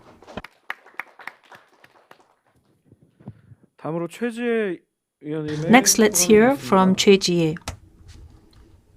네, 안녕하세요. Hello, 경제팀 최지혜입니다. I'm Choi Ji-hye. I was also 저는 with the 특히 economy 미래 team. 세대에게 경제를 가르쳐야 하는 사회교육을 전공하고 I 있어서 major 이번 포럼에 in social 참여한 것 education, 자체가 저에겐 so I 매우 have a 뜻깊은 responsibility 자리였는데요. of teaching 또한 economic 다양한 issues 분야에 to the 관심을 next 가진 generation. 많은 So it was 분들이 quite 한자리에 모여서 significant for me. 지식을 나누는 Also, 이런 it 자리에 was 참여할 수 있게 extremely 되어서 더욱더 기뻤습니다. 그래서 저는 exciting 이번 to be with other 평화 members 포럼들이 to discuss these 더욱 issues. 보다 I hope 다양한 that we 세대에게 discuss 이런 various 좋은 기회가 돌아갈 수 issues in the 있기를 future, 꼭 and 바라는 that this 마음을 kind of 가지게 opportunity will go 되었습니다. around to many 감사합니다. people in the future. Thank you. Next, let's hear from Oh Yu-seok. 예, 경제팀의 Yes, 오유석입니다. once again, I'm Oh Yoo-seok from the economy 일단은 team. 먼저 4년 전 일을 먼저 First off, I 말씀드리는데 want to share 4년 something 전에 that 평창 goes 올림픽이 back 4 열렸잖아요. years. We had 윤성빈 the 선수가 금메달 딴 것도 PyeongChang 같고 Olympics. 그리고 이제 Yoon-seong-bin 개회식에서 상화가 won 꺼지는 the 것도 gold 봤습니다. 자, 이제는 다 medal, and we 끝났구나 also 하고 많이 saw 서운하던 차에 various 다음 연도에는 episodes take place, 올림픽 생각이 막 나는데 such as a 평창 torch 포럼을 그때 알게 going 돼서 out. 이제 그때 And at that 이후로 time, that is when I 매년 first heard of 일반인 the PyeongChang 참가자로 Peace Forum, 참가를 and I took 이제 part every year as a 올해 general 이제 participant. 청년 And then 위원회 last 1기를 이제 May, 모집한다는 I 그거를 saw 우연히 보게 됐어요. an 그래서 announcement, 옳다구나 하고 and 이제 they 바로 지원하게 were 됐고 asking 그다음에 for 이제 people 지원을 to 하면서 이제 submit 이게 and 활동을 apply 하면서 for this council, 많이 and so 부족하기도 I thought that 하고 opportunity had 그런데 come, and so I signed up 팀원분들과 right 또 away. 다른 분들이 잘 I 이제 met 또 with many 협력해 members, 주셔서 and although I 잘 felt 이렇게 할 that 수 있었던 것 I may 같고 not be up 네, for it, I 앞으로도 was 이제 able to 2기, 3기가 make it till the 어떻게 end thanks 진행될지 to all of my 모르겠습니다. colleagues and 근데 their 계속 이러한 encouragement. 분위기가 I don't know 이어지고 how 발전돼서 this council will 이제 do. 미래 세대인 I hope that it 청년들이 does 좀 well in the 평화의 future. 좀 활동에 And I hope 지도적인 역할을 할 that 수 the youth, 있으면 the MZ 하는 개인적인 generation, 바람이 있습니다. plays a more active role 감사합니다. in peace in the future. Thank you. 다음으로 장희주 Next, 의원님의 let's 소감이 hear 있겠습니다. from Chang Hee-ju. 네, 안녕하세요. 저는 Hello, 장희주입니다. I am Chang Hee-ju, 청년위원회 1기 스포츠 and I was 팀위원으로 with the 수개월 sports 활동을 했는데요. team. I 우선 이제 worked with the 원래 team for several 현장에 months, 참석하고자 and I 했지만 wanted to 지금 be with you 격리 in 기간으로 person, but I 참여하지 am 못한 점 되게 currently 아쉽게 생각합니다. unable to be 그리고 with 이 you 평창 due 평화 to 포럼을 the COVID 통해서 이제 restrictions. 청년으로서 평화에 And 대해 앞으로 as 어떤 a 목표 member of the 의식을 younger 가지고 generation, 더 나은 I 세상을 thought of what kind 만들어갈지 of purpose 탐구하는 계기가 we 되었고요. needed to have 그리고 for the 이제 future. 위원회 It was a good 활동이 끝난 opportunity to do 후에도 that. And even 지금 after 청년의 입장에서 our 실천할 수 team 있는 평화에 activities were 관련한 over, 인식 제고 활동에 I 어떤 일들이 thought of what we 있을지 could do 관심을 갖게 to 되는 raise 굉장히 좋은 awareness with 경험이었다고 regards to 생각합니다. this. So it was a very good 감사합니다. experience. Thank you. 다음으로 장준환 의원님의 And 소감이 next, 있겠습니다. Mr. Chang Jun-han.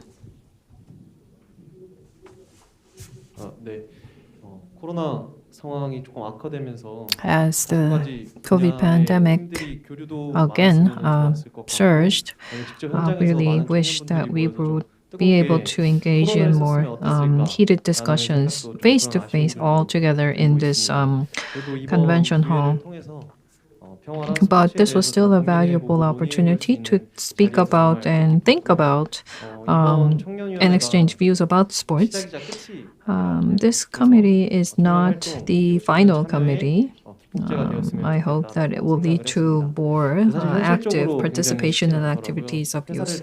Of course, we had restrictions. I had my work, and to together work on this committee while juggling my work was not easy. But still, I was able to search deep into the concept of peace and how we can really bring about peace.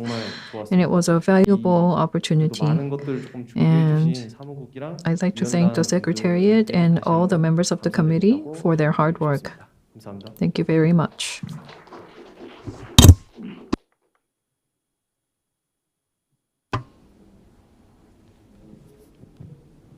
네, 다음으로 김경민 의원님의 소감이 있겠습니다. Next, Ms. Kim Kyung-min. 네, 안녕하세요. 저는 Hello. 청년위원회 김경민이라고 I am 합니다. Kim Kyung-min 지금 of 개인 the 사정상 committee. 현장에 있지 못하고 Due 비대면으로 to 접속하게 personal 되었는데 reasons, I could not join you 실제로 in 현장에 가 person. 있었다면 더 많은 But if 것을 I 배울 were 수 there, 있었을 I 기회가 think 되었을 that I would 텐데 have had 좀 an 아쉬운 opportunity 마음이 to learn so 있습니다. much more. 우선 저는 평소에 저를 포함한 다른 청년분들과 평화에 대해서 Including 이야기해볼 myself 기회가 and with 별로 all other 없었습니다. committee members, I didn't 그런데 really 이번 have 평창 an 포럼을 opportunity 통해서 to 제 exchange 스스로는 views about 평화를 peace, 어떻게 but the 생각하고 PyeongChang 그리고 Peace 또 다른 Forum 사람들은 어떻게 presented that 생각하는지 very 알 수 opportunity, 있었던 and I 기회가 was able to 되었습니다. listen to what 많은 others 분들과 think, 평화를 비롯한 다양한 주제로 including 이야기할 peace 수 and a 있어서 number of 많은 different 것들을 배워갔던 topics. 시간이 We were able to 되었습니다. engage in deep 감사합니다. discussions, and I'd like to thank you for this opportunity. 다음으로 이중엽 의원님의 Next, 소감이 Mr. 있겠습니다. Lee Jun-yeop.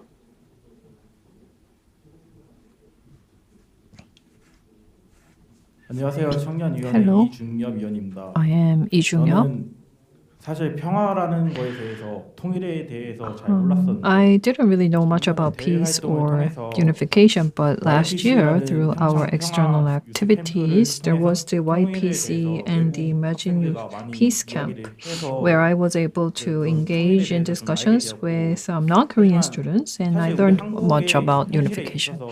But realistically, I don't think that Korea provides sufficient unification education, because just recently I was a part of the Gyeonggi Pyeonghwa or Peace School, and I was the very first, one of the very first students there. But not only in Gyeonggi province, but Gangwon and all provinces of South Korea should have these systems that provide unification education. So I hope that the government, industry, academia, and research institutes together work towards developing more education on unification. And through the activities of the committee, I was able to learn about peace and unification. And I would like to thank everyone involved. Thank you very much. 다음으로 박규미 위원님의 Park Gyumi is next. 안녕하세요. 저는 박규미입니다. Hello, I am Park 저는 Gyumi. 평소에 평화에 대해 관심이 많아서 이번 I've 활동을 always 참여할 수 had 있어서 a 너무 high level of interest 기뻤습니다. in peace, and I 개인 was very 사정상 happy 실제로 to be a part of the committee. 너무 아쉽지만 And I wish I could be there in person, but I still enjoyed my Zoom participation. Listening to the PyeongChang Peace Forum, my memorable moment was discussing the peace with youth committee and developing card news about the unification train and learning more about unification and peace. The activities of this committee looked into the concepts where youths are interested, and we looked into ways to gather the views of youths. So the committee does not end this year. I hope that it marks the beginning for more sessions to come. And also, going forward, I hope that the committee members will continue their activities to notify the world about peace.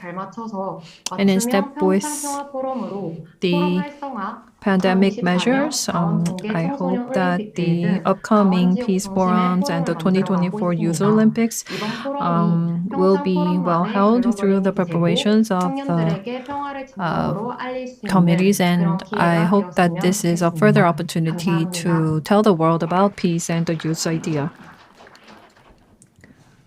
다음으로 김예지 And next, Kim Yeji.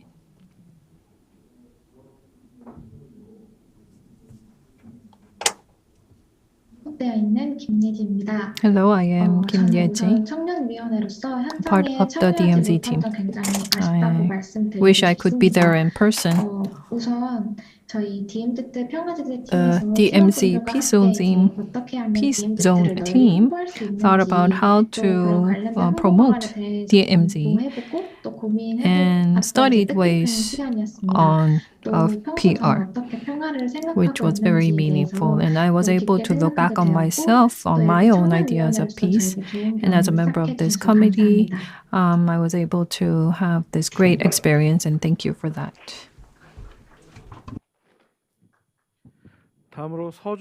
Next, let's hear from Seo-jun이.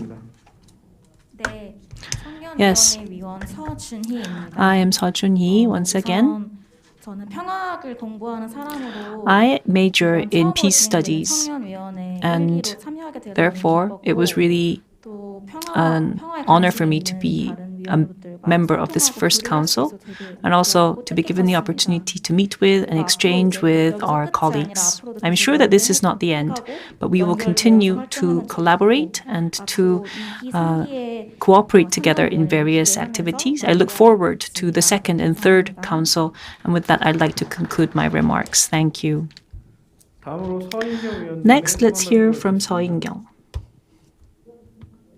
네, 안녕하세요. 저는 Hello. 청년위원회 UN SDGs 팀을 맡은 I was in the 서인경입니다. UN SDGs 먼저 저는 team. I 활동을 am 진행하면서 서인경. 포럼의 궁극적인 목표인 평화라는 키워드에 대해 성찰해볼 수 The 있는 계기가 peace, 되었습니다. which is the keyword UN of this SDGs forum, 활동이 is something that I was 포럼 able 기조 to think 청년 of. 조사 활동을 Through our 진행하면서 surveys and our 항상 관심이 analysis, 있던 지속 가능한 개발 we 목표의 were able 중요성과 to 이래서 rethink the 영통은 importance of the UN 환경, SDGs 경제, and what we could do in 진행되는 areas such as 문제들을 environment, 해결해야 함을 깨달았습니다. poverty, and 앞으로 environment. 구축하는 데 있어 Also, 문제를 시도하려는 노력에 we 동참할 것을 will 다짐하는 continue 소소한 계기가 된 것 같습니다. to think of what we 감사합니다. can do as we work towards peace as a member of the younger generation. Thank you. 다음으로 배윤진 위원님께 Next, let's hear from 소감이 Bae Yoon-jin.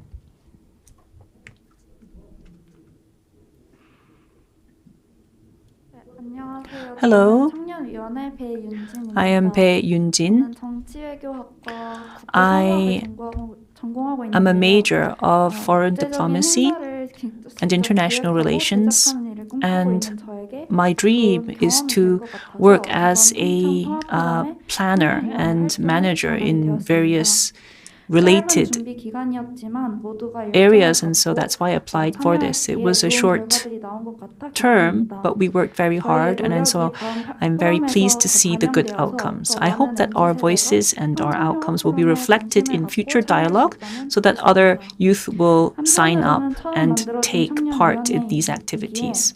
Because we are the first council, I think that establishing our identity was challenging, but as our experience becomes more and more, I hope that we will become to create a firmer identity. And this opportunity allowed me to look back on what we did, because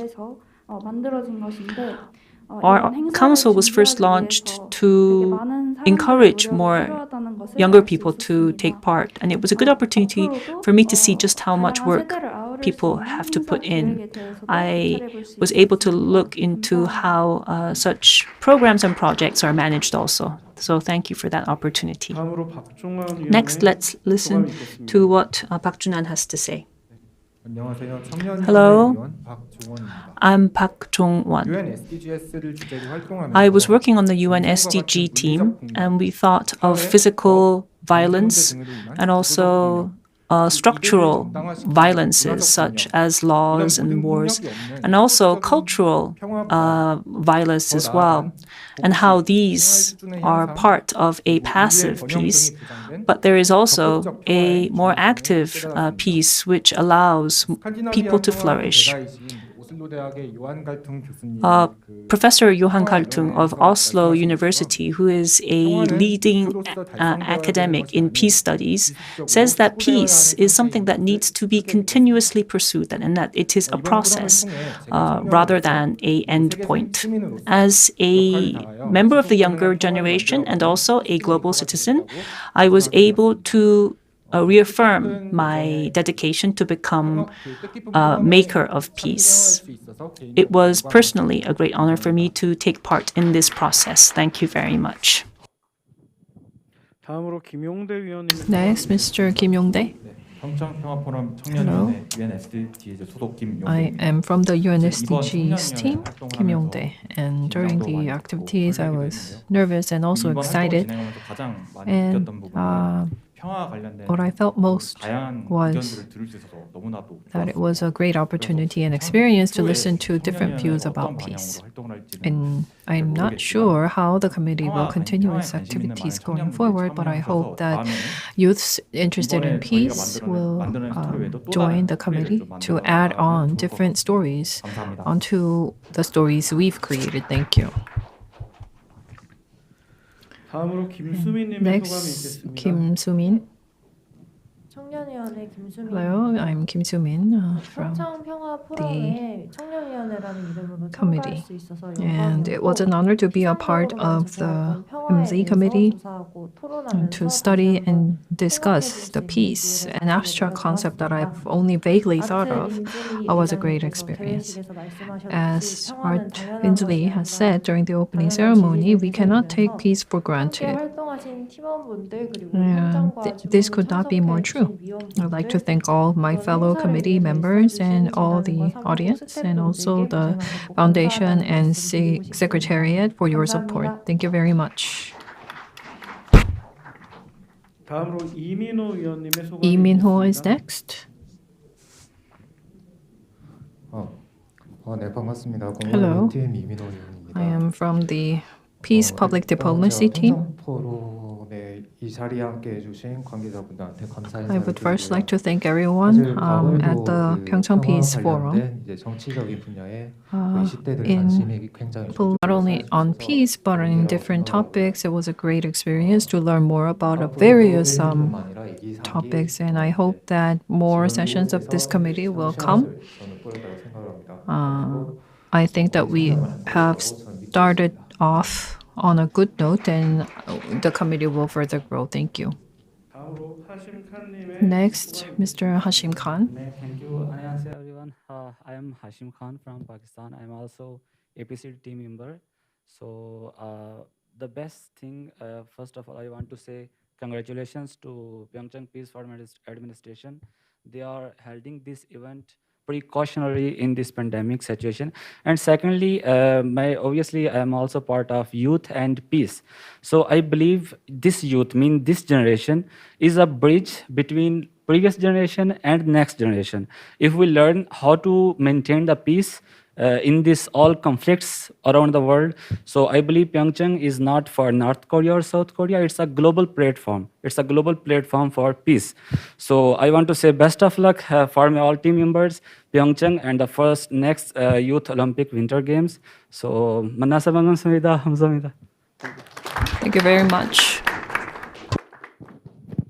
다음으로 간민석 Next, let's hear from Gan Min-seo.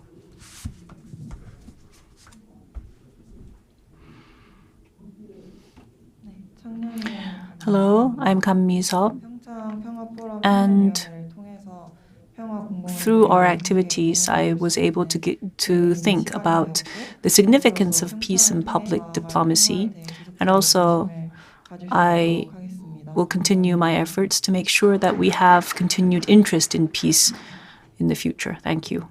어떻게 하다 보니까 제가 Well, in the end, I am the moderator, 짠 것처럼 제가 마지막으로 하게 but it turns out that I will have to wrap up. It's almost like we agreed upon this. But anyway, let me end by wrapping up and sharing my opinions. I am Ko Jong-won, as was introduced. I would like to take this opportunity to thank all of our members, particularly Ms. Seo Jun-hee next to me, who is the chair, especially the vice chairs, and also the leaders of all of the separate teams. Thank you for your work.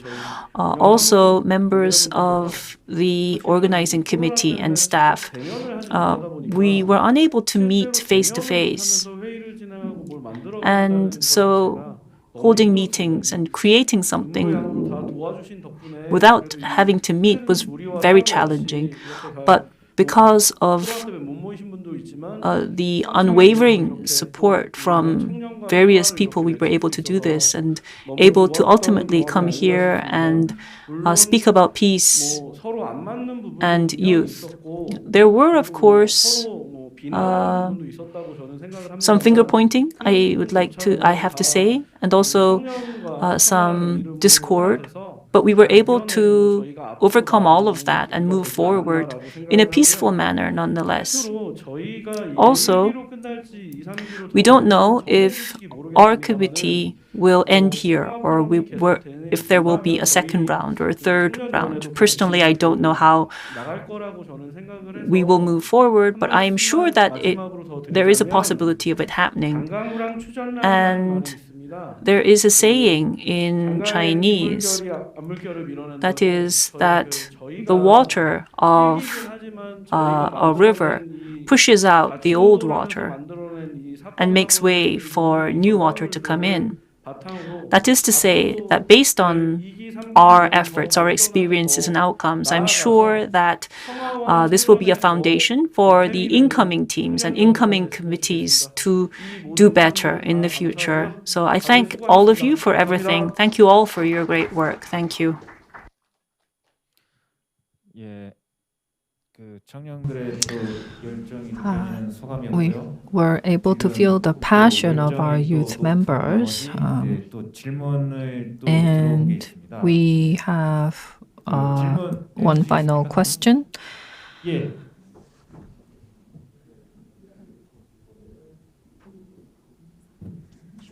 네, 안녕하세요. Hello. 질문은 핵을 포기하고 서방의 안보를 Giving up the 의지하여서 nuclear weapons, and Ukraine gave up its nuclear weapons and wanted to rely on the West for its national security, but is now invaded by Russia, as you can see from the news reports. This international geopolitical situation may push North Korea to further be obsessed with their nuclear program. In your view, given the current situation and for the DPRK to give up its nuclear weapons and for us to resolve the situation peacefully, is there really a way to make it happen? And if so, how? I think that this relates to a peace public policy team. Anyone want to take the question? Yes, I'd like to answer the question. And this is just off the bat, so I'm not sure if it will be sufficient to answer your question, but just speaking personally, having nuclear weapons for North Korea, I don't think the intent is to really wage a new war. I think it's more about wielding more influence in the global stage. 저희가 뭐 협정이나 이런 걸 통해서 외부에서 핵을 포기하게 만드는 데는 저는 I think that there's a limit to making the DPRK give up its nuclear weapons program through signing treaties or other external ways will be quite limited. We have listened to cooperation and DPRK session, and the speaker said that if political efforts does not work, then we can look towards cultural or climate cooperations with the DPRK. Thank you. Thank you for that answer. And if I may add, I think the nuclear issue, as we all know, will not be resolved overnight. The Ukraine-Russian situation is slightly different from the North Korean nuclear issue. There are slightly different nuances to the geopolitical situation. And for North Korea to give up its nuclear program, well, if you look at President Trump, he looked at the top-down pressure. But I think President Biden has a different approach. But we don't see any very efficient way out. The current and past government of Korea also take on different lines towards North Korea, but neither really reached a resolution to the nuclear issue. I think the most urgent issue is probably for North Korea to have someone different come into power, but this is really not very realistic. And personally, I hope that North Korean people will oppose nuclear weapons and sincerely hope for peace. And in that way, I think that the North Korean regime will not be able to make such unilateral decisions, as is the experience with South Korea. And how can we induce change among North Korean people? Well, there can be economic and humanitarian support and many different ways, and we need to look into those ways. Yes, Ms. Sojuni? Yes, just on a personal note, this may sound very idealistic, but why does North Korea want nuclear weapons? What do they want, or what is their true position? I think we need to engage in further communications to address these questions. We need to revitalize our relations. North Korea has the same people in power, but in the US and Korea, we have different people coming into power, and depending on the leader, the policy keeps changing. But for North Korea's perspective, policy towards them keeps changing. So I think that building trust is most important. 자신의 입장을 이야기할 수 North 있는 Korea need to be able to trust others and be able to frankly disclose its own position. And if that can happen, I think we will have a better world and a more peaceful Korean peninsula. 저는 개인적으로는 And I also personally wish that we will not look at the nuclear program too politically, because the lives of North Korean people is much more precarious than we think for a number of different reasons. Their lives, many of them are confined to the political camps and so forth. So if we only take a political view towards North Korean nuclear program, we will disregard the lives of ordinary North Korean people. We need to look at the people, and I hope that decision makers will put more consideration to the lives of ordinary North Koreans 입장을 왜곡하거나 rather than distorting or exaggerating the position of North Korea. And I hope that we will have more opportunities to engage in frank discussions. Thank you very much. 답변 해주세요. Yes, please.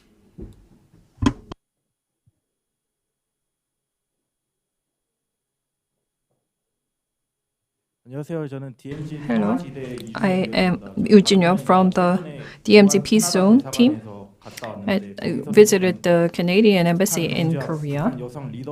They discussed had a seminar on the topic of the women leaders in DPRK, and the French embassy also held an education program on unification. Then what about Korean diplomatic establishments overseas, such as the embassy in the US? Do we offer similar programs for non-Koreans through seminars, forums, and other opportunities? That's my question. Thank you. Thank you for your comment. Yes, so we may have similar programs, we may have differences, but we need to take into consideration all this into creating healthy and good policies. Any other questions? Yes?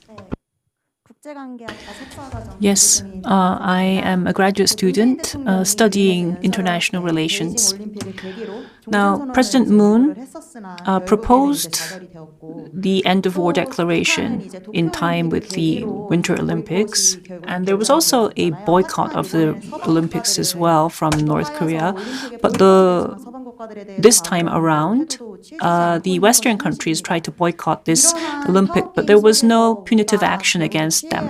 So we are in the middle of this power game, and I want to ask you what position Korea should take within this power struggle.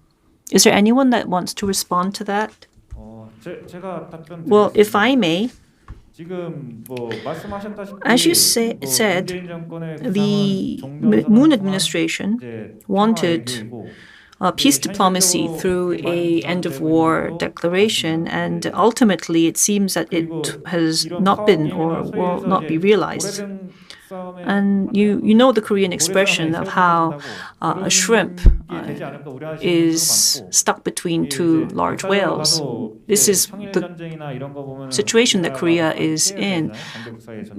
Even in history, between the wars between the Qing dynasty and Japan, Korea went through a lot of hardship, and international diplomacy is also like that kind of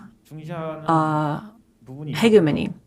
I personally believe that a balance of power is important, because there is no country that is an eternal enemy or an eternal ally. Everything can change within this kind of an international dynamic. So I think that rather than swaying here and there, I think we need to be more practical in our diplomatic relations and be as try as possible, and also being sure to our principles, such as the basic principles of human rights, for instance. Ms. Hall, would you like to respond? Yes, well, I would like to respond and then close at the same time. Thank you for the question. And I just wanted to add that ENDA 4 declaration has not come out yet. And of course, we are going into 70 years since the truce, and it may reach 100 years, hope not, but that's the reality, and I wish more people would take interest in this matter. And we have now reached the end of the session from December to February. We have worked very hard to prepare this very session. I'd like to thank all the members of the committee for your hard work. And while preventing this event, I would like to thank the Secretariat for engaging in discussions and preparing with us. Next year, we will have another PyeongChang Peace Forum and MZ Committee session. I ask you for your continued support. I'd like to thank all online and offline participants for joining us. Thank you very much.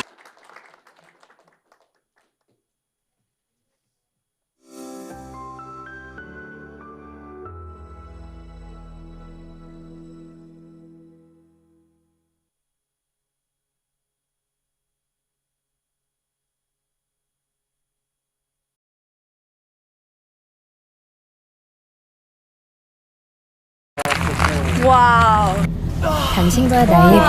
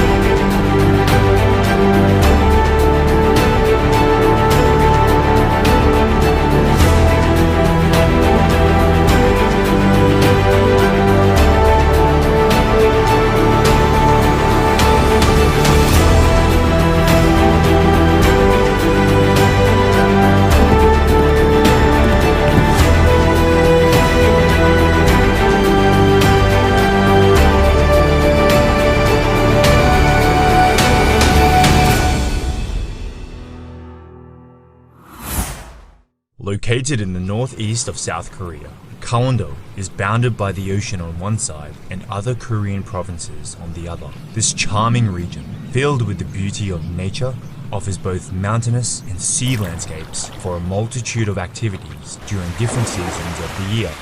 Today, we chose 3 cities to visit in Gangwon-do and can't wait to introduce them to you. Gyeongpo Beach. Gangneung is the largest coastal city in Gangwon Province. During the summer, it is one of those places where everyone wants to enjoy some of the best beaches of the country. No matter if you walk north or south, through gorgeous beaches one after another, you will be followed by the infinite white sands and emerald waters. Here, the stress and anxiety of everyday life leaves room for dreams and happiness, which makes everything possible. Gyeongpo Beach is probably the most popular beach at the east coast of South Korea. Here, people enjoy different outdoor activities, or just spend hours sunbathing on the beach. It is an especially appealing vacation spot as the beach is situated between the ocean and Gyeongpo Lake. If you feel like stretching your legs, you can rent a bike and enjoy the lovely bike path that surrounds the lake. It is a fun activity that we enjoyed until late. If you decide to stay in this area for several days, Lee Kai Sandpine Resort is situated a few pine trees away. A lot of people come to visit this place to relax and feel the flavor of the Hawaiian atmosphere. It is no coincidence that Lee Kai means shining ocean in Hawaiian. This resort is well known for its huge golf fields in the heart of Gangneung, and it has 12 conference rooms, which can accommodate up to 800 people. Sageunjin Beach. Sageunjin Beach is the most romantic beach of the coastal area. I know we've said that you can't take it easy in Gangwon-do, but this is the moment where you can impress your loved one. Don't be lazy and get ready for your date by bringing some delicious snacks and renting some of the loveliest picnic sets in the nearby shops. You'll feel like the happiest couple on the planet with the memory that neither of you are ready to forget. Songgyeojang. After enjoying the coastal area, it is time to experience ancient Korea by visiting Songgyeojang House. It is a very well-preserved traditional Hanok house of noble family constructed 300 years ago. It is hard to believe that the descendants still live in this house to this day. Surrounded by pine trees, it remains intact in harmony with the beautiful natural environment. The wooden bridge, stretched out over the pond, used to be an inspirational location for poets. Today, it is one of the most popular attractions in Gangneung, Gangneung Jungang Market. There is no visit to Gangwon-do without testing its local food. Besides local restaurants, Gangneung Jungang Market is a great place to taste some food from Gangwon-do. For food lovers, it is a must-visit place. And as you probably already know, we love delicious food, especially while traveling. Don't worry if you feel lost with all the choices offered to you. Just pick a local who is eating what looks like the most delicious food and copy whatever they order. Trust us, you can't go wrong with this. Anmok Beach. From the multitude of amazing beaches that Gangneung can offer, Anmok Beach is definitely worth a visit. It is here that you will find a popular Gangneung coffee street. Over 30 unique beachfront cafes let you drink perfectly brewed beverages while enjoying incredible sea views. Overall, in Gangneung, we mostly stayed at St. John's Hotel. Since it has fabulous conference rooms, which can accommodate 1,000 people, it has also hosted famous personalities like the President of South Korea, Moon Jae-in, and Ivanka Trump. Located right in front of the ocean, it provides you with a stunning view of the surroundings. The infinity pool on the rooftop was our favorite. The blue water from the sea merging with the water of the pool gives the illusion to be surrounded by the ocean. PyeongChang is today a world-famous county in Gangwon-do, as it hosted the Winter Olympics in 2018.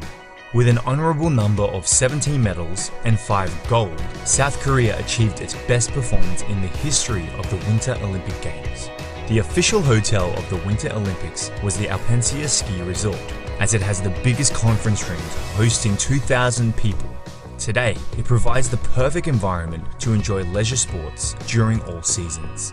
In winter, people come here mainly for skiing, but in summer, it creates a peaceful place to relax in nature and enjoy some outdoor activities. The resort also hosted some of the sports events in its stadiums, like ski jumping. You can go to the top of the Alpensia Ski Jumping Center if you want to experience how the athletes felt before they jumped. Woljongsa Temple at Odaesan Mountain. Situated on the beautiful Odensan mountain, Woljungsa Temple is the place where you find peace and enlightenment in the solitude of nature. It is a spiritual healing experience where you will breathe the history and heritage of one of the main religions of South Korea. It is also a foreigner-friendly temple stay that breaks down the barriers of language and achieves mutual understanding among all humankind. Sky Ranch Hanulmokjang. Sky Ranch is a lovely sheep farm in South Korea. The ranch is so beautiful that it became a popular tourist attraction in Gangwon-do. These cute, lucky animals enjoy grazing in the vast fields and are used to interacting with humans.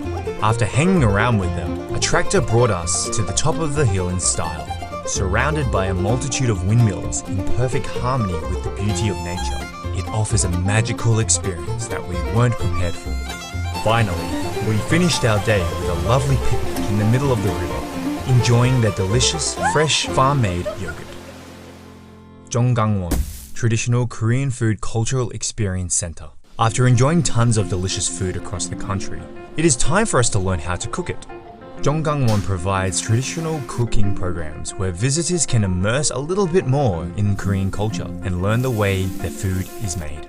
They even grow their own ingredients, which gives this place a lot of charm. I bet you've never seen a huge collection of pots right in front of a house. Yes, fermented paste and sauces like gochujang, the red pepper paste, or doenjang, the bean paste, are very important in Korean cuisine. Ari Hills. Now that you've taken some rest and enjoyed the beach, it is time for the fun part of the trip. Jongson is another beautiful place in Gangwon-do, but it is the outdoor activities that we enjoyed the most. Ari Hills Skywalk is a glass observation deck which provides you with an incredible view of the Donggang River. Bringing to mind the shape of the Korean peninsula, this magical landscape is often called the Grand Canyon of South Korea. You will have the amazing feeling of walking on the clouds from the edge of the cliff. Ari Hills also has the longest zipwire in Asia. If you want to spice up your trip to Gangwon-do, this is the perfect opportunity. You will be flying like a bird between the valleys at 100 kilometers per hour, an experience you'll never forget. Once down on the ground, you will have the option to fully enjoy Donggang River by grabbing a paddle and riding a boat. The beauty of this place made it popular for rafting, with steep cliffs on one side and banks of pebbles on the other. The picturesque landscape will make you forget to paddle. We had a lot of fun jumping from the boat and letting the river bring us to the destination point, Samtan Art Mine. It is time to slow down a bit and visit an impressive Jongson creation, which highlights both the area's rich history of mining and fresh modern art. It used to be a very busy place, employing around 3,000 people due to the high demand for coal. After shutting its doors in 2001, local artists gave this place another life. It became the perfect playground for urban explorers and graffiti artists. Today, Samtan Art Mine is a stunning complex that would be scary to visit alone at night. Alpine Coaster. Haewon Ski Resort is the biggest resort in Gangwon-do, with around 1,900 rooms and 43 conference rooms, which can host over 2,000 people. During summer, instead of ski slopes, this place is covered with thousands of flowers. It has plenty of activities to discover, like an open-air water park, so you don't have to go far to enjoy your day. But our favorite was the Alpine Coaster attraction, which makes you appreciate the daisy field through a completely different angle. This place is huge and surrounded by beautiful nature, so even when we weren't lucky with the weather, we had a lot of fun exploring the surroundings. Now you know about some of the best places in Gangwon-do, where you can enjoy the coastal area, mountains, and some fun activities. However, Gangwon-do is a huge province with lots of places to visit during different seasons of the year. We are looking forward to going back and letting you discover more about Gangwon-do. If you enjoyed this video, please like it, subscribe to our channel, and we'll see each other on the next one. 강원도 금강산 1만 2천 봉 8만 광자 유정사 법당 뒤에 칠성단 도두오구 팔자에 없는 아들 딸 나달라고 석달 열흘 녹음에 없는 아들 딸 나달라고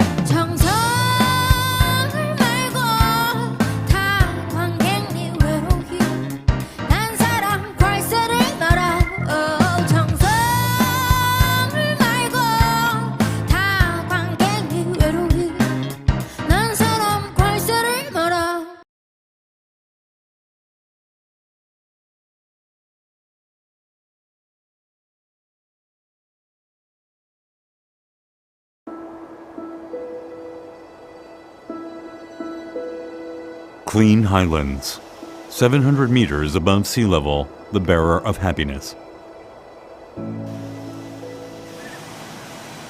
The positive energy found here engages all senses, giving life to the body from head to toe, bringing peace to the heart and soul.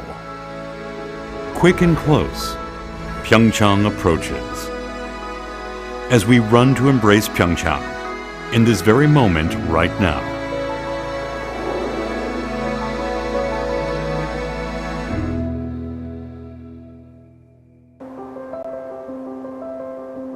A snow-covered village, a 1,000-year-old forest, leads us to a new world in awe, leaving the secular world behind.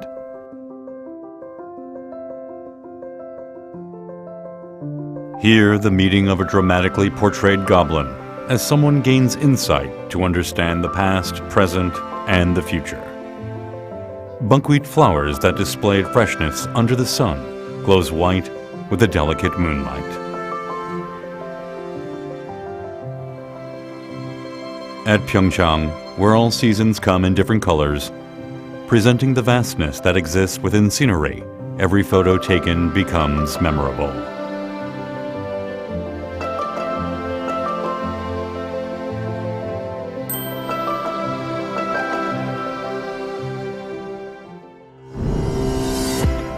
Enjoy the scent therapy at PyeongChang. Satisfy your sense of smell, not just the vision.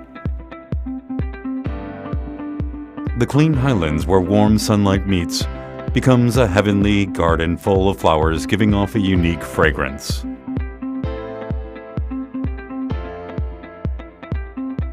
In every breath, the fragrance of flowers covers your body, washing off the fatigue of city life, becoming a memory engraved in the mind.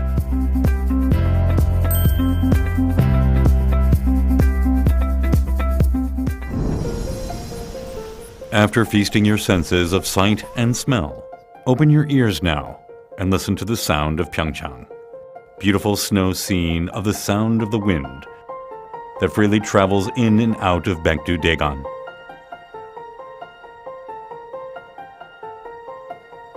Following the footsteps of the sound of nature, listen to the magical harmony of the 80 wind chimes hanging from an octagonal 9-story stone pagoda in Uljeongsa.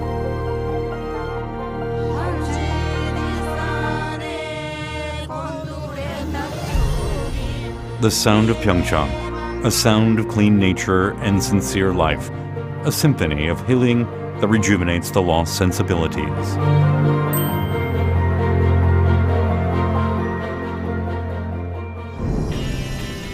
"700 meters above sea level, known to be the optimal height for an ideal biorhythm, delicious food from ingredients grown in PyeongChang pleases the sense of taste. Hanu, premium Korean beef, comes from cattle relaxed and fed in an open field. Hwangtae, a dried pollock, gets tastier after freezing and thawing in the cold wind and snow. You can also find trout that live in cold and clean water, and vegetables grown in Odaesan with thick forests and pure and natural water. Pangadari yaksu that provides a taste of nature with a kick. The healthy, happy taste of PyeongChang comes from Baekdu-daegan and its clean and pure water, the source of the Han River. Giving rise to healing and happy foods that satisfies the appetites and contents the heart.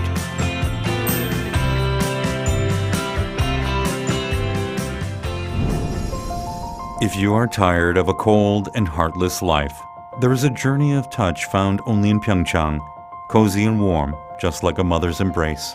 At Snow Festival, a white blanket of snow covers the land, warming and comforting you as it wraps around the soul. At the Summer Hunter Festival, you will be reminded of your childhood splashing water in the creek. At the Trout Festival at the riverside in winter, under the thick ice, you will feel the vigor and life of the trouts. Odaesan Mountain Culture Festival, reflecting the Buddhist culture, will allow you to look into your heart and grow. Coming into contact with PyeongChang will serve you with gentle happiness that cannot be found in city life.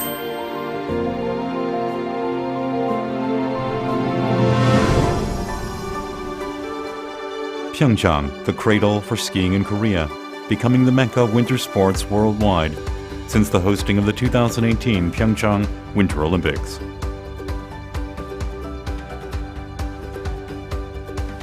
Even in seasons without snow, the healing of PyeongChang that shakes off the stress of everyday life continues on.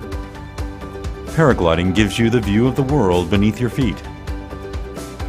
Whitewater rafting and kayaking across rough currents invite you to experience primitive nature. Exciting exploration of the fantastical limestone caves. And enjoying the view of the beautiful watercourses of Dong River through zip lines can invigorate and rejuvenate. Spend the night with your families and friends, with the forests and rivers that preserve the clean, primitive ecology.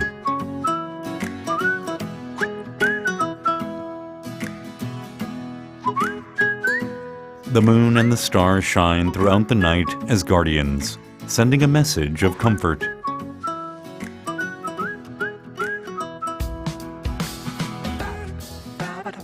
The wooden paths and the quiet temples of the mountain helps us find who we are. A journey of healing in PyeongChang restores the forgotten passion for our lives.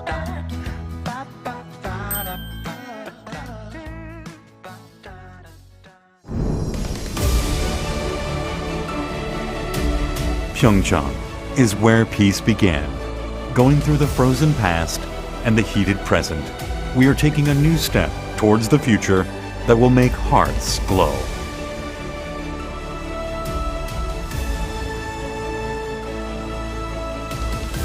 PyeongChang will present new energy and peace in the lives of those who step upon it.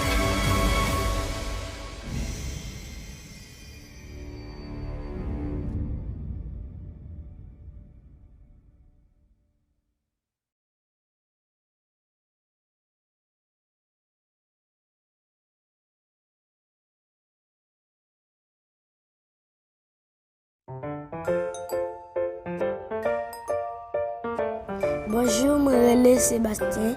Moi, j'ai gagné 10 ans à vivre en Haïti.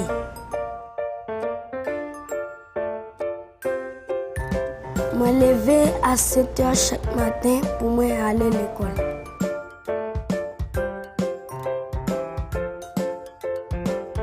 Pour moi aller à l'école chaque matin, moi marcher environ 1 heure de temps.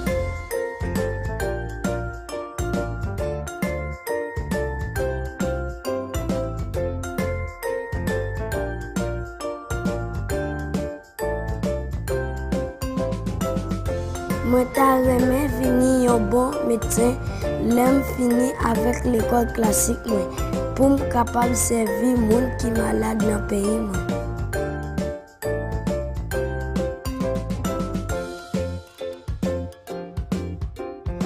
Pour me capable venir un bon médecin, moi, je dois étudier en pile.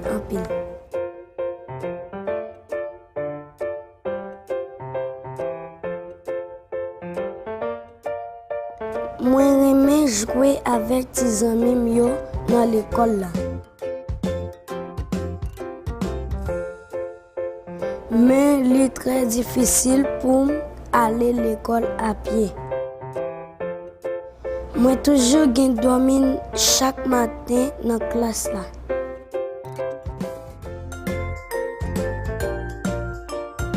Mais moi, pas de problème.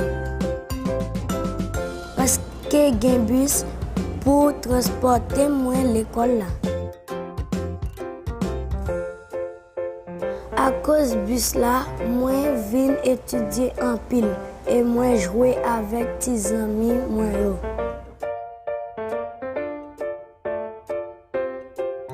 Moi pas dormir dans la classe là encore parce que moi t'aimerais venir un bon médecin. Merci en pile Koika.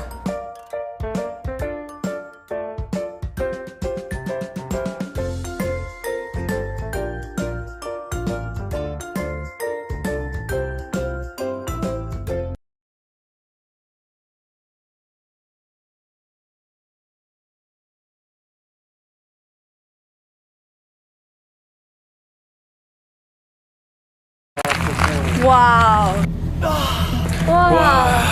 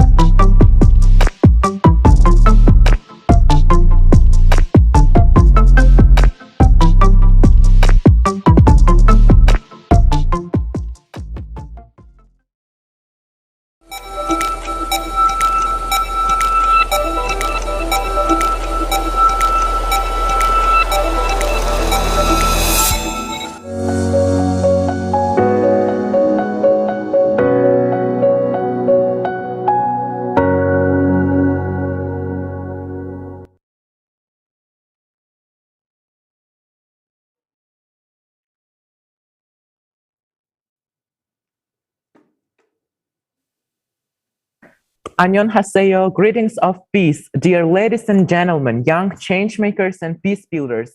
We are happy and honored to welcome you at our youth session in the frameworks of the PyeongChang Peace Forum 2022 entitled Youth Agenda for Peace 2030.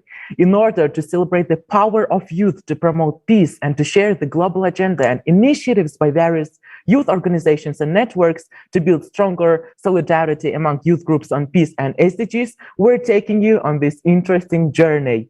We would like to acknowledge you that the session is being organized by the PyeongChang Global Youth Peace Ambassadors. So fasten your seatbelts, ladies and gentlemen. The PyeongChang Youth Spirit Airlines will be in charge of your comfort. Without a further ado, let me pass the floor to my co-pilot, co-moderator of this youthful peace leading play.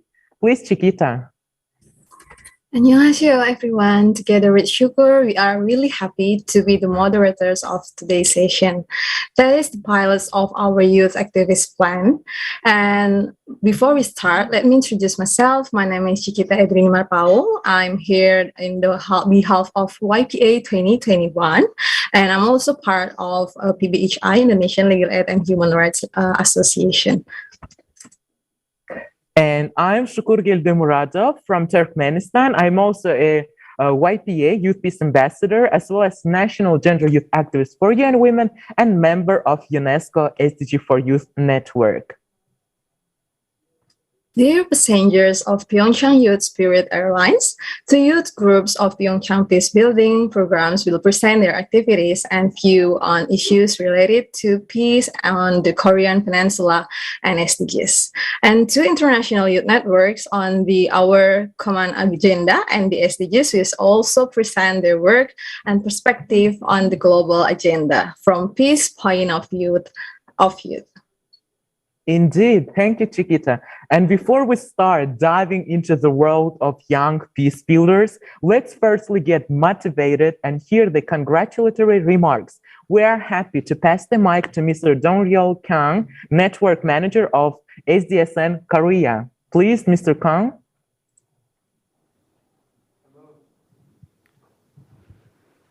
Good afternoon and good evening and good morning, global citizens. My name is Kang Dong-ryol from SDSN Korea. I am a network manager of SDSN Korea, and I'd like to thank you to participate in this wonderful forum and being a part of this forum. And today, I would like to emphasize this forum, and especially this session is really important because we're gonna discuss about our 2030 agenda as a news and for the youth. So please be focused on this agenda, and especially we invite various speakers from all around the world. So please focus on our session. And so I'm gonna start my welcome remark. So I would like to share my personal experience and personal history of my family, because my grandparents came from North Korea during the Korean War, and in their generation, the global threat was the physical violence. And couple of decades later, my parents in 1997. In Korea, we have some economic crisis caused by IMF. Yeah, mostly IMF helps the developing countries, but in that case, we have some suffering period in some reasons.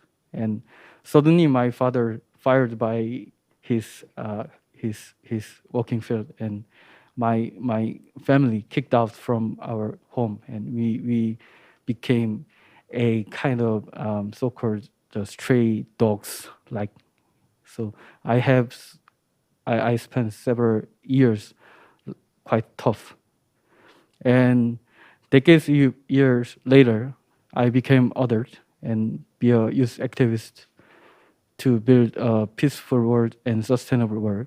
And nowadays, the threat which invade our daily peaceful life is climate crisis, right?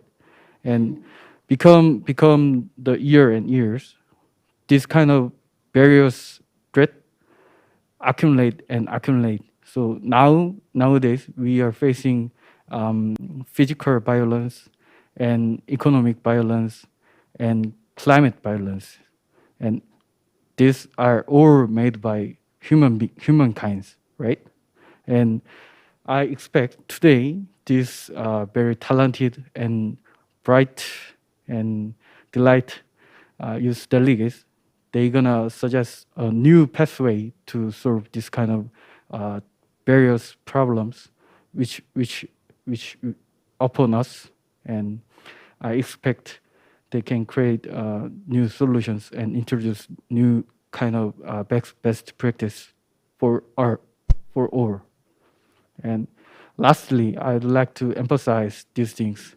So basically, the concept, the definition of sustainability announced in 1987, in the Brundtland report, right? Development that meets the needs of present generation without compromising the future generations' needs, right? But as you know, it was 1987, and I born in 1990, and some of our delegates born in 2002 or 3 or so on. So now the future generation becomes the present generation, and we are stand on the cliff, right? We don't have much time, and the doomsday is coming. Yeah, so I truly emphasize this session is really important. So keep focused and stay tuned. And thank you very much to be a part of this wonderful forum. Thank you very much. Thank you so much, Mr. Kang. Indeed, the future generations that we were always talking about are becoming the present generations, right? Now, since we're electrified and inspired by you, let's get started with our first speaker. We'll hear from Mr. Sean Lu, our fellow PyeongChang 2021 Global Youth Peace Ambassador. Please, Mr. Sean, and we have 10 minutes.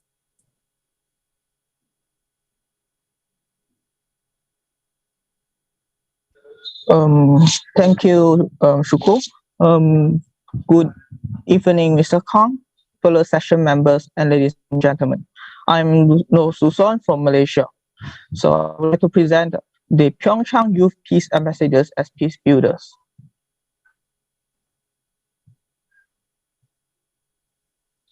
So we, the PyeongChang Youth Peace Ambassadors, are the first batch of YPS born. So the first batch of YPS were born after the first ever PyeongChang Youth Peace Challenge was held and ended successfully last year.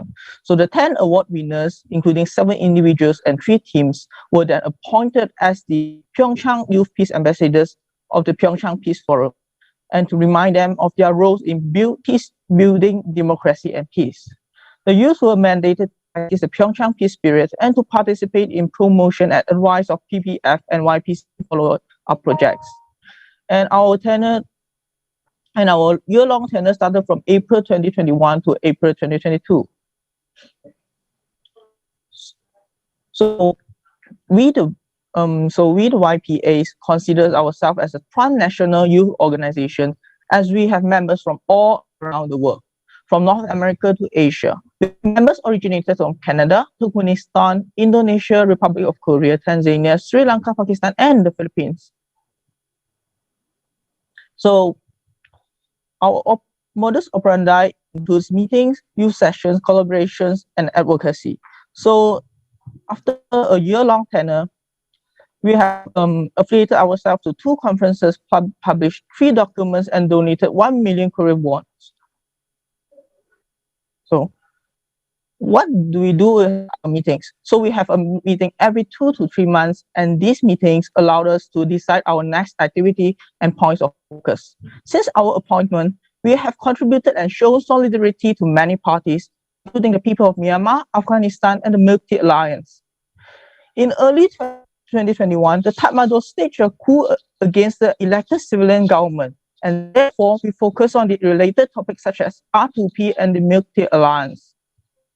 In May, the May 18 Gwangju uprising became our new focus, and we brought 2 more important resolutions by the United Nations Security Council into our discussion. They are the UNSCR 1325, which focus on women, peace, and security, and the UNSCR 2250, which focus on youth, peace, and security. In August, the Taliban once again took over Afghanistan, and we have our Pakistani member Istia to brief us about the situation of Afghanistan crisis. And in September, the United Nations Secretary General published the OCR report, which was also brought into discussion by us. So after all of these meetings, we come to our conferences and collaborations, which the first conference that we participated was in May 2021, when we participated in the Gwangju Democracy Forum that commemorates the May 18 Gwangju uprising. We held a session titled Democracy, Peace Building and Youth, in which we presented and discussed important norms and institutions on democracy, peace building and youth, including the United Nations Security Council and its resolutions such as the UNSCR 2250 and the R2P. Moreover, our activities does not stop on lip service. 2 months later, after the session in GDF, we donated 1 million Korean won to the May 18 Memorial Foundation to show solidarity and to support the democratization movement in Myanmar.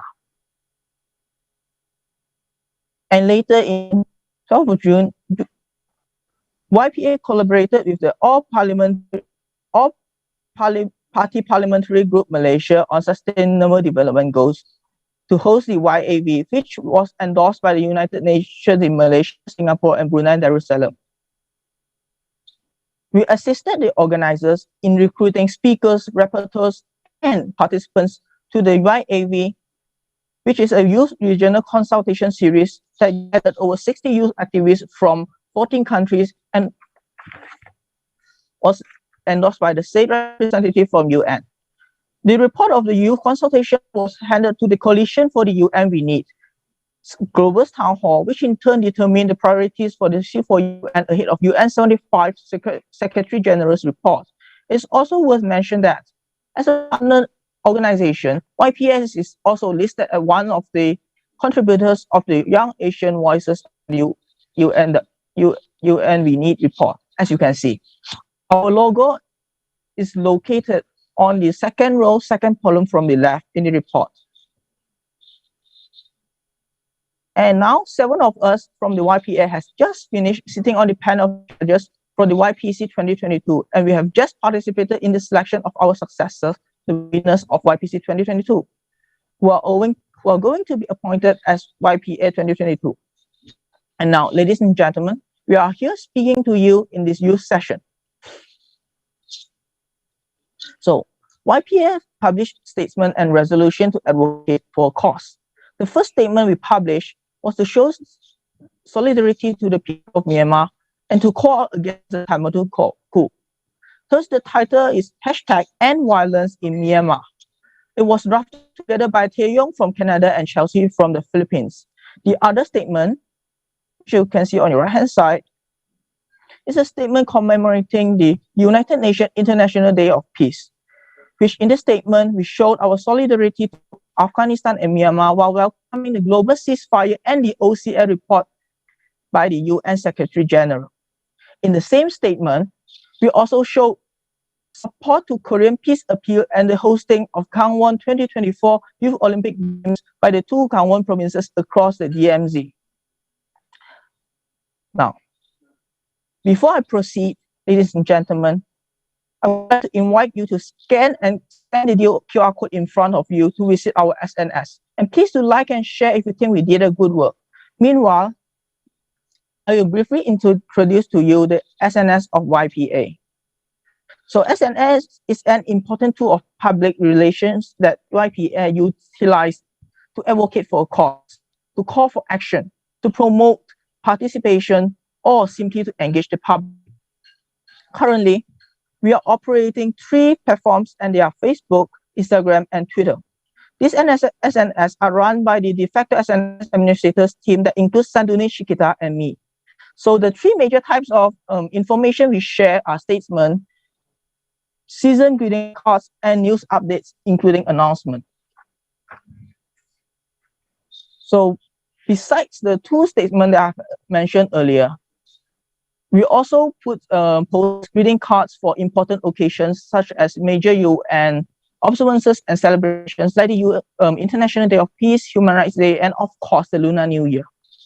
I would also like to give special credits and gratitude to Sanduni from Sri Lanka, who designed all the cards that we shared through SNS. Without her contributions, our SNS would be boring and dull. And lastly, we make public announcements, news updates, and event promotion on SNS. Besides regular reports on our activities, such as our participation in the GDF and YAV consultation series, we also make use of SNS to promote the YPC extensively. According to the analysis, the promotion post for YPC 2022 in Facebook alone reached more than 2,000 views, and the YPC Secretariat has registered 1,769 participants from 108 countries.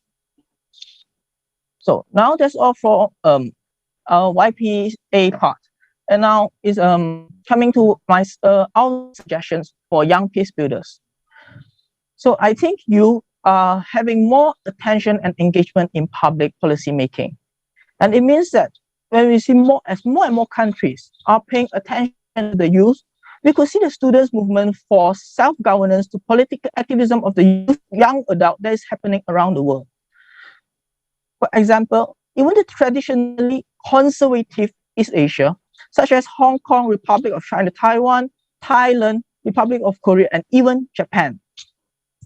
So youth peace builders that are seizing this chance should adhere to these SDGs and OCA report so that their appeals and demands are conjunct to the global development.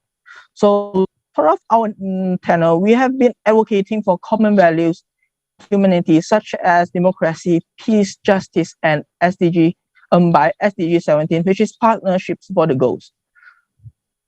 So I think that to further strengthen YPA's practice of SDG 17, YPA should step up their current engagement and collaboration with national and regional organizations on a small scale. I think that the coming batch of YPA should set their eyes on the regions where the predecessor has not engaged with.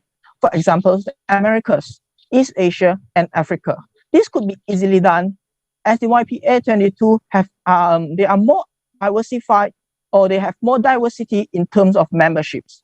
And furthermore, I think YPA as you could practice and advocate for multilateralism from a grassroots level.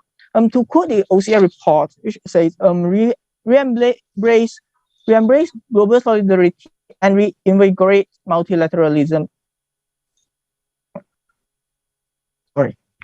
To reinvigorate multilateralism.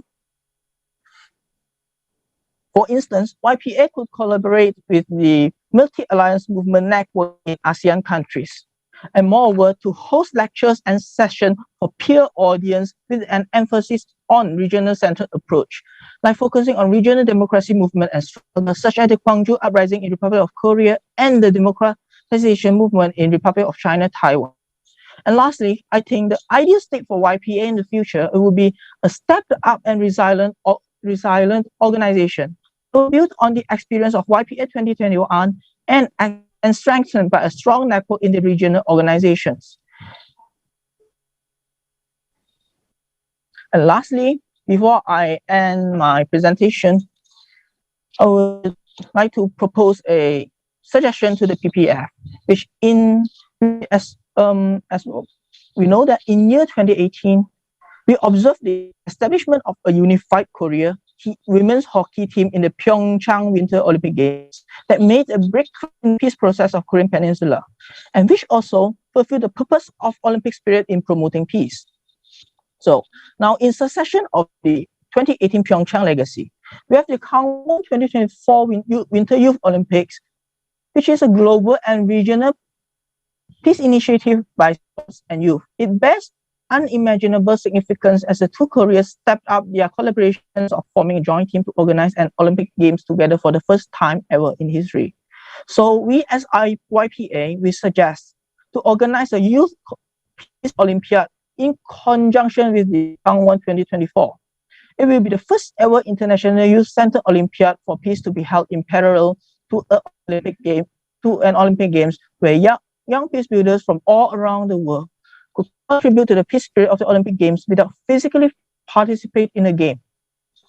We wish that the YPO initiative to become a new tradition of the Olympic Games, where there will be a Youth Peace Olympiad in every single Olympic Games held in the future.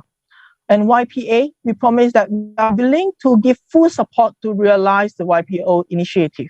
And that's all from me. Thank you. Thank you so much, Mr. Lu. Now, since we know about the background of YPA and also we heard your brilliant suggestion, we can move on. And let me now pass the floor to Ms. Soyoung Lee, 2021 PyeongChang Korean Youth Peacemakers, who will tell us more about 2021 KYPC. Please, you have 10 minutes. And thank you so much for following our time management. 네, 안녕하세요. 2022 평창 평화 포럼에서 유스 피스메이커스에 대해 발표를 맡은 이사영입니다. 전 이번 발표에서 2021 평창 평화 포럼을 시작으로 달려왔던 지난 1년간의 과정을 되돌아보는 시간을 가져보고자 합니다. 그럼 본격적인 발표에 앞서 Before I begin, I would like to present our 2021 PyeongChang Peace Week highlight video.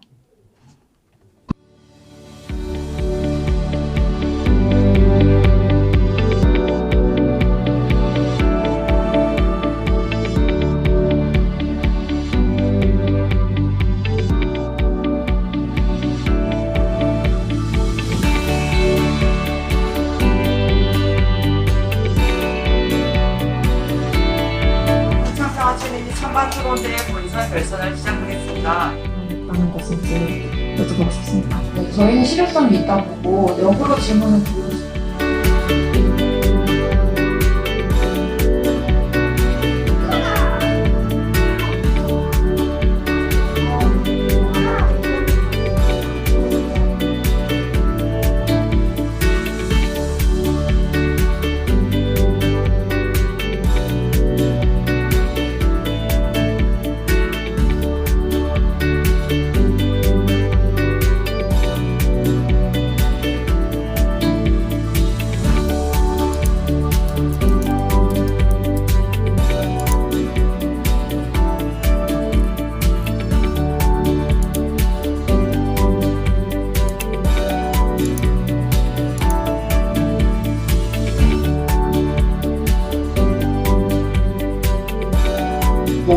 평창 올림픽 정신을 기리고 그 평화 정신을 실천하기 위해서 현장에 이루어진 2021년 세계 평화의 날 기념식을 시작하겠습니다. 한반도 평화가 시작된 이곳 평창에서 2021년 평창 평화주간 행사의 시작을 알리는 2회 세계 평화의 날 기념식 개최를 뜻깊게 생각하며 평화도시 평창을 방문하신 여러분들을 환영합니다. 평화라는 것이 굉장히 멀게만 느껴졌었는데 이렇게 관심을 가지고 공부를 하는 것이 평화를 위한 첫 시작, 첫 걸음이 될 수 있다는 것을 알 수 있었던 좋은 대회였던 것 같습니다.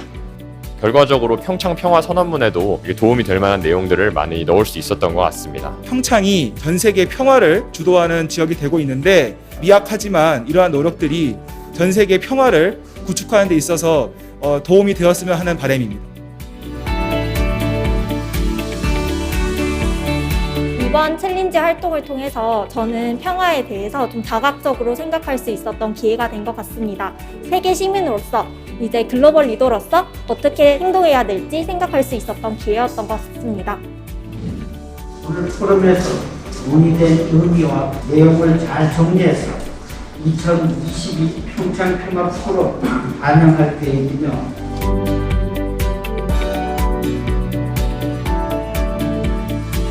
다양한 청소년들과 글로벌 이슈에 대해서 토론하고 이야기 나눌 기회가 많이 있었습니다. 계속해서 평화에 대한 공부를 해나가고 싶다는 생각이 들었습니다. 다른 에세이 대회들과 다르게 이렇게 참가자분들과 모여서 평화에 대해서 이야기를 나누어 볼 수 있다는 점이 이번 평창 평화 챌린지의 색다른 점이어서 저는 굉장히 좋았고요. 그리고 또 고등학생의 신분으로서 다른 대학생 언니 오빠들 그리고 평화에 관련된 많은 교수님들과 많은 이야기를 나누어 볼 수 있어서 너무나도 좋은 기회였던 것 같습니다. A declaration that we hope will be the start of a new era of peace. 이처럼 저희는 평창 평화 선언을 선포합니다. 평화의 시작! 새로운 평창!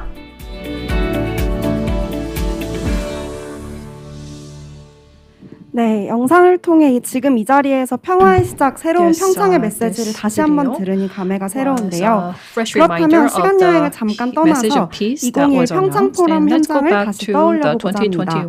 저는 작년에도 이 자리에서 Among Youth 팀의 이름으로 Youth Peace Challenge Public Statement 부분에 참가했었습니다.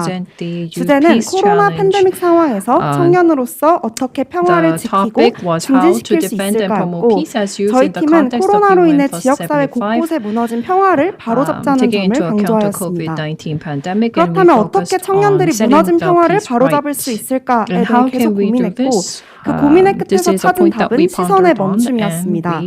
우리가 당연하게 여겨오면서 지나쳤던 것들에서 차별 혹은 불평등은 없었는지 평화가 무너진 상황은 없었는지 잠시 시선을 멈추고 관찰하고 관심을 갖는 것이 중요하다는 것을 깨달았습니다. 이러한 시선의 멈춤은 지난 여름 평창 평화 챌린지에 참가하는 계기가 되었습니다. 저는 밀레니얼 베이비라고 불리는 2000년도에 태어났는데요. 제가 태어났을 때 한반도는 분단 국가였습니다. 하지만 과연 이러한 분단 상황이 당연한 거였을까? 라는 질문이 시선의 멈춤의 시작이었습니다. 찬반 토론대회에 참가하여 한반도 비핵화와 북한 인권 개선을 주제로 토론하면서 정치적인 문제로만 인지했던 비핵화를 역사적, 국제사회의 관점에서도 접근할 수 있었습니다.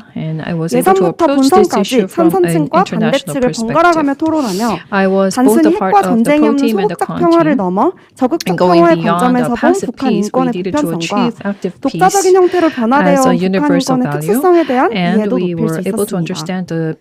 토론과 에세이대회 참가자들의 시상식 자리와 더불어 2021 평창 평화주간 UN 세계 평화의 날 기념행사가 마련되었었는데요. 이날은 평창에서 다양한 전공의 학생들과 만나 원으로 둘러앉아 각자가 생각하는 평화에 대한 이야기를 나누는 시간이었습니다. 이 시대 평화를 위한 고민의 흔적들을 나눴던 뜻깊은 시간으로 기억됩니다. 그렇다면 평창, 평화, 그리고 청년의 연결고리는 무엇일까요? 저는 희망이라고 생각합니다. 2022 유스피스 챌린지에서 50편의 에세이와 그룹 디베이트 심사를 하면서 정말 다양한 국적을 가진 전 세계의 청년들이 평화에 관심을 갖고 각자의 자리에서 열정을 다하고 있다는 점에서 희망을 느꼈고 저에게 큰 동기부여가 되는 시간이었습니다. 저는 이야기는 힘이 있고 이야기가 사람의 마음을 건드리고 움직일 수 있다고 생각합니다. 전 세계 청년들 각자의 이야기가 각자가 생각하는 평화에 대한 이야기가 모여서 이 평화탑 평창 평화 포럼의 가치를 만들어간다고 생각합니다. 평창의 현장에서 전 세계 청년들이 생각하는 평화 이야기를 나누는 지금 이 자리에 있는 여러분 모두와 기억과 추억을 간직하며 발표를 마치겠습니다. 감사합니다. Keep this moment in mind, and with that, I'd like to close my remarks. Thank you. Thank you so much, Mr. Young Lee. Indeed, young people have their words to say all over the world about peace. Let us now invite Ms. Aishma Chani, UN Foundation Next Generation Fellow, to share with us more about activities and successful experience. Thank you very much. And thank you so much to the organisers of the PyeongChang Peace Forum for inviting me to speak today. It's an honour to be amongst you. So my name is Aisha Machani, and I'm a Next Generation Fellow at the UN Foundation. And I'm here to tell you a bit more about the UN Foundation's Our Future Agenda programme. So I was going to give you a bit more background about the Our Common Agenda report by the Secretary General, but I think you've heard quite a lot about this report already. So I'll if you have any questions, please get in touch, but I think that's fine for now. So just to give you a bit more background about what the UN Foundation specifically did for this report, the UN Foundation was actually was one of the key partners and was actually asked to lead the track on youth engagement, or the engagement with young thinkers and activists. So the UN Foundation put together a group of 8 next generation fellows who are aged 18 to 30 with diverse interests and expertise. And these were one of the core groups of young people gathering ideas for our common agenda. Through the process, the Next Generation Fellows engaged with over 600 young people, including many within the UN system. And to do this, we held a big brainstorm in February, inviting young thinkers and activists to form action groups to explore key themes and then put forward ideas at the end of the 2-week big brainstorm process. We also held a series of national conversations, and these were dialogues across 10 countries led by young people to reach out beyond the usual suspects, those who haven't engaged in UN stuff and UN events before. We also held a dialogue with the Deputy Secretary General Amina Mohammed and reached out to many other youth champions in the international system. And through this process, we were able to generate some truly creative and actionable proposals, addressing some of the key challenges facing young people and future generations. And we fed our ideas back to the Secretary General's team, and we're really excited to see some of these substantively shape the Secretary General's recommendations on themes like education, jobs, and how the international system can foster solidarity with young people and future generations. But we also put together our future agenda, a kind of standalone report with a vision and plan for next and future generations. In this report, we called for a new deal for a new generation, so sort of urgent action in the wake of the pandemic, as well as concerted efforts to address the long-term challenges in the education, employment, and environment sector. And we also called for recommendations to unleash a new generation. So kind of 4 transformative shifts in the way that young people are treated at a societal level, and a 10-point plan to rejuvenate the multilateral system. So that's kind of background about the Next Generation Fellows. I'm also going to share a picture of our previous cohort of Next Generation Fellows to give you an idea of where in the world we came from and the kind of diverse group of people that came together to put together this Our Future Agenda report. And the second part of this story is the Unlock the Future Coalition, and I'll tell you a bit more about that now. So whilst we were working on our common agenda, we realized that actually many other organizations that were youth-led and youth-focused were running similar processes to consult with young people, gather their priorities, and then translate them into reports. And we realized that there was a risk that if we were all putting out reports at the same time, that our ideas would essentially just cancel each other out. But we also realized that there was actually an opportunity that if we came together and spoke in a unified way, that we could actually make a stronger statement on behalf of young people in the international system. And the heads of several organizations, and I'll share the logos in a moment, actually came together in September last year, and they realized this in a meeting and then decided that actually convergence in this kind of international system is key. So at the high-level week of the General Assembly last year, they announced the Unlock Declaration. And in this declaration, they announced their intention to put together a high ambition coalition working with and for young people and future generations. And so this is a fantastic foundation for future work. I think collectively, these organizations have a reach of over 500 million young people. So this is just to give you an idea of some of the organizations involved in the Unlock the Future Coalition, but just to emphasize that this is an open coalition and we are looking for opportunities to grow, expand, both kind of across the world and in numbers. So that's kind of all of the background, and I'll tell you how this now shapes some of what we're looking to do in 2022 and beyond. So going forward at the UN Foundation, we have 3 kind of program objectives. So the first, I think there might be a delay in the slides. The The first being to expand the Next Generation Fellows program, the second being to unlock the strengthen the Unlock the Future coalition, and the third being to act as an intergenerational platform for action to design the future. So a bit more about each of these. So the Unlock the Future, so the Next Generation Fellows program, what we're looking to do is recruit a second cohort of Next Generation Fellows, again, aged 18 to 30, and working on key themes like transforming education in a policy and advocacy capacity. I think we see these Next Generation Fellows as parallel to the senior fellows in the UN Foundation, and that they'll have kind of a two-part role. So the first, to extend the UN Foundation's reach to external young people, like acting as a conduit between the organization and young people all the way to the grassroots level across the world. But the second role will also be to shaping our engagement with young people within the UN Foundation, looking to see how we can actually rejuvenate the UN Foundation from within. So this, and then the second goal that I mentioned, as I said, was the Unlock the Future coalition. In the Unlock Declaration, the heads of organizations kind of committed to advancing shared goals, fostering opportunities, ensuring that young people from all backgrounds are at the heart of the international system, and collectively increasing funding. So the question is now, how do we fulfill these promises as the organizations that made them? I think the kind of what we have in mind is obviously to strengthen the relationship within the organizations already in the coalition, but also to expand the coalition and identify champions across the international system. So national leaders, UN officials, and anyone that can support us in our work. And the third objective, as I mentioned, is kind of intergenerational action to design the future. So we, based on our common agenda, the ideas from young people that went into our common agenda, but also the consultations of the other organizations in the Unlock the Future coalition, we've identified 6 key themes for youth action. So the first, so transforming education, the question of, how do we repair damages after the pandemic and make up for lost learning? But also, how do we address the kind of long-term global learning crisis in which many students are out of school and those that weren't learning?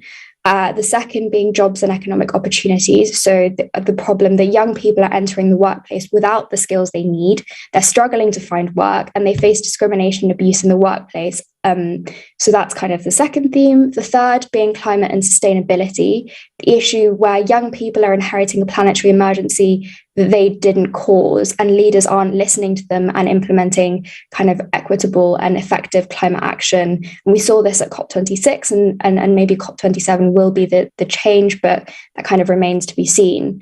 The third piece around inclusion, justice, and intergenerational equality. So as we know, young people are not a homogenous group.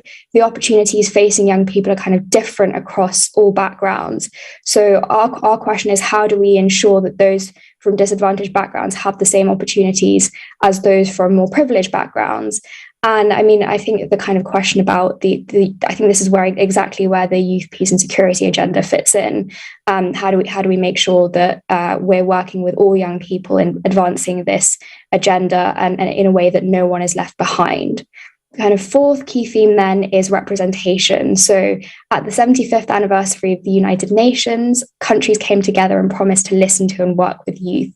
So how do we make sure that the UN Foundation actually fulfills this promise, whether that's through initiatives like UN Youth or in making sure that more young people are included in country delegations? And then the final theme that we picked out is this theme of future generations. So current projections suggest that 10.9 billion people will be born by the end of this century. So that's more people than are currently alive today. So that this group of people are essentially a silent majority. They don't have a stake. They don't have a say in what's being decided today, but what is decided today will inevitably affect their future. And there's an important global dimension to this, because these people are going to be born in the countries which are currently suffering from global inequalities. So our question is, how do we prepare for these people of the future and for demographic shifts associated with this? So we want to be, through the Next Generation Fellows Programme and the Unlock the Future Coalition, a platform for collaboration and action across all 6 of these themes. Then the final kind of thing to say is we're kind of pioneering lots of different ways to put this into action. We held a big brainstorm event over the last couple of weeks. If you'd like to get in touch, please do. I'll just share my contact details at the end of this here. So young people, if you'd like to collaborate, please reach out. Youth organizations, we're a consistently open coalition, so please get in touch. And again, anyone who's championing young people across the international system, we'd really love to work with you. Ms. Machani, thank you so much for both your brilliant presentation and for already sharing meaningful opportunities with our young people, right? So get advantages of it. Let us now hear from Mr. Brighton Kamoa from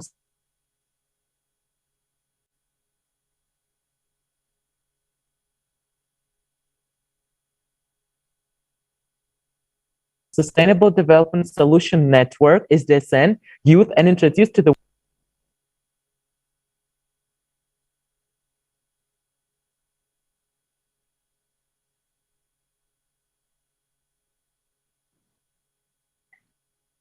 Hello, can you hear me?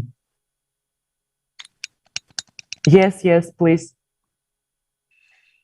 Thank you so much. I'm very excited to meet all of you today. As I've been introduced, my name is Brighton Kaoma, and I think today is a very exciting day to be able to contribute to this very important gathering. I believe the foundation of human progress and development is peace. The foundation of personal growth and development is peace. Peace within oneself and peace around the world. So for me, having an opportunity to come and share my thoughts, my ideas, and tell you a little bit more about the work that we do at UNSDSN Youth is such a huge privilege and honor.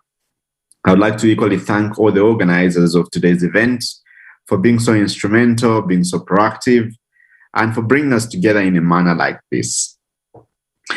I would like to begin, before I tell you a little bit more about what UNSDSN Youth does and how we are promoting global peace among young people, I'd like to bring to your attention the fact that the 2030 agenda, which most speakers have referred to, pledges that no one will be left behind in implementing the UN SDGs.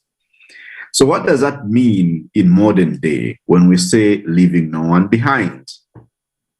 I think the principle of equity and fairness aims to overcome inequality and discrimination by, say, gender, race, social status, and other qualifiers which result from a range of factors, including power dynamics, discrimination, poor system design, and insufficient financing.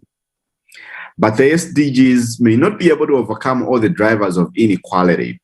But the most important thing to realize is that by design, the UN SDGs underpin the implementation and monitoring of all the different goals. Recently, the United Nations Secretary General had released the sixth transformation. And the sixth transformation to leaving no one behind provides specific guidelines and principles that can help us think about ways through which we are monitoring and implementing the UN SDGs. I would like to give you specific examples. For example, when you look at health outcomes are undermined by inequalities.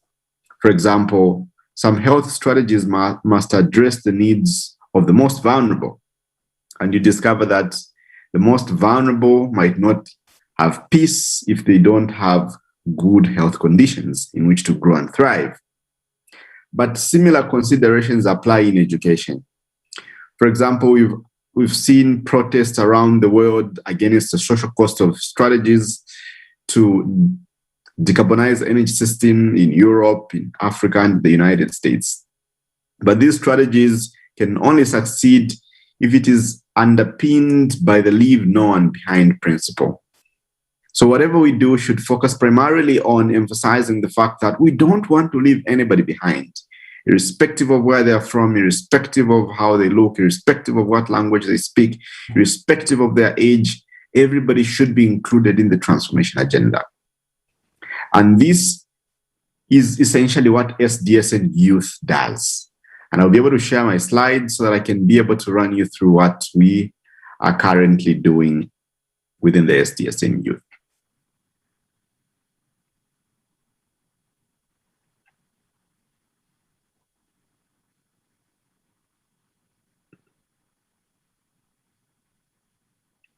One second.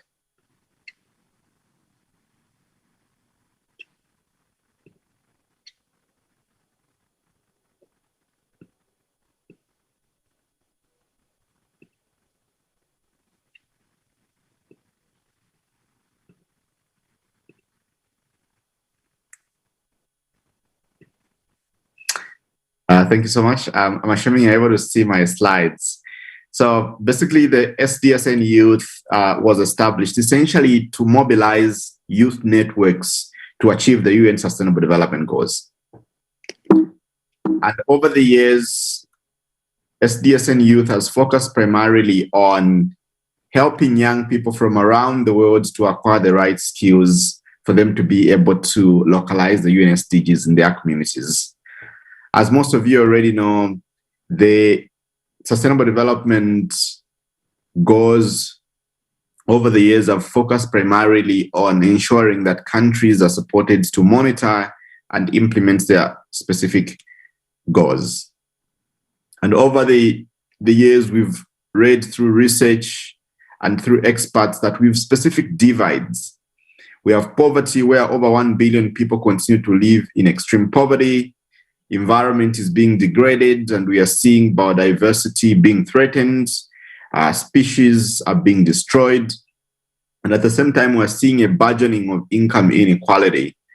And we've read through research that 26 people own as much wealth as the poorest 50%. But at the same time, we've observed that we have challenges in terms of global cooperation, which I believe the PyeongChang Peace Forum focuses on primarily.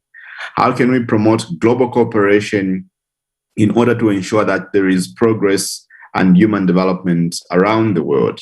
So we are seeing all these key challenges affecting communities, these key challenges affecting young people disproportionately.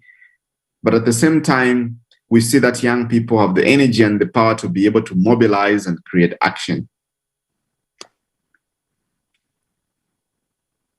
But at the same time, as we implement the UN SDG goals, we see that we are 43 years behind schedule toward achieving the UN SDGs.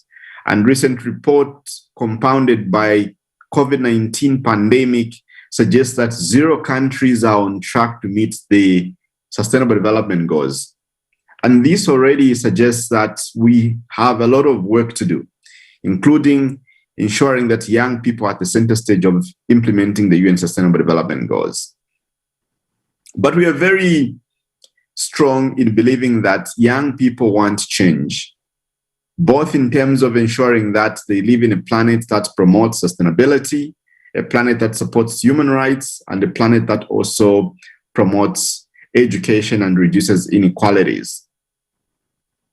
And we believe that young people, even when we look at numbers, they are strategically positioned to be able to create change. And we've, over the years, realized that we are in a generation where we have the most connected, the most tech-savvy, the most exposed younger generation than decades before. It's for this reason that the UNSDSN Youth has, over the years, become one of the world's biggest networks of young leaders working towards the Sustainable Development Goals. We strongly believe that by putting young people at the forefront of the world's efforts to achieve the Sustainable Development Goals, we'll be creating a world that is very altruistic and at the same time, a world that promotes universal human rights. We are not only backed by a global network of young leaders, but we are backed by a global network of young, enthusiastic, and determined young leaders who are localizing SDGs around the world. And as you can see, We have global networks in the Americas, in Africa, the Asia Pacific, and Europe. And all these networks are established to ensure that they localize SDGs, they hold events, they host forums in their respective constituencies and communities. And in line with promoting global peace, the SDSN Youth has, over the last 5 years, organized what we call the Vatican Youth Symposium. And the essence of the Vatican Youth Symposium is to ensure that we promote intergenerational dialogue between young people and the senior leaders and the older leaders that have existed and seen things change over the years. So the symposium convenes young leaders from around the world, and it's implemented in partnership with, among others, the Pontifical Academy of Social Sciences, but we bring in all our different partners from around the world. And I'm emphasizing the Vatican Youth Symposium specifically because it promotes human rights, which I believe are the foundational and fundamental elements of achieving progress and human development. And this past December 2021, we brought together leaders, including Princess Eugenie of York. We brought the Prime Minister of Barbados, Maya Motley. We brought so many CEOs and opinion shapers in both government and public sector that came to engage in productive dialogue about promoting global peace, promoting human rights with young people within the UNSDSN Global Network, but also among our member organizations. We are also guided by 3 key pillars of impact, which is education, collaboration, and innovation. And I'll speak entirely about collaboration. I'm a strong believer of collaboration because it's through collaboration that we are able to create massive impact. It's through collaboration that we are able to meet in a manner like this and engage in productive dialogue. It's through collaboration that we can eliminate conflict globally. It's through collaboration that we can be able to engage in conversations that can allow us to resolve conflict. And collaboration is important because without collaboration, we can't achieve the goals which are universal. Collaboration also allows us to become global citizens, people that believe that my action, be it in a country like Kenya, might impact somebody in South Korea. My action, be it in Bangladesh, might impact somebody in the United States. So collaboration allows us to think globally and act locally, which is essentially the mission and vision of SDSN Youth, to be able to empower young people with the right skills and tools they need to localize SDGs through partnerships and collaboration. And this is also anchored on SDG number 17, which emphasizes partnership for the goals and collaboration to achieve sustainability. Mr. Kamola, I'm sorry for interrupting. I just want to listen to you more and more, but to ensure that we have sufficient time for other speakers as well, could you please finish your presentation in a few words? Absolutely. So this is my summary slide. This is my last slide. Over the years, we have, as SDSN Youth, mobilized over 3,000 program members. We have over 750 member organizations. And I would like to encourage you to be able to look up our work on sdsnyouth.org. But at the same time, I would like to leave you with a few words. Always think globally and act locally. Promote peace in your local community. And those small actions might inspire people from around the world. And I look forward to collaborating. Please reach out on LinkedIn, reach out via our website, reach out via email. We'll be very happy to explore ways through which we can collaborate and partner. Thank you for having invited me, and I wish you nothing but a very pleasant forum. Thank you so much, Mr. Kamoa. Indeed, think globally and act locally, right? And now the time has come to give the floor to Ms. Musna Siddiqui, the winner of the Youth Peace Challenge 2022. Ms. Siddiqui, please tell us, how was it, your experience, your emotions, impressions? Please, you have 10 minutes.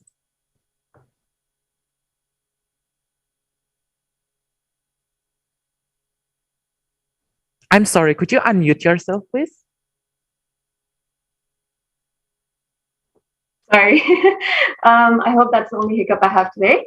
I would like to say that it is an absolute honor and a privilege to be part of this panel today. And I would like to begin by thanking Mr. Anselmo Lee and the Secretariat for organizing this conference and for providing us, the youth, the opportunity to present our ideas and to share our visions for the YPC Challenge, which took place today in this year in 2022, brought together a background of over 70 plus participants from various countries around the world.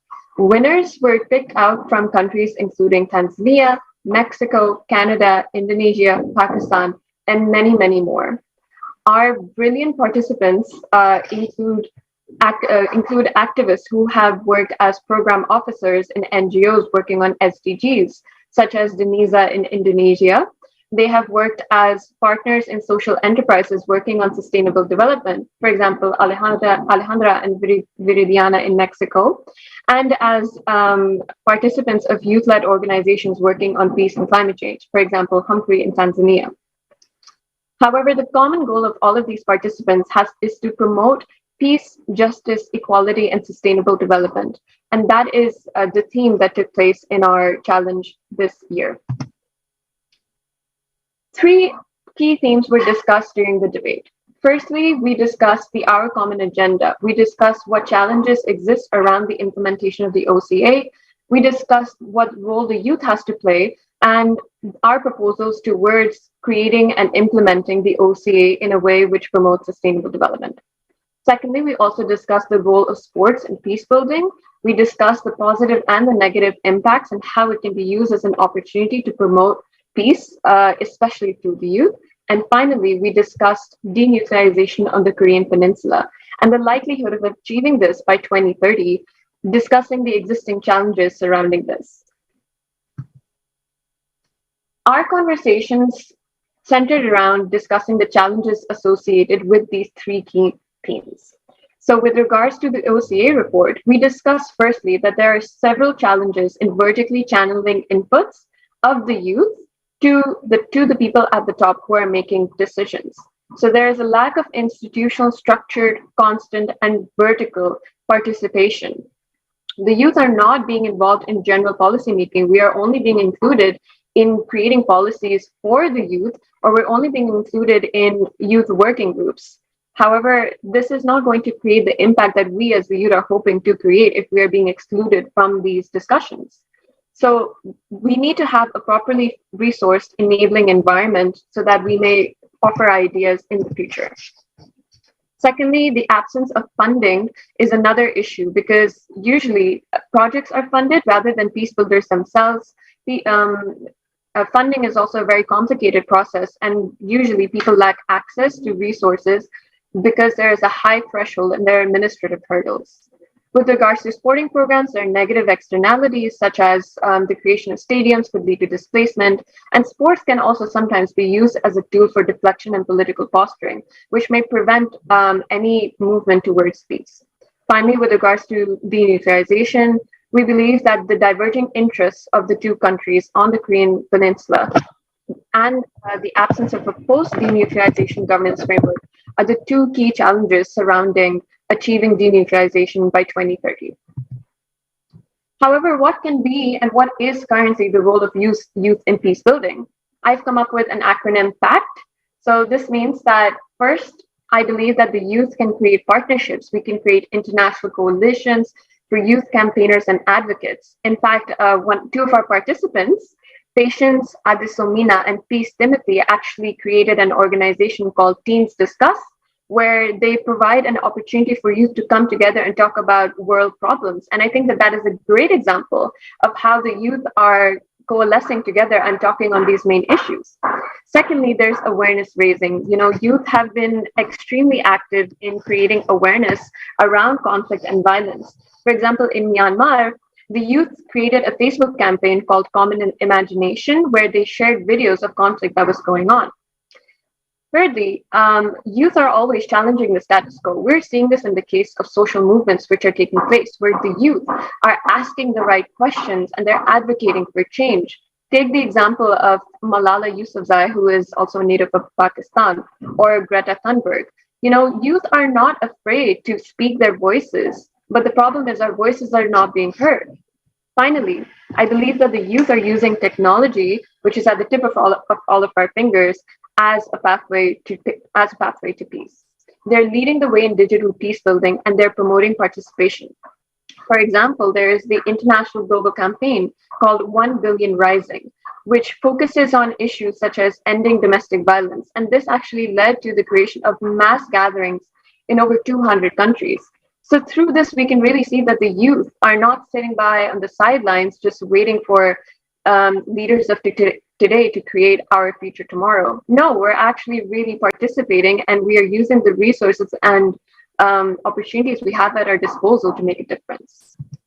Going forward, I highlighted 6 key solutions or proposals for peace, which were highlighted in the Youth Peace Challenge. I've only highlighted 6, but I assure you there were so many brilliant ideas that it would take so many panels to even discuss all of them.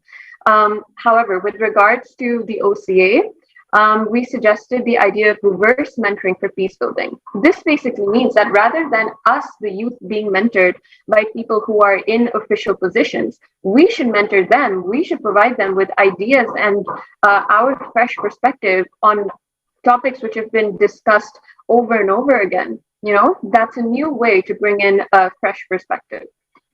Secondly, I believe that funding for youth peace builders needs to be prioritized. It needs to be promoted, because without adequate funding, we are not going to be able to be as effective as we can be. Thirdly, following on what Shusan suggested as a Youth Peace Olympiad, I believe that at that Youth Peace Olympiad, or even at the Winter Olympic Games, we the youth could create a Youth Peace Declaration. We could come together and offer our ideas of what we see peace in the Korean Peninsula, but then also peace globally to look like. And building off on that, we can create Olympic peace ambassadors who can provide opportunities to showcase the excellent work that is going on in the Olympic Games and how it promotes peace. They can promote the values of peace in their home countries by going there and presenting their experiences and sharing the lessons that they have learned. Finally, with regards to proposals for peace in the Korean Peninsula, first and foremost is the youth can create awareness on denuclearization. As Brighton said, think globally, act locally. Just because somebody is located in South Korea does not mean that that the conflict in South Korea is only limited to the peninsula. Therefore, students and the youth all across the world should use the platforms that they have, whether it's on social media, whether it's through political offices. They should use that to create awareness on the prospects for denuclearization. And finally, I believe that a post-denuclearization governance framework needs to be created right now before denuclearization takes place. Because although it's very easy to focus on the main issue, which is how we're going to get denuclearization happening in the first place, we also need to think ahead. We also need to start considering what peace will look like sustainably after the peninsula is denuclearized. What will economic governance look like? What will political governance look like? And given the fact that we, the youth, will be most impacted by this, we should be brainstorming right now. We should be coming up with ideas and solutions and policies right now so that we don't have to scramble and wait for the future.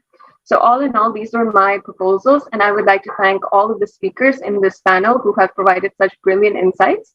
And I would also like to thank Chiquita and Shukur for being excellent moderators of this discussion, and I really look forward to answering all of your questions in the future. Thank you so much.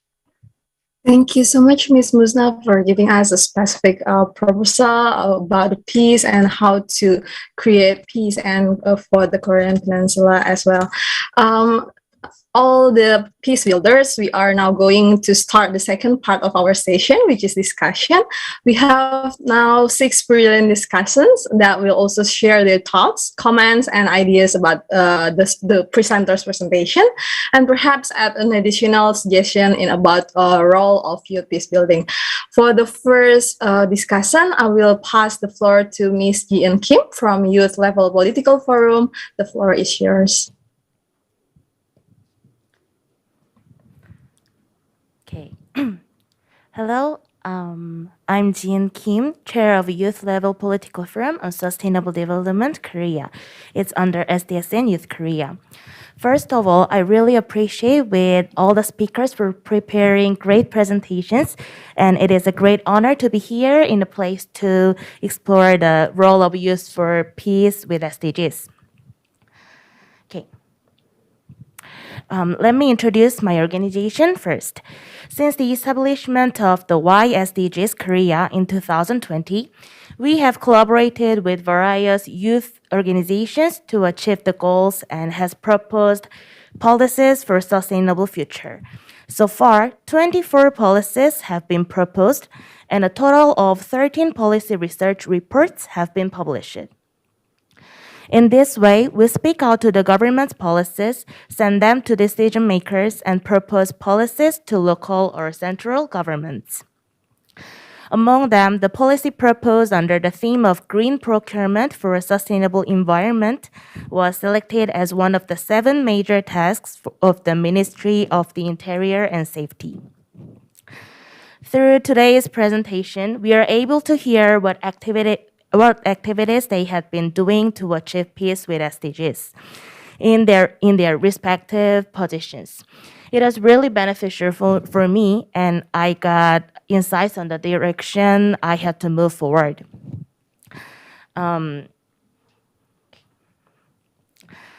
As Mr. Kang mentioned at the beginning of the session, the title of our Common Future Report, published in 1987, defined sustainable development as development that meets the needs of the present without compromising the ability of future generations to meet their own needs.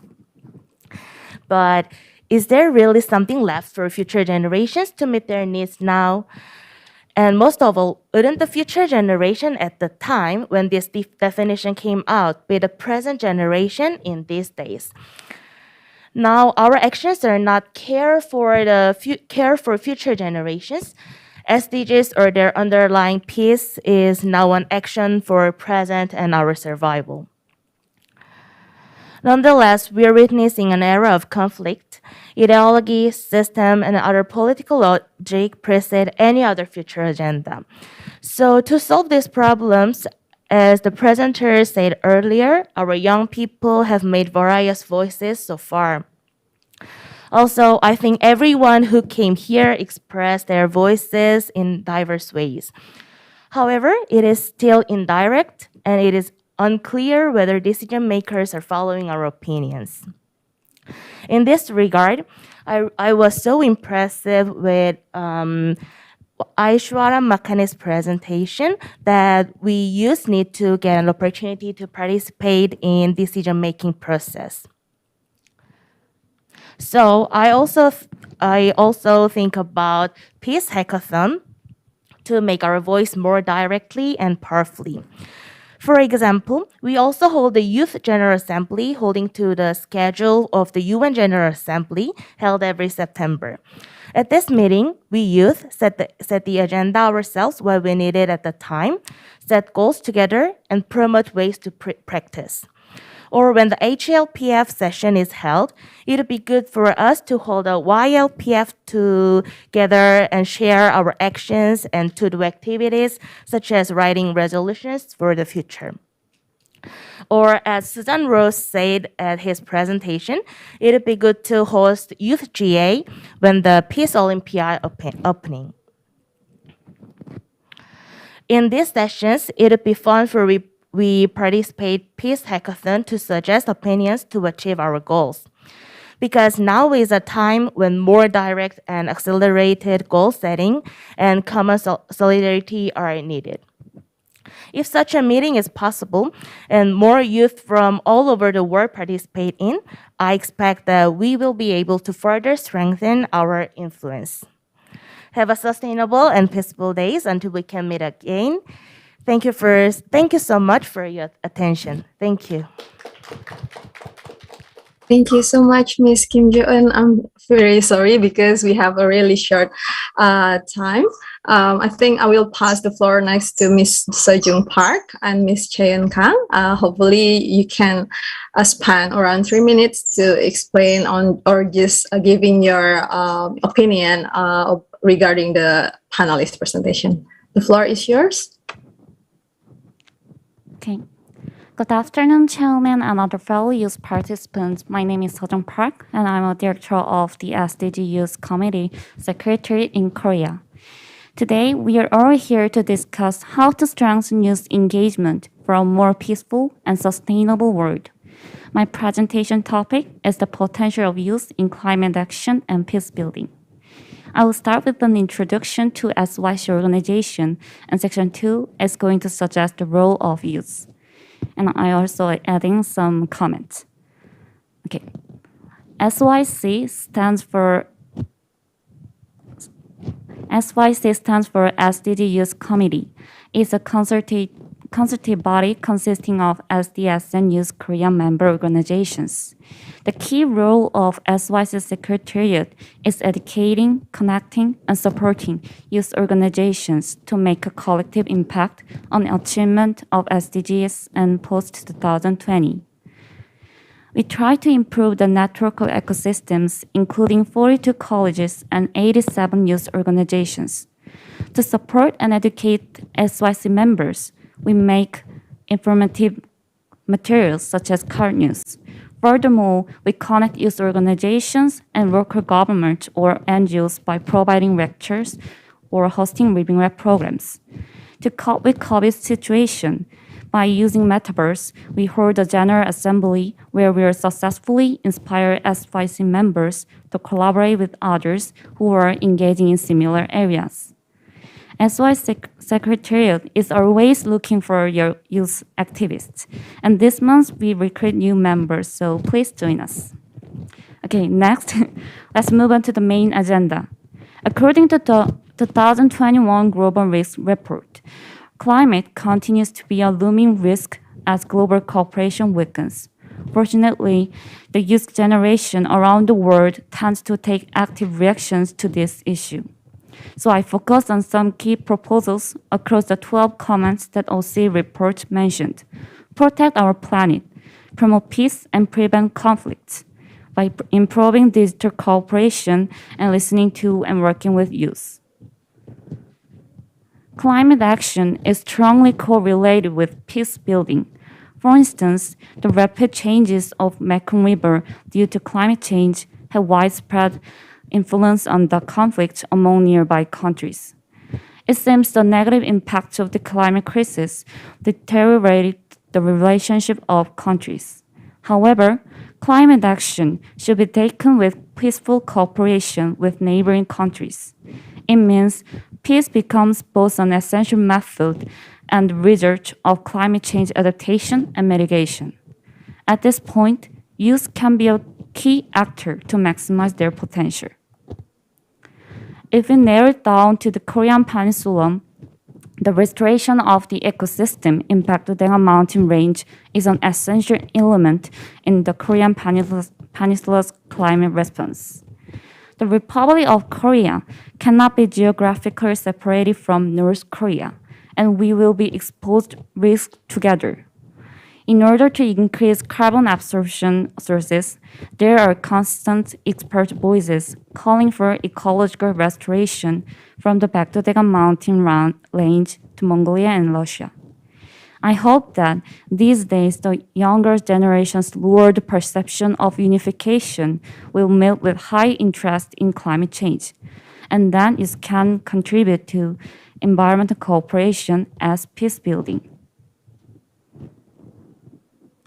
Current youth and future generations are the digital natives, and we have global citizenship because we have been exposed to international issues and education with smart devices.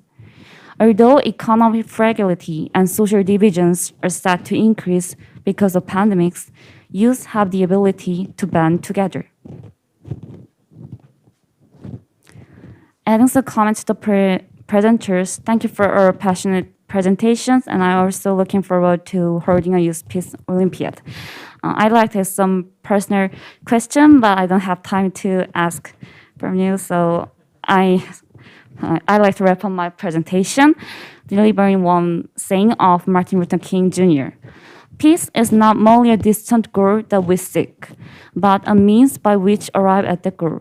I also believe that peace is both the ultimate objective and current effort to a better life in the world. Thank you for listening. Thank you so much, Ms. Sejong Park. And next, I will pass the floor to Ms. PyeongChang. Please make it 3 minutes in a row. Okay, the floor is yours. 네, 안녕하세요. 저는 한국외국어대학교 정치외교학과에 Hello, 재학 중인 I'm majoring in 강채연입니다. foreign diplomacy at Hankuk University of Foreign Studies. I am Kang Chae-yeon. With my colleagues, I engaged in the 2021 PyeongChang Peace Forum as a Korean youth peacemaker, and today I am here to introduce to you the PyeongChang Peace Declaration. Today, I want to introduce to you the purpose of the declaration and also go into the core contents of the declaration and also to go into the significance of the PyeongChang peace spirit. Now, PyeongChang is a city of peace, and the PyeongChang Peace Challenge was born for the purpose of spreading the legacy of the PyeongChang spirit. And the declaration holds the spirit very concisely. And we became peace makers, where we announced this declaration and also submitted it to the UN General Assembly. There were 3 contests that were held under the Peace Challenge. First was a debate contest on the peace on Korean Peninsula. Also, there was an essay contest on peace on East Asia. There was also an essay contest B on transnational peace, which spoke on issues of COVID-19 and how to overcome them. Now, these 3 contests spoke of different issues, but it covered our past history from the end of the Second World War up until now, and we were able to determine some common denominators. And the declaration holds various proposals and also ends with the role of youth and their role as peacemakers. Because we don't have time, and we'll go into just the core sentences. First, our peacemakers understand that the denuclearization is a very immediate task, and we are still a divided nation until 2022, and this is a result of an ideological fight between the powers. And so not only the related powers and governments, but also the civil society, as well as related organizations, have to take part and take interest. And we therefore urged the NPT and the ATT and the TPNW and other treaties to be acknowledged. Also, there was an acknowledgement of the peace situation in East Asia, because these are all remnants of past historic conflicts and the Cold War. And we must stop the cycle of violence and move to a cycle of cooperation and peace by resuming the dialogue between the summit leaders. Also, we go into the Mr. An Jung-gun's spirit and how this should be spread throughout East Asia. Also, we ended on our recognition of COVID-19 as a public health issue, which highlighted the various discriminations that we have against each other and also discriminations between various classes and also countries. However, this transnational crisis cannot be solved by the effort of just one single country, but it also underscores the importance of multilateral efforts such as the Paris Accord and therefore paves the way for future development. Also, Security Council Resolution EE 2250 underscores the importance of the role of youth in issues such as environment and climate as well as employment. And so we recognize the role that we should play in this. Also, there is mention of how the Korean national team was born during the PyeongChang Olympics and how this underscored the PyeongChang spirit of peace. And we also hoped that this would lead to the PyeongChang Youth Olympic team being introduced in 2024. With that, let me conclude. Thank you very much. Thank you so much, Ms. PyeongChang, for sharing your thoughts, comments, and ideas. I think we can move to our next next discussants from YPA, Ms. Sanduni Disnake from Sri Lanka. 3 minutes for responding and comments. The floor is yours. Yes, sure. I try to share my screen.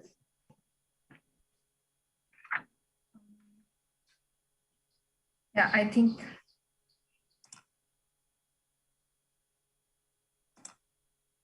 It's visible? Yes, it is. Okay. Hello, greetings, everyone. I'm Sandhini Disanaika from Sri Lanka and finally undergraduate. My major study is urban and rural planning and design, and I'm one of the PyeongChang Youth Peace Ambassador 2021. Throughout this year, appointed as YPA, we have completed several important events. From them, I have to remind about our participation on Gwangju Democracy Forum, Young Asian Voices, Youth Consultation, and donation for 1 million Korean donor for Korean Won for democratization movement in Myanmar. And we have spread our awareness about peace and solidarity with our PyeongChang Youth Peace Ambassadors social media platform. Now, I would like to describe some of the suggestions about the role of youth for peace building. As the future of our world, young generation have key role to act. In here, volunteering is one of the best action youth can take to promote peace and solidarity among society. Volunteers can contribute to increase trust and social cohesion in communities as the part of efforts to sustain peace and prevent conflict. In connecting with the key commitments of OCA report, by volunteering, youth can directly engage with leave no one behind, protect our planet, promote peace and prevent conflict, place women and girls at the center, build trust and improve digital cooperation.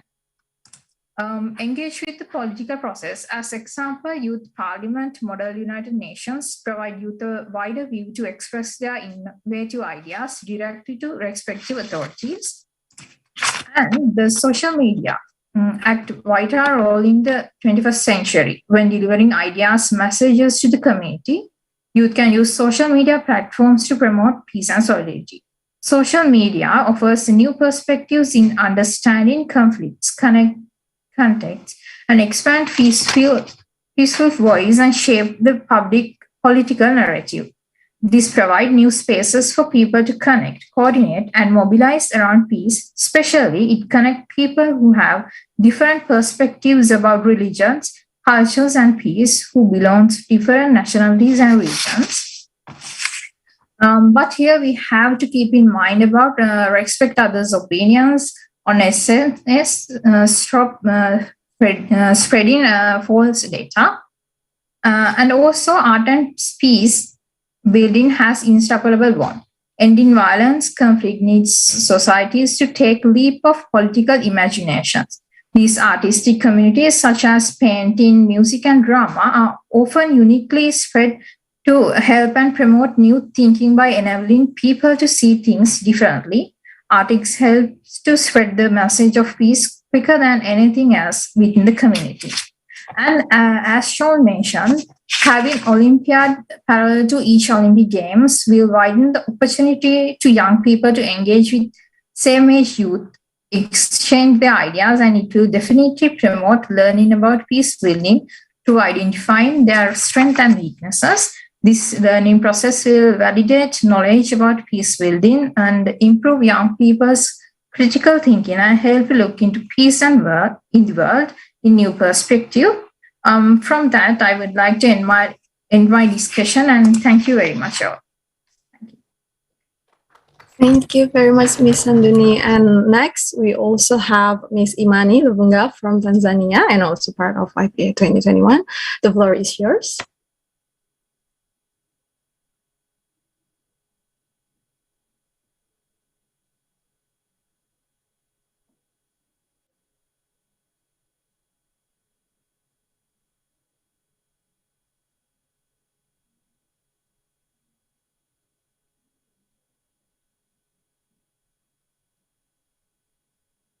Hello everyone. Can you hear me?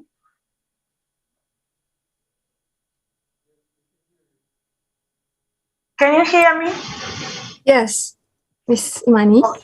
Okay, thank you so much. I'm Imani Henrik from Tanzania, a journalist by profession, just graduated last year, and currently I'm working with Kings FM as programs director and Youth Peace Ambassador for 2021. Actually, it has been a great experience being Youth Peace Ambassador. It has been an opportunity to learn, network, and gain new experience from my fellow ambassadors from across the world. It has opened a lot of opportunity in my country, as I've been invited in national and local media to share my experience and to share my insights about youth roles in promoting peace. And also, I've been invited in the Parliament of Tanzania to witness the process in the Parliament and also to share my experience in YPC. But still, youth have several roles to play in maintaining peace and with connection to SDGs and OCA reports, and the following can be done. I think a lot has been shared by the previous speakers, and as I am journalist, I think we all know the power of media. Just to add, we can, as we youth, we can also use media as powerful tool to promote peace. This include local media, national media, international media, and social media as well. We can use social media platform by doing a social media campaign to address peace and security issues, but also having discussion and debates about peace maintenance in our respective countries, continents, and global at large. But also we can initiate analog and digital campaigns about peace. And the last thing, as peace or as youth also, we have kids at home, so we can just play a parental role by teach our kids about the importance of peace, as we know all that peace should begin at home. So parents should teach kids the importance of peace and showing love and care for others. This will generate the spirit for them to promote peace and to see the value of peace and love to each other. Thank you. Thank you so much, Ms. Imani, for sharing your perspective as a journalist and also share some of your initiatives for the role of the youth. And also we have next Ms. Chelsea Joserezo from Philippines. 3 minutes for your floor. The floor is yours. Hello, good afternoon, everyone. Thank you to everyone who organized this event, and thank you also to my fellow young people who share the same passion as I am in advancing peace in the Korean Peninsula and beyond. So I will share my screen first. Can you guys now see it? Yes, it is. Okay. So almost half the global population is under 30 years of age, but the average people and the government or parliament is 53 years old. What does it tell us? It tells us that young people are never at the center of political decision making. Anchoring on the social and political context of the current times, the new normal has exposed the cracks of the global balance. It has also exposed the worst of humanity by highlighting inequality and political turmoil. Personally, I suggest that there should be more spaces for youth to engage in the political process. Just like the creation of the PyeongChang Youth Peace Ambassador, there should be more international organizations for young people to voice out their opinions and the theories that they think can change the world.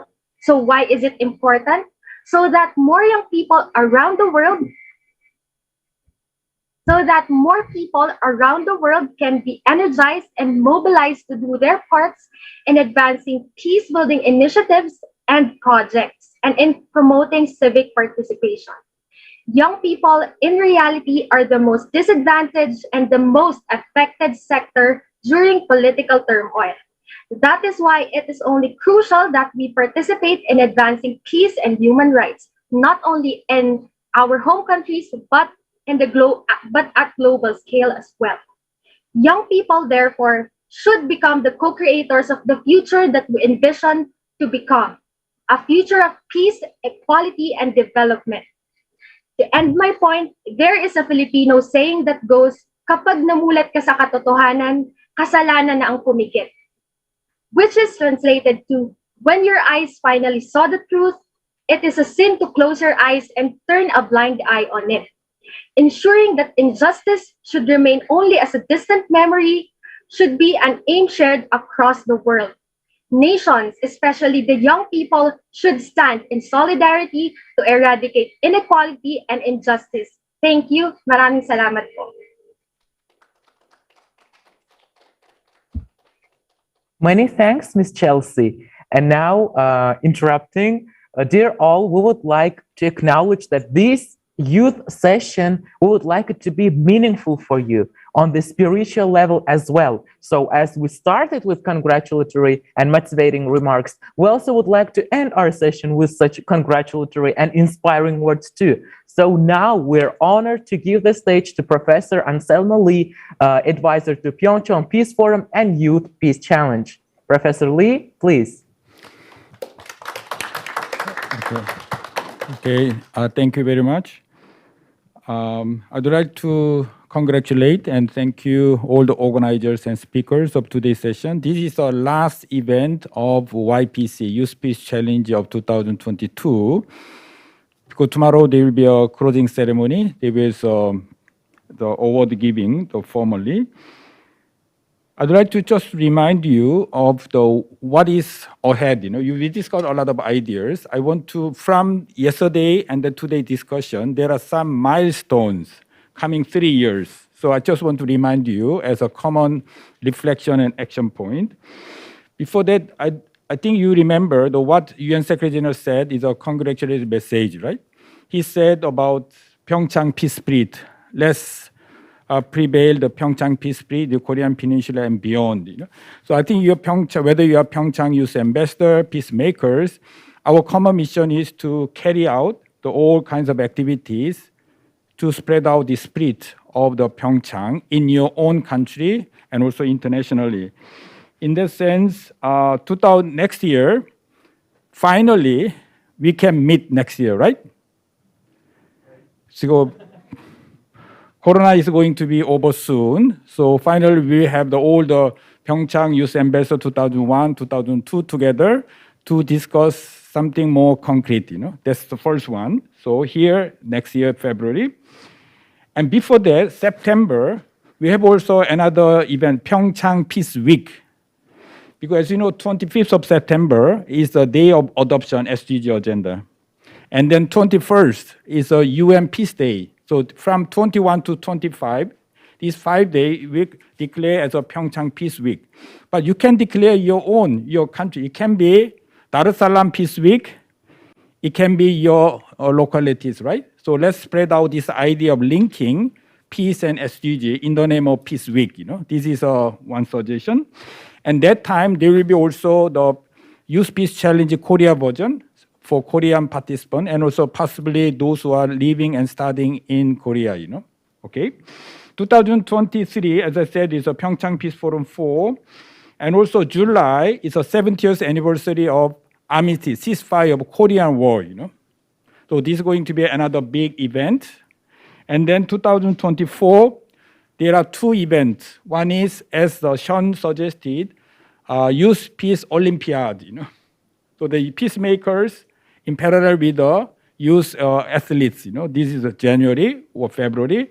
Then UN Summit, the Summit of the Future, So these are some of the global events which you can make use of for your own activities, right? So let's discuss together. And next year, already in this session, we have PyeongChang Youth Ambassador, Korean Youth Peacemakers, and SDSN, and UN Foundation, and then Coalition for the UN We Need, and also local group, YLPH, SYCS. Let's bring more youth groups together to plan and then take a concrete action. So closing ceremony 2 days ago, I mentioned about DMZ.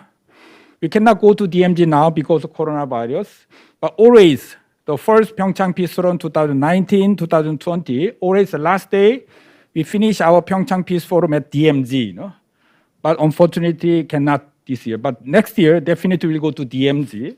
As you know, DMZ officially meaning demilitarized zone, but in reality, most militarized zone in the world. You will feel what is the militarization if you go there. But the day before yesterday, we said, let's change this DMZ to Dream Place for MZ generation. When you go next year. Is it okay? Dream Place for MZ generation, because my generation, we are fighting for democratization, but your generation is for peace, permanent peace regime in Korean Peninsula. So let's work together to build a peace, but not only for Koreans, but also beyond the Koreans. So all together, let's build a solidarity together. So once again, thank you very much. Let's continue. Okay. Thank you so much, Professor Lee. Indeed, you're such an inspiration, and the words that you're saying, the dream of MZ, I believe that with the actions of all of us together, we can make it true. And now let's make the group photo, right? We're asking all participants, amazing speakers, and everyone to turn on their cameras and smile on the photo.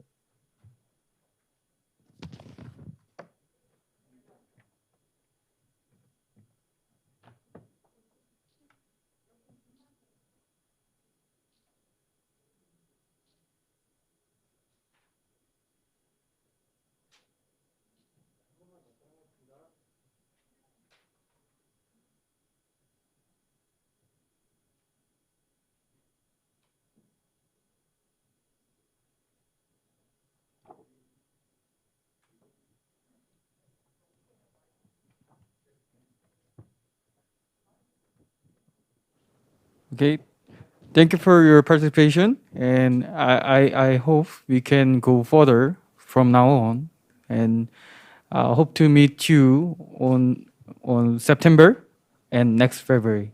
Thank you very much, and have a peaceful day.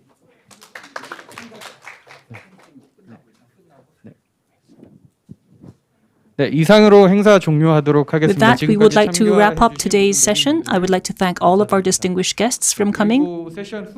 After the session is over, we will be having a photo shoot with those on site. So those on site, please bear with us. Thank you. We're gonna take a group photo. So please.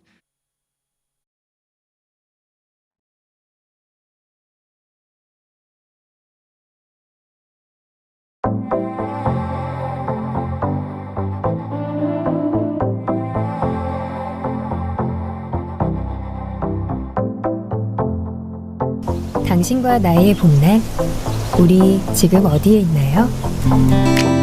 봄날처럼 고운 그대의 손을 잡고 걷는 이 꽃길 위에서 자연이 주는 고요함 속에 서로의 목소리에 귀 기울일 수 있는 참 좋은 봄날, 당신과 함께 꿈꿀 준비가 되어 있는 나는 그곳으로 갑니다. 봄 강원도에선, 지금 강원도에선.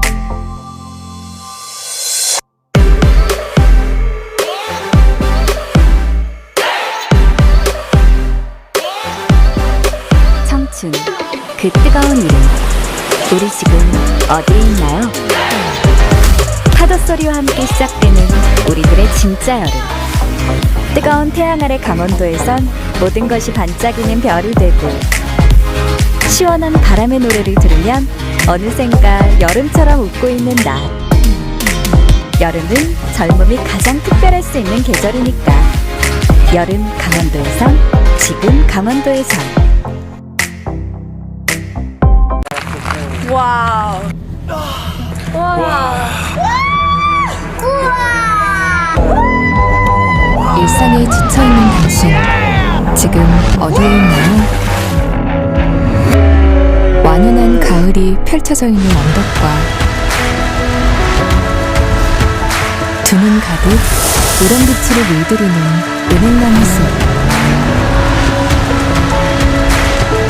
발갛게 물든 단풍잎처럼 상기된 연인의 미소가 있는 가을 강원도에선, 지금 강원도에선.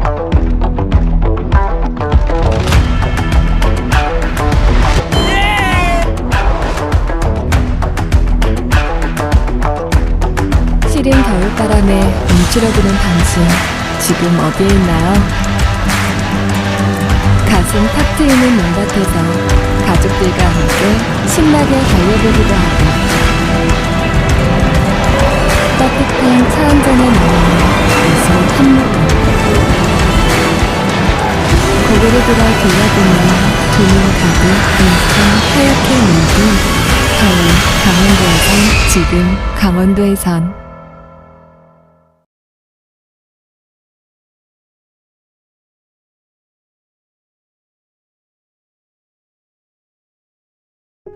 살아온 시간도 걷는 속도도 달랐던 엄마와 나.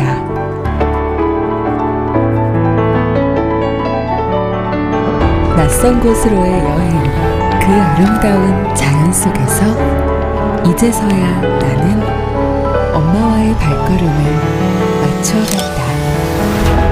평화지역 DH.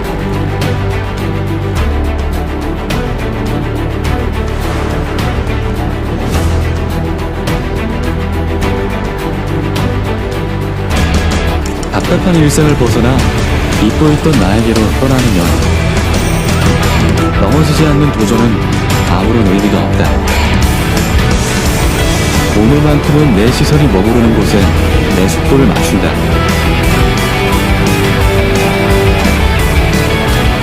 잊고 있던 나를 발견하는, 다시 만나는 새로운 세상. 자연과 공존하는 즐거움. 평화지역 비행지.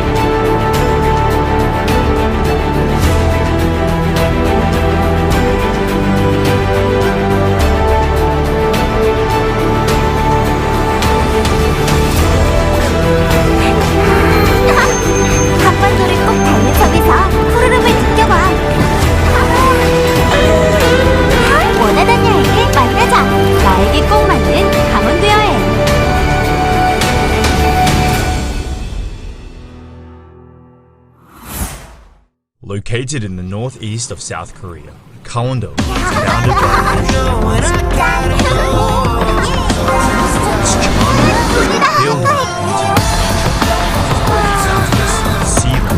원하던 여행을 만나자. 나에게 꼭 맞는 강원도 여행. Today, we chose 3 cities to visit in Gangwon-do and can't wait to introduce them to you. Gyeongpo Beach. Gangneung is the largest coastal city.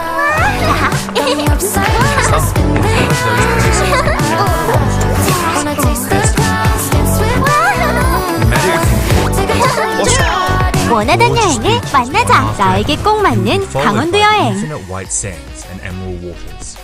Here, the stress and anxiety of everyday life leaves room for dreams and happiness, which makes everything possible. Gyeongpo Beach is probably the most popular beach in the east coast of Seoul. Here, people enjoy different outdoor activities 너무 or spend 즐거워. hours 원하던 sunbathing. 여행을 만나자. It 나에게 is 꼭 an 맞는 especially 강원도 appealing 여행. vacation spot, as the beach is situated between the ocean and Gyeongpo Lake.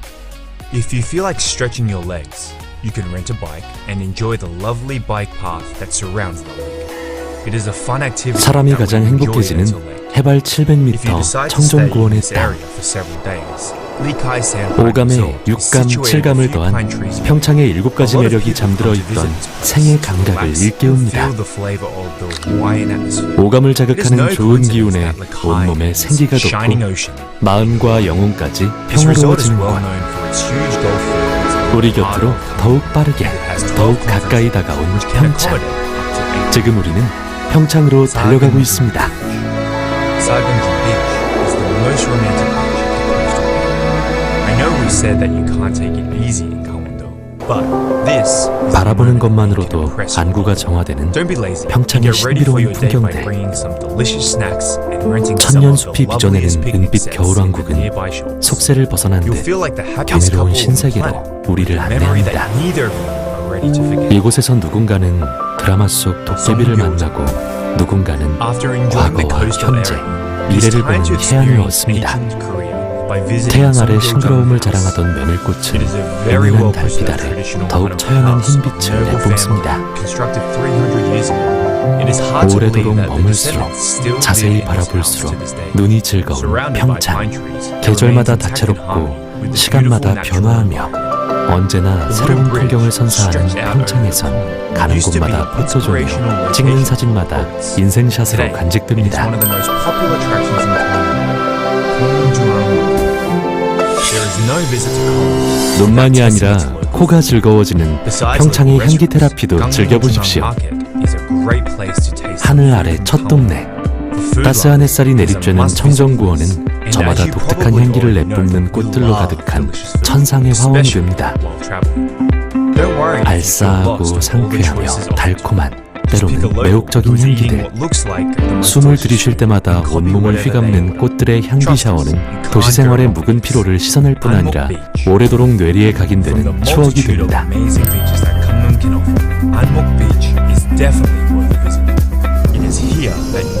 눈과 코가 즐거워졌다면 이제 귀를 열어 평창의 소리를 들어봅니다. 백두대간을 자유롭게 넘나드는 바람 소리. 그 바람이 만들어낸 눈 밟는 소리. 새끼 양들이 엄마 부르는 소리들. 자연의 소리를 따라가다 보면 월정사 8각 9층 석탑의 80개 풍경이 신기한 화음을 들려줍니다. 개울물을 따라 어디선가 들려오는 아라리 가락까지. 청정한 자연과 진솔한 삶을 담은 평창의 소리는 세상의 소음과 잡음에 무뎌진 감성을 다시 일깨워주는 힐링의 교향곡입니다. 생물의 건강과 생체 리듬에 가장 적합하다는 해발 고도 700m. 평창에서 자라나는 행복한 먹거리들은 우리에게 더할 수 없이 즐거운 미각을 선사해줍니다. 드넓은 초원에 한가롭게 풀을 뜯는 명품 한우. 매서운 바람과 눈 속에서 얼었다 녹았다 맛이 드는 황태. 차고 맑은 물에서만 자라는 송어. 산 깊고 물 맑은 우대산이 키워낸 산채들. 톡 쏘는 자연의 맛을 선사하는 방아다리 약수까지. 백두대간이 잉태하고 한강의 발원이 되는 맑고 깨끗한 물이 키워낸 건강하고 행복한 평창의 미각은 인스턴트 음식에 길들여진 우리의 입맛과 마음을 달래주는 힐링푸드, 행복푸드가 됩니다.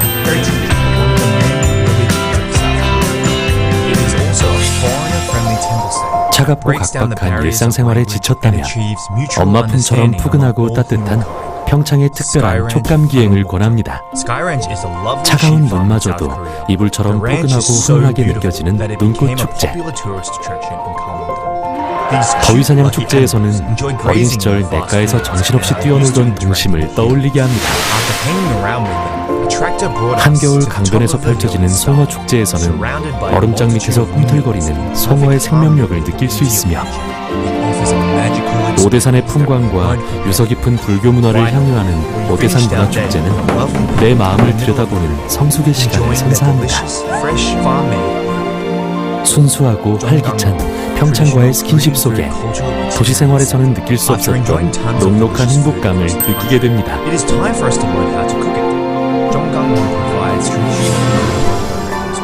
좀 더 색다른 체험과 도전을 즐기고 싶다면 평창만한 곳이 없습니다. 대한민국 스키 발상지인 평창은 2018 평창 동계올림픽을 거치면서 세계적 동계 스포츠의 메카로 거듭나고 있습니다. 운이 없는 계절에도 일상의 스트레스를 단번에 날려버린 평창의 힐링 판타지는 계속됩니다. 발 아래 펼쳐지는 세상을 구경하는 패러글라이딩을 비롯해 급류를 가르며 원시 자연으로 떠나는 래프팅과 카약, 배를 타고 석회암 동굴의 생태를 관찰하는 신비로운 동굴 탐험, 동강의 아름다운 물줄기를 하늘에서 바라보는 짚라인의 짜릿함도 느껴봅니다. 원시의 생태와 청정함을 그대로 간직하고 있는 숲과 강을 벗삼아 정다운 사람들과 특별한 밤을 지새봅니다. 별이 쏟아지는 은하수, 밤새 깜빡깜빡 곁을 지키는 달과 별은 우리에게 작은 위로를 전해주는 듯합니다.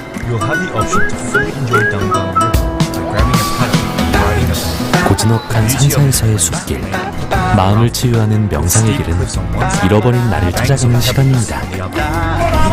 평창의 힐링 여행은 지친 일상 속에서 잊고 있던 삶의 열정을 회복시켜줍니다.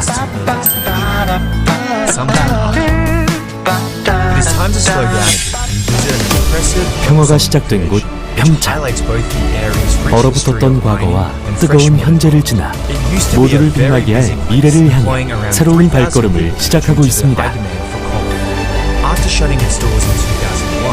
오감과 육감을 넘어 마음을 읽고 서로를 연결해주는 아주 특별한 느낌이 있는 곳.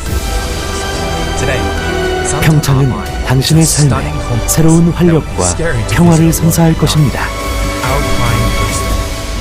Taiwan Ski Resort is the biggest resort in Gallon, with around 1,900 rooms and 43 conference rooms, which can host over 2,000 people.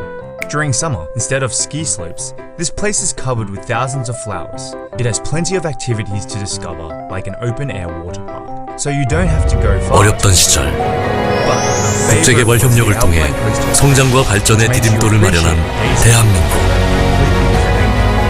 지금 전 세계 곳곳에 코이카가 대한민국의 개발 협력 경험을 공유하며 꿈과 희망을 전합니다. 코이카.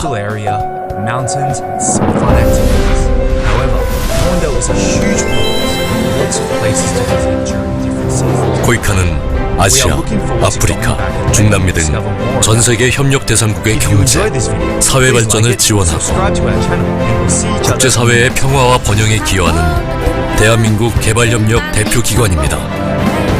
1991년 설립 이래 정부와 공공기관, NGO, 기업, 학계 등 다양한 협력기관들과의 파트너십을 통해 우리의 개발 경험을 함께 나누고 협력 대상국 환경을 고려한 맞춤형 ODA를 추진하며 대한민국 ODA의 플랫폼으로서 지속적으로 지원을 확대해가고 있습니다.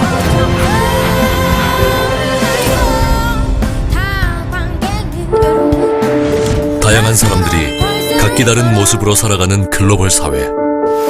코이카는 이러한 다름의 문화와 환경을 이해하고 지역, 분야, 그리고 유형별로 세분화하여 개발협력 사업을 추진하고 있습니다. 코이카는 아시아 태평양, 아프리카, 중남미, 중동, 중앙아시아 등 세계 125개국에서 사업을 추진하고 있습니다. 분야별로는 5대 중점 분야와 함께 환경, 성평등, 인권과 같은 다양한 분야에서 사업을 펼치고 있습니다. 더 나은 미래를 꿈꾸게 하는 질 높은 교육, 건강한 삶을 지원하는 보건의료, 민주적 국가 경영 시스템 구축을 위한 공공행정, 경제발전의 기본이 되는 인프라 구축을 위한 기술환경 에너지, 농촌 주민의 소득을 높이고 삶의 질을 개선하는 농림수산, 그리고 전 세계가 안고 있는 글로벌 문제 해결을 위한 다양한 분야.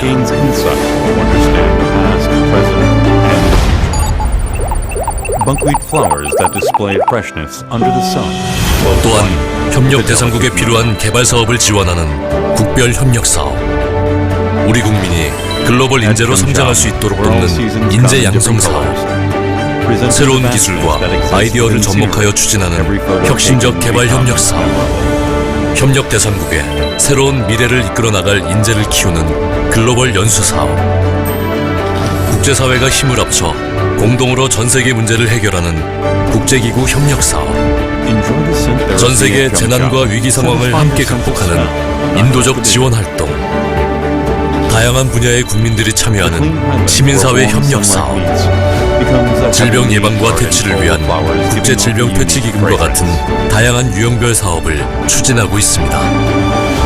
코이카는 이러한 국제개발 협력 사업을 통해 사람, 평화, 번영, 그리고 환경의 가치를 실현하며 지속가능한 개발 목표 달성에 기여하고 있습니다.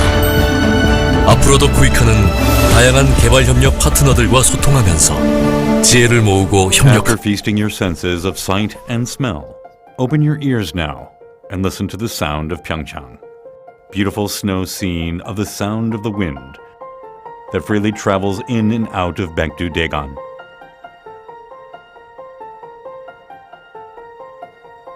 Following the footsteps of the sound